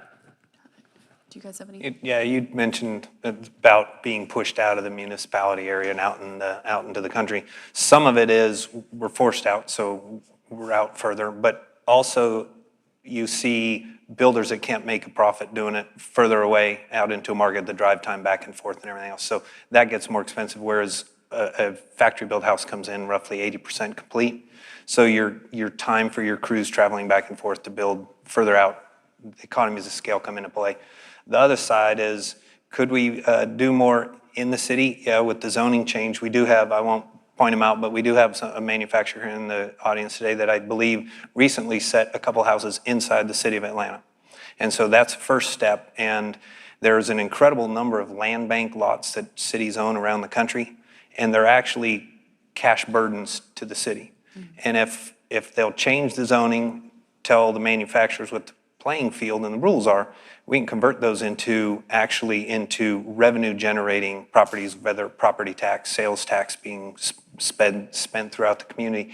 And we're in and out much faster, so the impact to the surrounding environment is greatly reduced because of the timeline of in and out. So we'd like to get in closer, but that's kind of what's pushed us out. Got it. Do you have anything to add, Ken? All right. The experts here, they got it. Our next question is, the panel mentioned the importance of zoning reform to allow modular and manufactured housing. On the modular side, how can states and localities support consistency in approvals and in-factory inspections through things like building codes and standards? I was going to say, so as Mike said, modular construction is built to the IRC, the International Residential Code. I think 39 states have an offsite or an industrialized housing code enforcement process. So typically the states delegate their authority to there's usually 4 major offsite inspection agencies. And so they delegate that so that the plans have to be approved by that third party for modular, then they actually inspect it in the plan to be done that way, so that on site there can't be a destructive inspection. You can't say take the drywall off to look at a header or anything like that. So I think in those 39 states, the process exists already. The problem is in the 11 states that don't have an industrialized housing process. It's left to the local jurisdictions, which then it becomes very chaotic. But right now in the 39, it's very clear what can be inspected at the factory and what's done at the field. I hope that answered the question. I'm not sure. I think you did. So now we have a question from Killian McGovern. What role does manufactured and modular housing have in improving and updating older, outdated, and/or unsafe housing that already exists? I think that's an important question. From our industry's perspective, the mobile home does create some of the stigma that people have around manufactured housing. So we pulled the numbers from census, and if you look at all the houses that were built, it's in decades. So I had to look at 1980 and earlier, and 30% of the houses still in existence today were built 1980 or before. And so those are some of the older houses that I'm sure Killian is asking us about, that perhaps because they're older, they are not built to that building code that we enjoy today that we're so excited about. So what can be done? The government has, for the first time ever, HUD has announced a program, a funding program for the preservation of manufactured housing communities. And a part of that is a replacement program where some of those older homes can be replaced. Anytime we're talking about an older housing stock, we're talking about challenges. So as an industry, we're supportive of those kinds of efforts to make sure that people are living in the safe, decent, and affordable homes that we are so excited about. The other thing that is concerning when you talk about that is how our houses are anchored. We know that what is great about our houses is they're built in the factory. It's also important that they meet the federal standard for installation. Some of those older houses might not, and that's where we get the questions about how do they withstand the storm? We have wind standards, we have thermal standards today, but that older housing stock maybe needs some more support. And that's where, as an industry, we definitely enjoy our partnership with HUD and looking at how we can replace those older homes with new quality manufactured homes. Yeah, you got it. Good by you guys? So our next question is from Johnny Kurtzfeld. Can you respond to the possibly misinformed criticisms that manufactured housing is less renewable and less available for upgrades or modification? I would start by saying I think that is a misconception. I'll use going back to COVID. During COVID, supplies were in limited availability. We had people scouring Lowe's, Home Depot, Ace Hardware, you name it, to buy up all the lumber, insulation, sheetrock we could to use for the same reason everybody else was. And so our materials used are readily available at hardware stores throughout the country.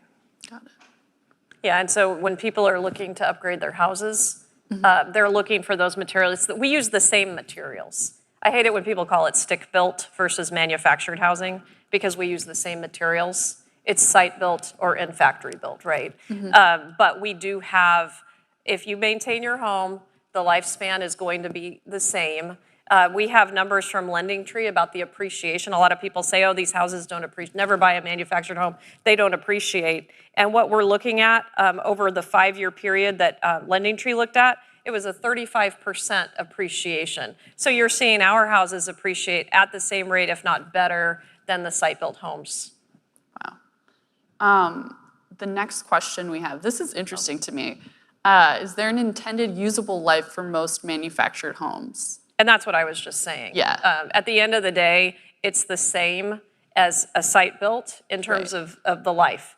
You must maintain your home. There's a life for the roof and all of the components. Mike and Ken, you can talk about that more. But with the proper maintenance, that house is going to be there and last just as long as a site built home. And I always like, and this is one of the visual things that everybody here can see, go by any community that's being constructed in the spring and look at all the water laying on all the floors.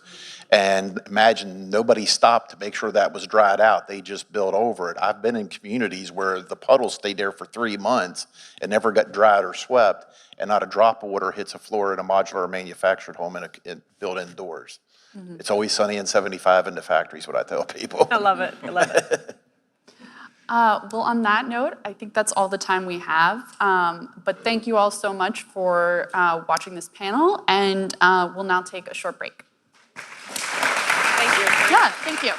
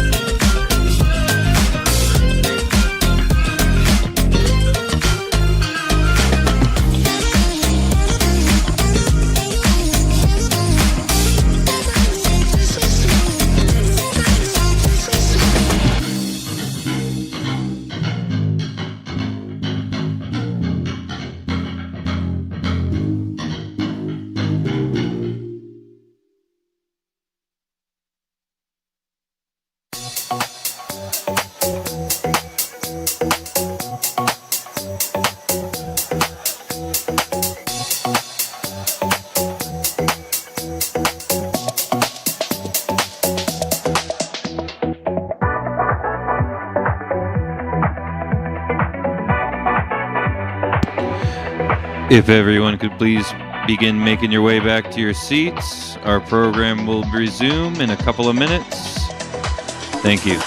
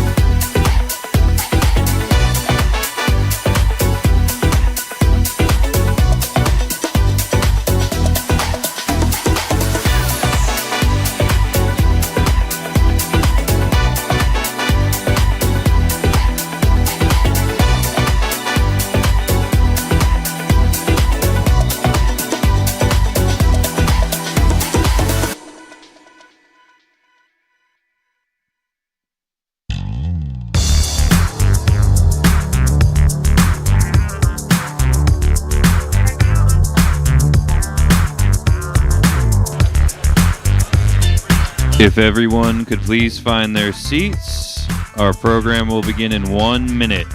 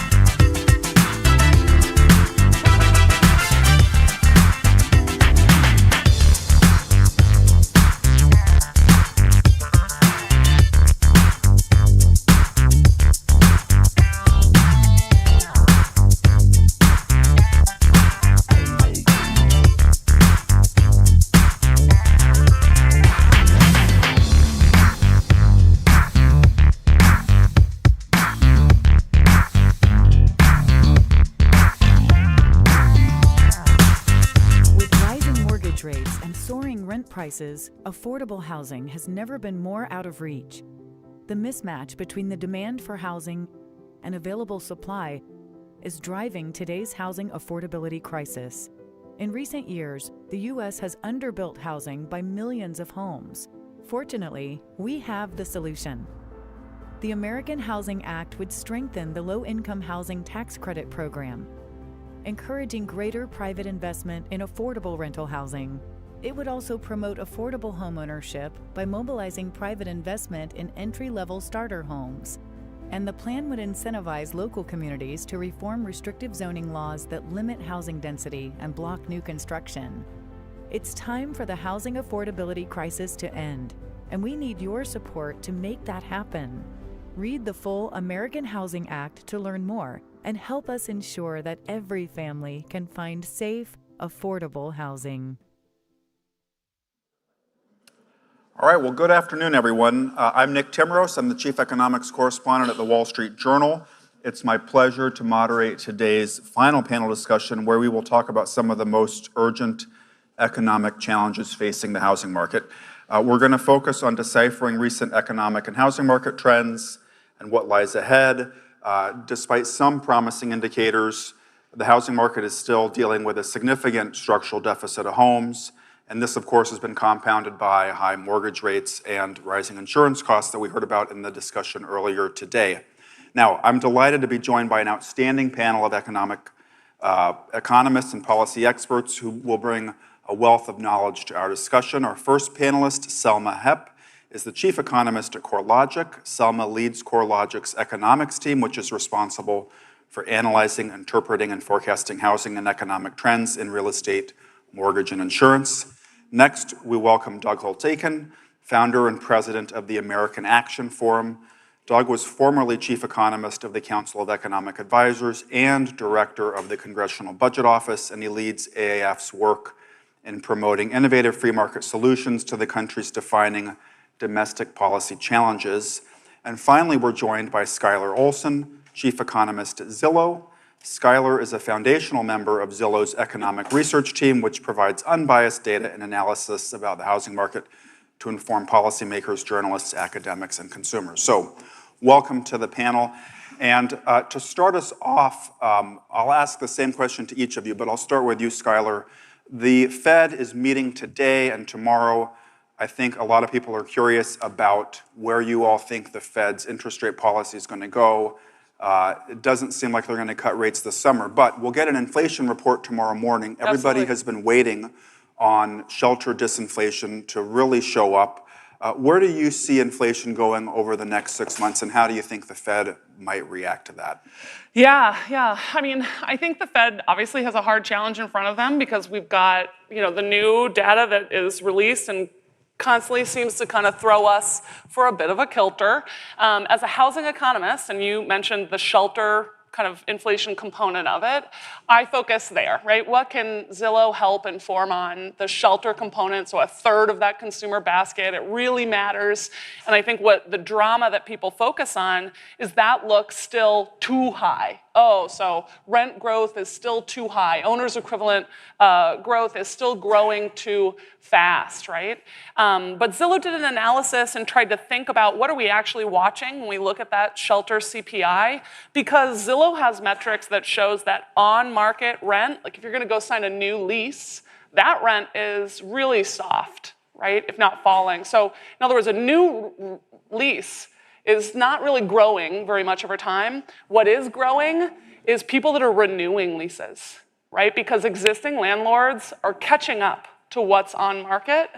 And so we're seeing the CPI shelter component continuing to look like it's growing too fast because people are still moving, right? From off market to on market. And you see that extra pressure.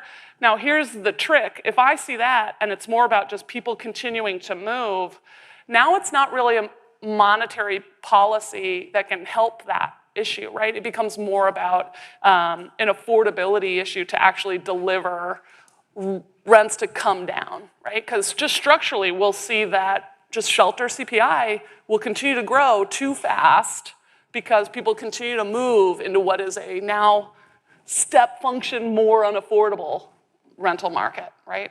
Well, so let me pick up on that and I'll throw it to you, Doug. So if market rents, which started coming down at the end of 22, right, you've seen 12-month CPI in shelter, I think it's from the mid-8s down to the mid-5s.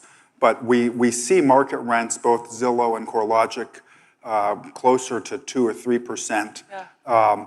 Why not? I mean, so if housing inflation is reflecting economic demand from 2 years ago, should we just throw it out? I mean, there was an op-ed in the Washington Post a couple of days ago that said, take out OER and inflation's back to 2%.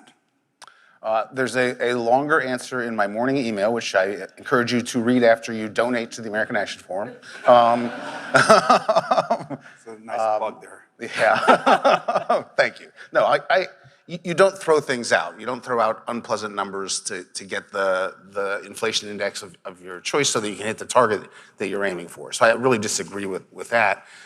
Everyone has expected softening conditions to feed through into the rental component and thus the owner's equivalent rent and to get the shelter, which is still running at a rate of 5.5% year over year in the last report. I mean, get that down something closer to the 2% target, 3% somewhere in there. I still expect that. It has just stalled for about the first 3 months of this year, and the question is why. And I think what went on in 2023 was essentially a good news, bad news story for the Fed and disinflation. The good news was, unambiguously good news, we got this bump up in productivity growth to 2.3%. We were running a negative productivity growth. It's the biggest swing in the past 10 years easily. And productivity cures a lot of ills, and it allows for disinflation much more easily. And that was a great help to the Fed. And on top of that, we got a lot more workers. The CBO's documented the vast flow of immigrants, much higher than expected. And that those two supply shocks helped inflation come down just really much more easily than people had thought, with a lot less pain than they had anticipated. But the flip side to all those immigrants showing up is they have to live somewhere, and they have to eat. And so we just sort of saw the disinflation sort of stop, and now they've cut back on the border crossings, and they appear to have cut that off. So we're in a situation where we don't have beneficial supply shocks. We have a little bit of a residual demand shock from the flows in, and it's showing up in places you would expect it to. And so the Fed's simply gonna have to stay at it for a little bit longer. So to answer the original question, I think the Feds, they're on hold tomorrow. That's not surprising. But I think you'll see the sort of dot plots indicating roughly one cut left this year, down from 3 in March. And one cut is going to be interpreted as, well, that's after the election because no one wants to move before. And so I think that's what you should expect to see tomorrow. But is that what you expect? Put apart what they're going to I'm skeptical of a cut this year, more and more. Those jobs numbers. I'm less skeptical. I think the economy is softer than many people think and has shown some real weak reports. We got a really weak ISM services report not long ago. We had a terrible retail sales report. We've seen some real softness in the numbers. And even with the big jobs number on Friday, the household report was a disaster area. So I'm less sanguine that somehow this economy's immune to the Fed's very restrictive and continually restrictive policy. And remember, if they do nothing and inflation comes down, they're getting more restrictive. Real rates are rising. So, it's taking a toll. So, Selma, I want to ask you, the CoreLogic series, the CoreLogic repeat rent index, bottomed earlier this year. I think it ticked up a little bit, and I don't want to overreact to 1 month, but I wonder, because there had been this hope. If you look at some of the new lease rent indexes, they're down to 0. There was one last year that was maybe suggesting we were in deflation. CoreLogic showed, I think we were at 3.4 from 2.6%. Are we seeing any kind of a stabilization in leasing demand, in vacancies, and in pricing power for housing owners? Right.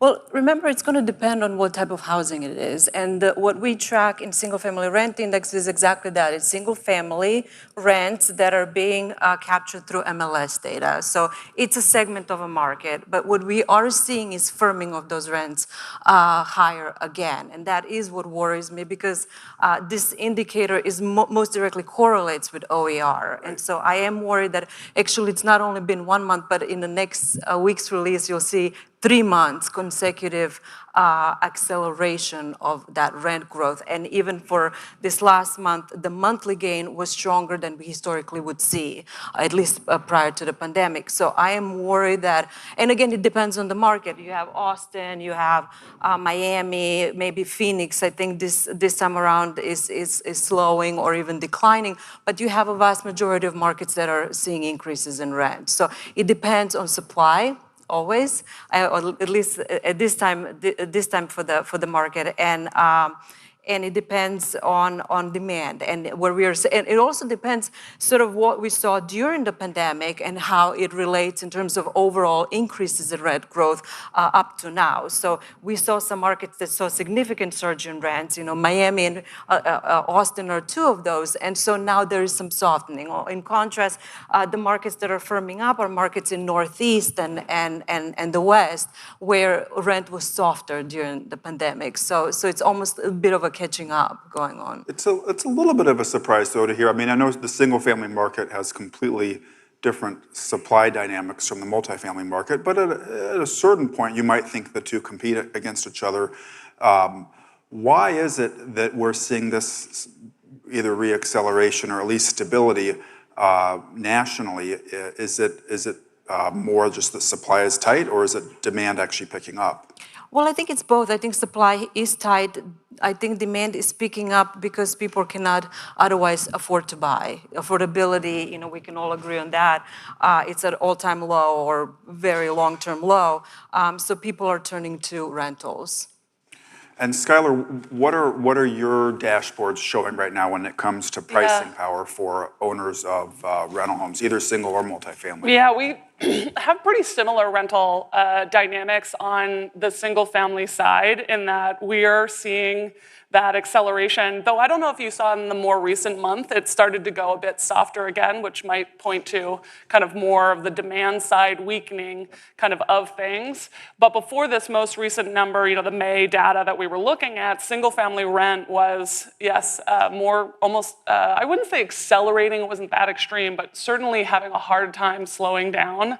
And I think for very much the reason that we have a massive generation that is approaching for sale, go buy home, first-time home buyer ages, and they are blocked from going into that for sale side. So the Northeast, where we're seeing single-family rents very strong, those are the same cities where the new listings from existing owners that are trying to sell their home have pulled back the most, right? So it's not just, oh, I'm trying to live this lifestyle, this vision for myself, and mortgage rates are high, so maybe it doesn't make sense to buy it. It's also, even if I wanted to move forward and buy it, I might not be able to find that home.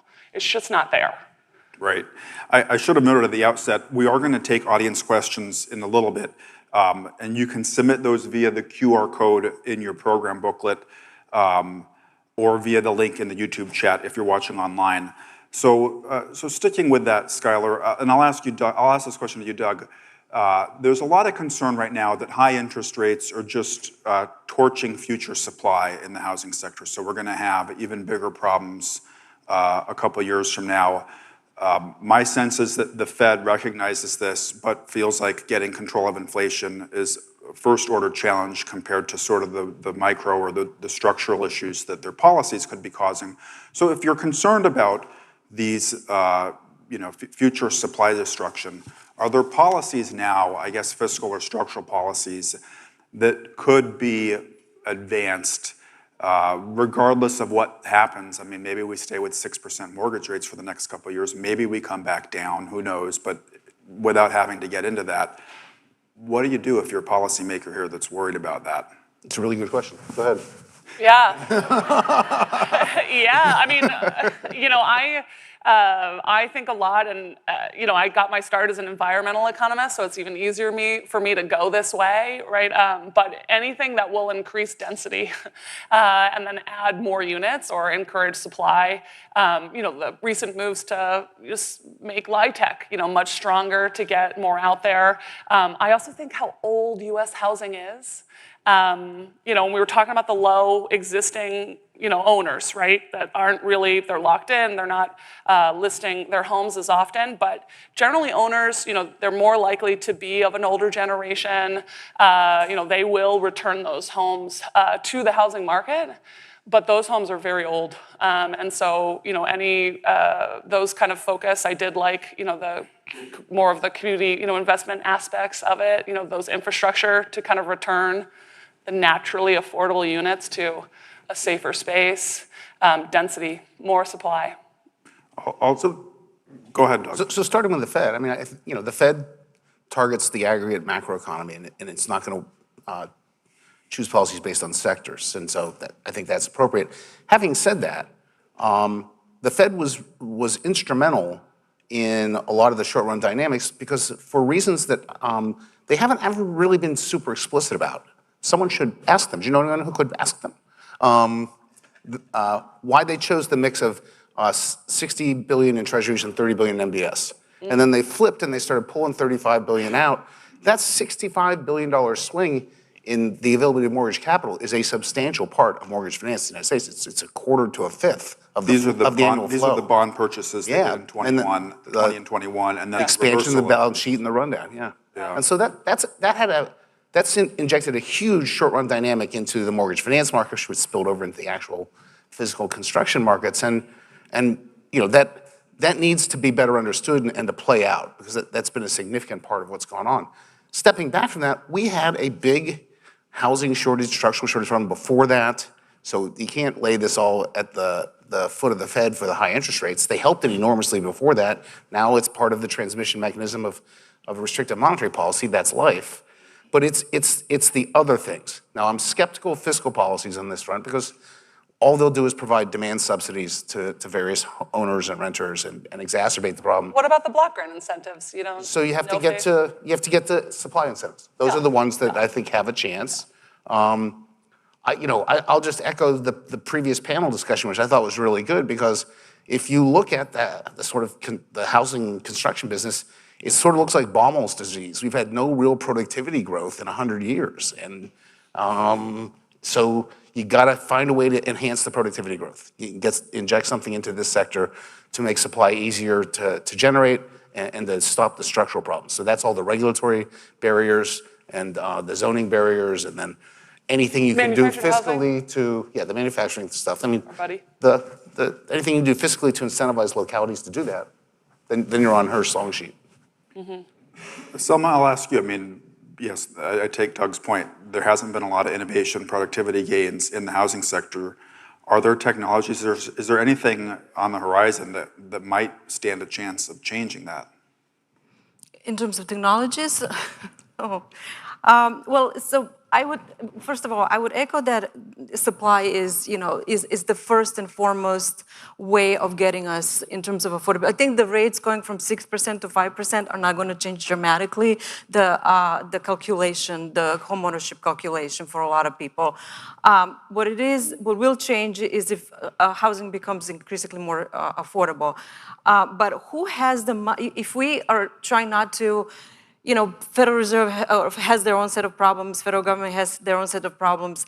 Homeowners right now have a lot of equity, right? They're at highest levels of equity that they've ever had, and an average homeowner has over $300,000 in equity. Why not give them tools to provide additional housing in terms of smaller ADUs, guest houses, and that can provide a lot of rental housing that's not currently available, and it's not that high density necessarily that's super expensive, and it gets a lot of NIMBYism and takes a long time to build. Nothing against it, I'm just saying something in the short term.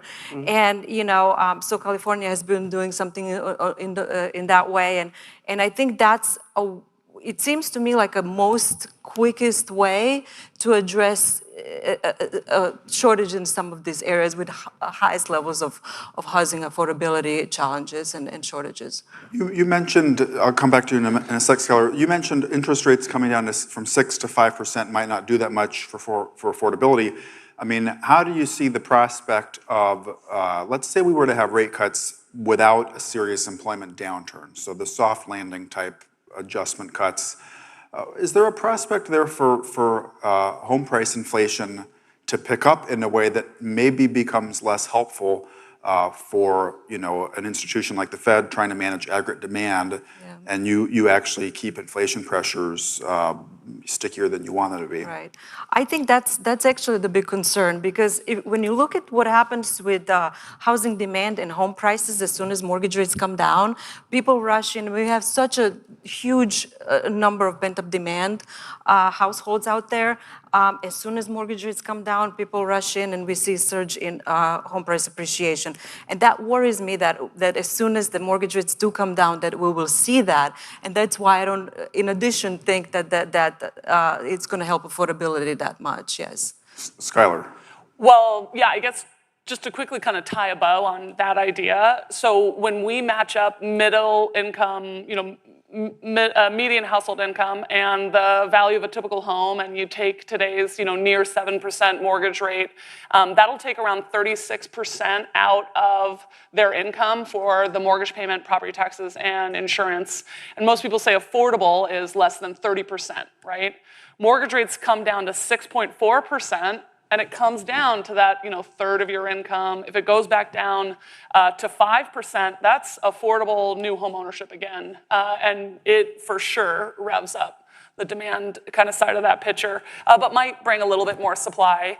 But to come, if you don't mind, to come back to the technology idea for new construction, I think, part of, I teach real estate evolution and disruption, and a theme at the University of Washington, and a theme that we talk about all the time is this idea there's lack of productivity gains, but a real lack of just modernization across the board.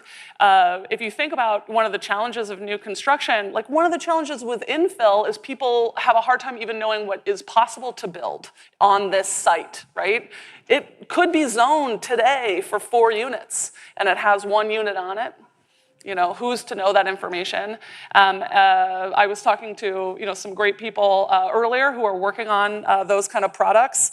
That kind of thing. And then in terms of other kind of construction technologies, I think there are a lot of things that you're seeing out there, but are more used, like 3D home printing is more used in the very affordable housing community kind of space. It works, right? It makes an affordable product. So it's just how do you then, same thing with modular construction, like you can build far more affordably with these techniques. It's how do you then get the technique more widely used or efficient across? And I guess I'm Zillow, but it starts with information and access to that kind of insight. So on the topic of mortgage rates and the outlook, do any of you see mortgage rates getting back to 5% in the next 2 years? You do. You do, Doug. I do. Why? 5. Because no one else said yes. I mean, come on. You gotta have some fun. You're now out of. So the issue is not when do they come down, when does the Fed cut? It's always been why does the Fed cut? Yeah. And I think they will cut because of demonstrable weakness in the economy. And right now, for example, among my concerns is we have had 0 real disposable income growth from January to now. 0. Well, interest rates come down and you do your affordability calculation, that assumes that they've got some income. But if we're not generating income, we have a real problem on the demand side. So I think they're going to be cutting because we've got other weaknesses in the household sector. And I've been pleased that business fixed investment has held up as well as it has, but that's also showing some cracks. Every post-war recession, except the pandemic, starts with a downturn in CapEx. And if the CapEx gets weak again, we've had 1 good quarter out of the past 3, then I'm worried about the outlook, and I see them cutting, and rates will come down. Well, and the weakness in CapEx usually starts in housing, which was sort of an anomaly this time that housing didn't take as much of a hit. The reason I press you on that, Doug, is it ties into fiscal policy. I've been a little bit surprised, but it's only been 2 years now where we've really had mortgage rates close to this level, but a little bit surprised that the political conversation here in Washington hasn't adjusted to the fact that interest rates might not be low again, and that given fiscal sustainability concerns, one thing you might want to do if you wanted to bring the long end down was turn towards some kind of fiscal retrenchment. We saw that when Bill Clinton was elected in 1993. There were fears about the long end of the yield curve, and let's get mortgage rates down by showing the bond market we mean business. As you look at the likely 2 candidates for president, the composition of the legislature over the next 2 to 4 years, how do you see the prospect that we actually get to a place where we're dealing with some of these debt and deficit concerns? Because if they don't, you do wonder about crowding out private investment. I'm deeply concerned about that. I mean, we've grown much more slowly in the 21st century than we did in the 20th century. The standard of living doubled roughly every 29 years in the 20th century. We're on track to double every 56 now. I mean, we're not growing a trend fast enough. And part of it is we've not controlled the debt. It has risen on a sustained basis in the 21st century. So the next president's going to deal with that. You think so? I'm asking you. Firm no here. You cannot deal with that unless you deal with Social Security and Medicare, and they've both taken that off the table. Those are the largest pieces of this budget pie. They're growing faster than everything else, and so you're niggling at the edges. We'll do it with tax increases then. They will do some tax increases, and they will be unsuccessful because the problem here, arithmetically, is that out of the $82 trillion in spending over the next 10 years, 70 of it is non-interest spending, interest getting bigger. Only 20 of that's discretionary. It's all mandatories. And Social Security and Medicare are 32 trillion of that, and they're growing at 5.5% and 7%. There is no revenue source that's gonna grow that fast. So you can jack it up temporarily, close the gap, but then it's just gonna widen again. So there's an utterly uninformed business of fiscal arithmetic that's going on, and they gotta sort of get their heads around the reality and slow the growth of those programs. These presidents aren't gonna do it. Neither Trump nor Biden's gonna do it. There's no question about that. The American people are blissfully unaware there's a really big problem and need to get some education. So it's gonna take some time. I don't like any of that. Yeah, you're making me feel a lot better now. I'm gonna sleep well tonight. I am good only for the alcohol industry in America. That is all I've ever. You know what we should do, Nick? You know what we should do? Up zone. So Skylar, the conversation during last year's panel in which you participated here focused on declines in home construction in the beginning of 23. Now, trends have been different this year. Zillow is indicating an increase in new listings. You look at the census data and you see new home inventory completed for sale is high. I mean, it was very low, so that's not saying much. But can you elaborate on the trends and what's changed from last year this year? Yeah. Supply? Yeah, let's start with the kind of existing owner. So the worst it got was April of last year. The existing owner around kind of 36% down in terms of listing their homes relative to pre-pandemic. And then rates went up even higher. And oddly, it got a little bit better, right? And the oddly a little bit better was maybe if you saw rates go up, it dispelled you from waiting, maybe. And so you push forward. Now we're still 23% down from pre-pandemic.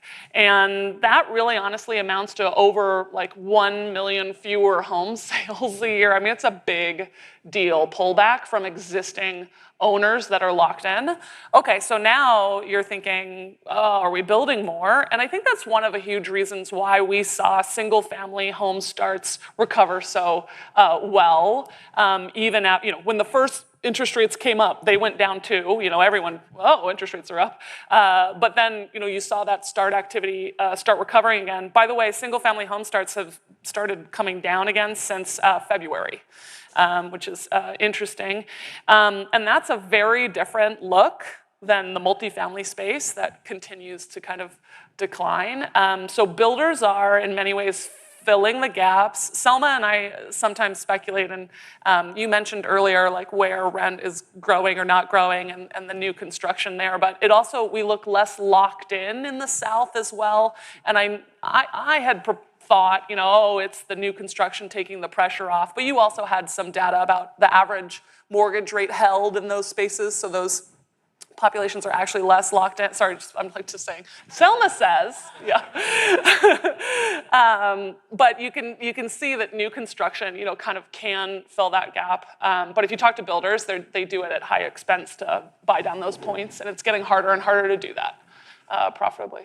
So Selma, CoreLogic's most recent home price index update shows 5.8% year-over-year growth in prices. What's driving this? I mean, are we looking at 6% home price inflation as far as the eye can see? What's your expectation? Yeah, so I think when you look at the national home prices, it masks a lot what's happening regionally. And so Skylar says. Selma and I talk once a month. Yeah, Selma and I are here to interact a lot. Inventory is up, and inventory is up in most of the select group of markets, right? It's not up everywhere. It's not up in Northeast where there's a lot of demand. It's not necessarily up in some of the Western markets that have also a lot of demand. They're up in Florida and they're up in Texas. And we have seen slowing of home prices in those markets as a result of more inventory, but other things too. We can talk about that a little bit later, insurance costs and taxes. But the fact is that when you do have more inventory, you see slower rate of home price appreciation. So we're seeing that.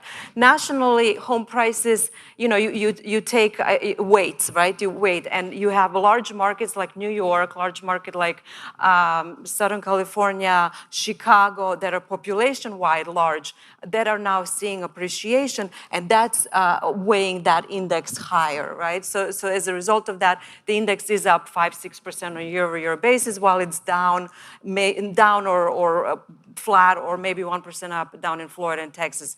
So inventory does matter, but again, I think what is in a national index, what gets it's the regional variation gets masked. The other thing is, in markets that are seeing a lot of appreciation right now. So we saw about 5% last year, home price appreciation, let's round it up, about 5% this year. But it's, again, due to different circumstances. Last year was the strength in Southeast and South. It was a lot of retirees, a lot of people that had cash, maybe cashed out equity, so had more purchase power. This time it's Northeast and a lot of labor strong markets that have consumers that have dual incomes, that have high wages. So it's different drivers of this home price appreciation. But the other thing too is sometimes it's momentum too. You have just momentum build up to bringing it to 5% today. So are we going to go up to 6%? I think we've peaked at this point. We may see some variation depending on how the summer goes. I think high mortgage rates are starting to weigh more on home prices, so we are seeing some weakness in terms of the seasonal gains. But I think this is kind of where we're going to be for a little while. Skylar? Well, on the numbers that aren't out yet, Nick, but will be out soon, did very much so see May come in surprisingly soft. In April, we saw time on market lengthen. And that was surprising. We had been expecting a little bit more of the same. And then I think you have one more month of getting those sales transaction records came in, so that ZHVI kind of slowed down a bit unexpectedly in May. One of the ways that I think about it is, when mortgage rates come up to 7% and, stay there, the seller doesn't necessarily get more locked in. They're locked in, but at 7%, that buyer really starts to feel that more. And so you see more of that demand side pullback. And then if I follow up, the 90-day delinquencies, and particularly among those younger populations, first-time home buyers, we might actually start seeing kind of that demand pullback that will slow home prices this next year. Our forecasts nationally are really flat this year. And it's been the case that everybody's been expecting these rate cuts. This has been the most widely anticipated recession, the most, we've been expecting rate cuts. And so in February, when mortgage rates got down, at least at the beginning of the month, I think they got down to 6.6. They'd been at 6.6 in January. People making their decisions at the beginning of the year saying, okay, I'm going to go into the market now at something with a 6 in front of it, and you quickly find after some of those CPIs rolled in, no, you're not going to get that. But Selma, you touched on insurance costs, and you also mentioned softness in Florida and Texas, and I don't mean to tie the two together, but since you mentioned it, insurance costs have become a critical issue impacting housing affordability. CoreLogic has the climate risk analysis platform. How significant are the risks as you see them from property insurance, and what long-term impacts are we looking at in the housing market because of fire risk, climate risk, storms, things like that? Yeah. Well, I'm personally really concerned about insurance component of housing costs, because people, and I think it was very well discussed in an insurance panel. I mean, they covered it all, almost all the talking points I was going to say, they talked about it. But the fact is that the reinsurance market is considering risk not being priced appropriately, and and for insurance companies to get capital, it's gotten increasingly more expensive. On that panel discussed that in depth, and so And also one person said that it's not going to stop. And so it's not as if we had one-time shock in terms of 40-50% increase in insurance costs. It's something that maybe not every year is going to increase at that rate, but it's going to be increasing. So what I worry about is people on fixed incomes, people that have assumed that their homeownership expense is going to be fixed from here till the end of the 30-year fixed year, until they move or whatever the case may be. But it's not, and so we are seeing that play out in markets. And why I mentioned Florida and Texas is because we are seeing more inventory come on market as a result of that. People cannot afford those increases in those expenses. So what can happen? One, if one doesn't have a mortgage, they can opt to self-insure, meaning they don't have insurance, which means if there is a disaster, all of that equity that they have, all of that wealth can be wiped away. The other thing is if they do have insurance, if they have a mortgage and they have to pay for those higher costs, they then, on a fixed income, potentially have to tap into the equity too, via seconds, which we're seeing now happen, that they're taking out seconds to be able to pay for these expenses. And so that's not sustainable either. And so I am worried what happens next in some of these markets. Yeah, are there signs that state governments, is there anything they can do about this, Doug? Well, states have insurance commissioners, and if you listen to the industry, they're going to point out situations where they're not allowed to have rate increases, which are desperately needed to rebuild capital. When they get them a year or two late, and so they're carrying losses forward. So I think, not to just point fingers at the regulators uniformly, but there is some serious issue in pricing of insurance, and that pricing is both to provide economic signals for where you should and should not build, but also to rebuild capital. We're just not seeing that right now. Sorry, so there's this, it was one of my favorite papers, was done using a Z-Track Zillow data set, but given to academics. And he, Asaf Bernstein from the University of Colorado, found that home price appreciation had softened in areas where there was high salience for climate change, in areas where there was climate risk. You're like, oh, the market is avoiding more and more these spaces. In conservative areas that tend to have much lower salience, and salience meaning like people understand that climate change is happening and it will impact them, there was no impact at all to home price appreciation in areas that had future climate change risk, which means people are continuing to move irregardless of the risk in a lot of the areas that you mentioned, Selma. Yeah, but I think that, people, you can feel whatever way you feel about climate change, but when it starts impacting your wallet, it's a different story. Or your walls. Right. Yeah. Yes. I want to jump in a minute to questions from our live and virtual audiences. So if you have a question, now's the time to put it in. You can do so via the QR code in your program booklet or using the link in the YouTube chat.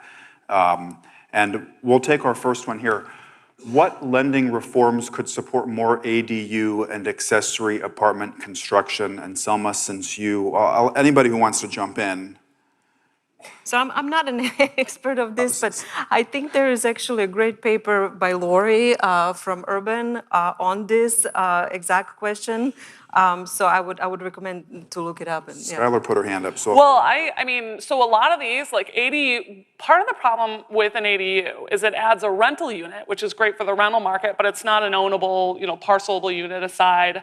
But that said, because it's a rental unit more often, like that's the way that it would be increasing the housing supply. If you allowed, future rental income within your debt to income ratio, that could help you qualify for more of a loan, and that's probably one of the more obvious ones. Anytime you're adding anything that you can rent out or any kind of like future rent to be able to get a construction loan and incorporate the idea that you will be earning income from this unit in the future is not yet really easy or built in. Another question here. What do the panelists see as municipalities' role in driving demand for modular building and supporting the industrialized construction ecosystem? Municipalities meaning cities. Is that what we? Yeah, so Skylar, Doug, it feels like your question. Yeah, they got to do it. That's the ones. So that's a technology. The question is, what are you building with the technology? And for a long time, the complaint has been that local land use restrictions are getting in the way of building higher density. And so if you both build higher density and did it in a technologically advanced fashion, make it cheaper, that's the route to the future.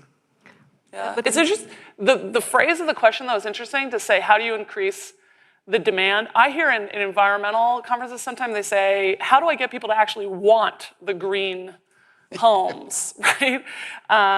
Because they have to pay a little bit more for it. And they might not just understand, the full lifetime savings of it or whatever else. So it's interesting to phrase it that way. Like, what should municipalities be doing to increase the demand for modular homes was interesting. It's like, allow them or increase the fact that people actually want to live in them after the fact. It's an interesting phrase.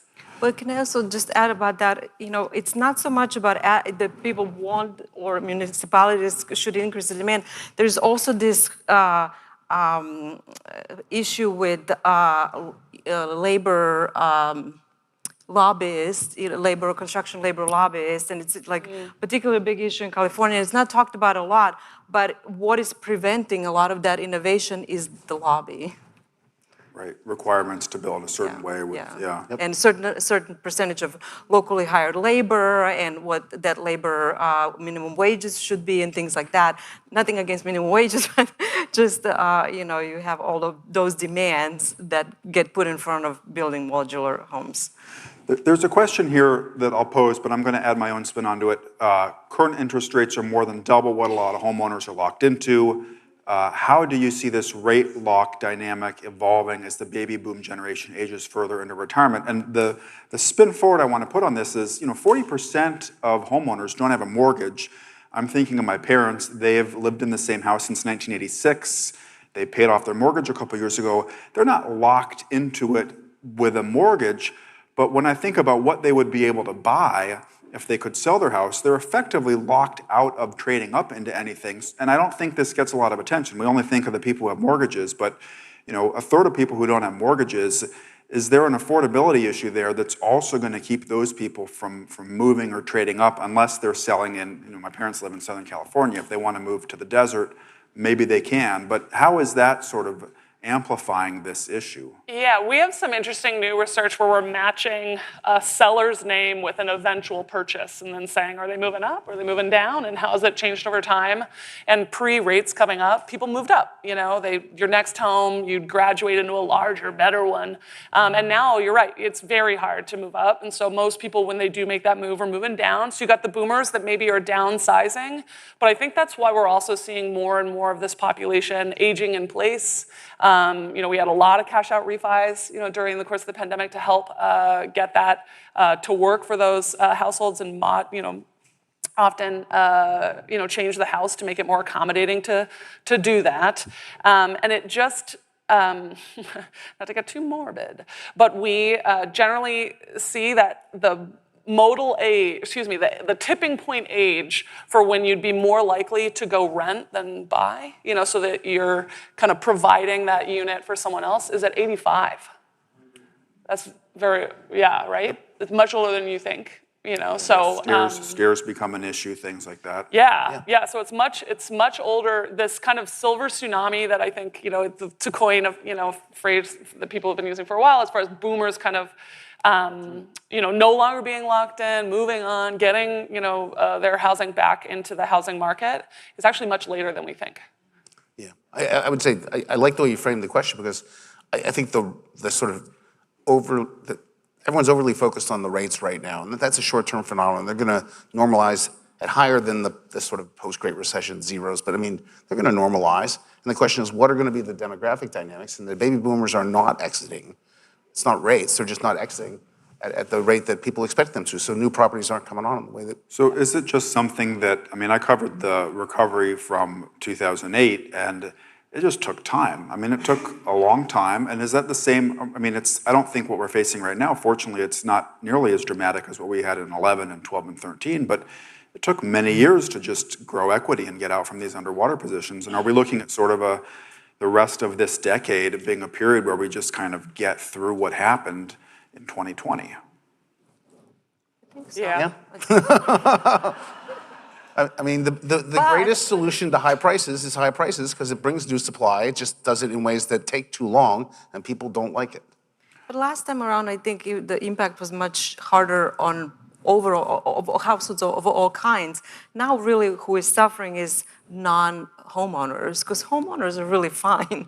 You know, they're paying probably Locked lower. in a low, Huge wealth effects. Yeah, they have huge wealth gains, and so they're fine. Who we should be worried about is people who, you know, which is like 40% of population. It's not 100% of population like it was last time. Well, this has been a great conversation, but I think this conversation, it's what's standing between us and the bar, so we're going to leave it at that. Please join me in thanking our panelists, and so fun as always. And we will, thank you very much, and we will now hear from the Ronald Terwilliger Center's Executive Director, Dennis Shea, who will provide us with some closing remarks. Oh, yeah.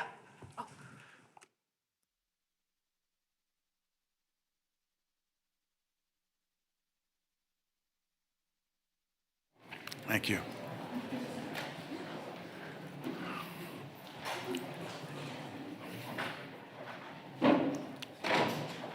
Thank you. Well, what a wonderful panel. Nick, Selma, Doug, and Skylar, just really, really entertaining and informative, so thank you.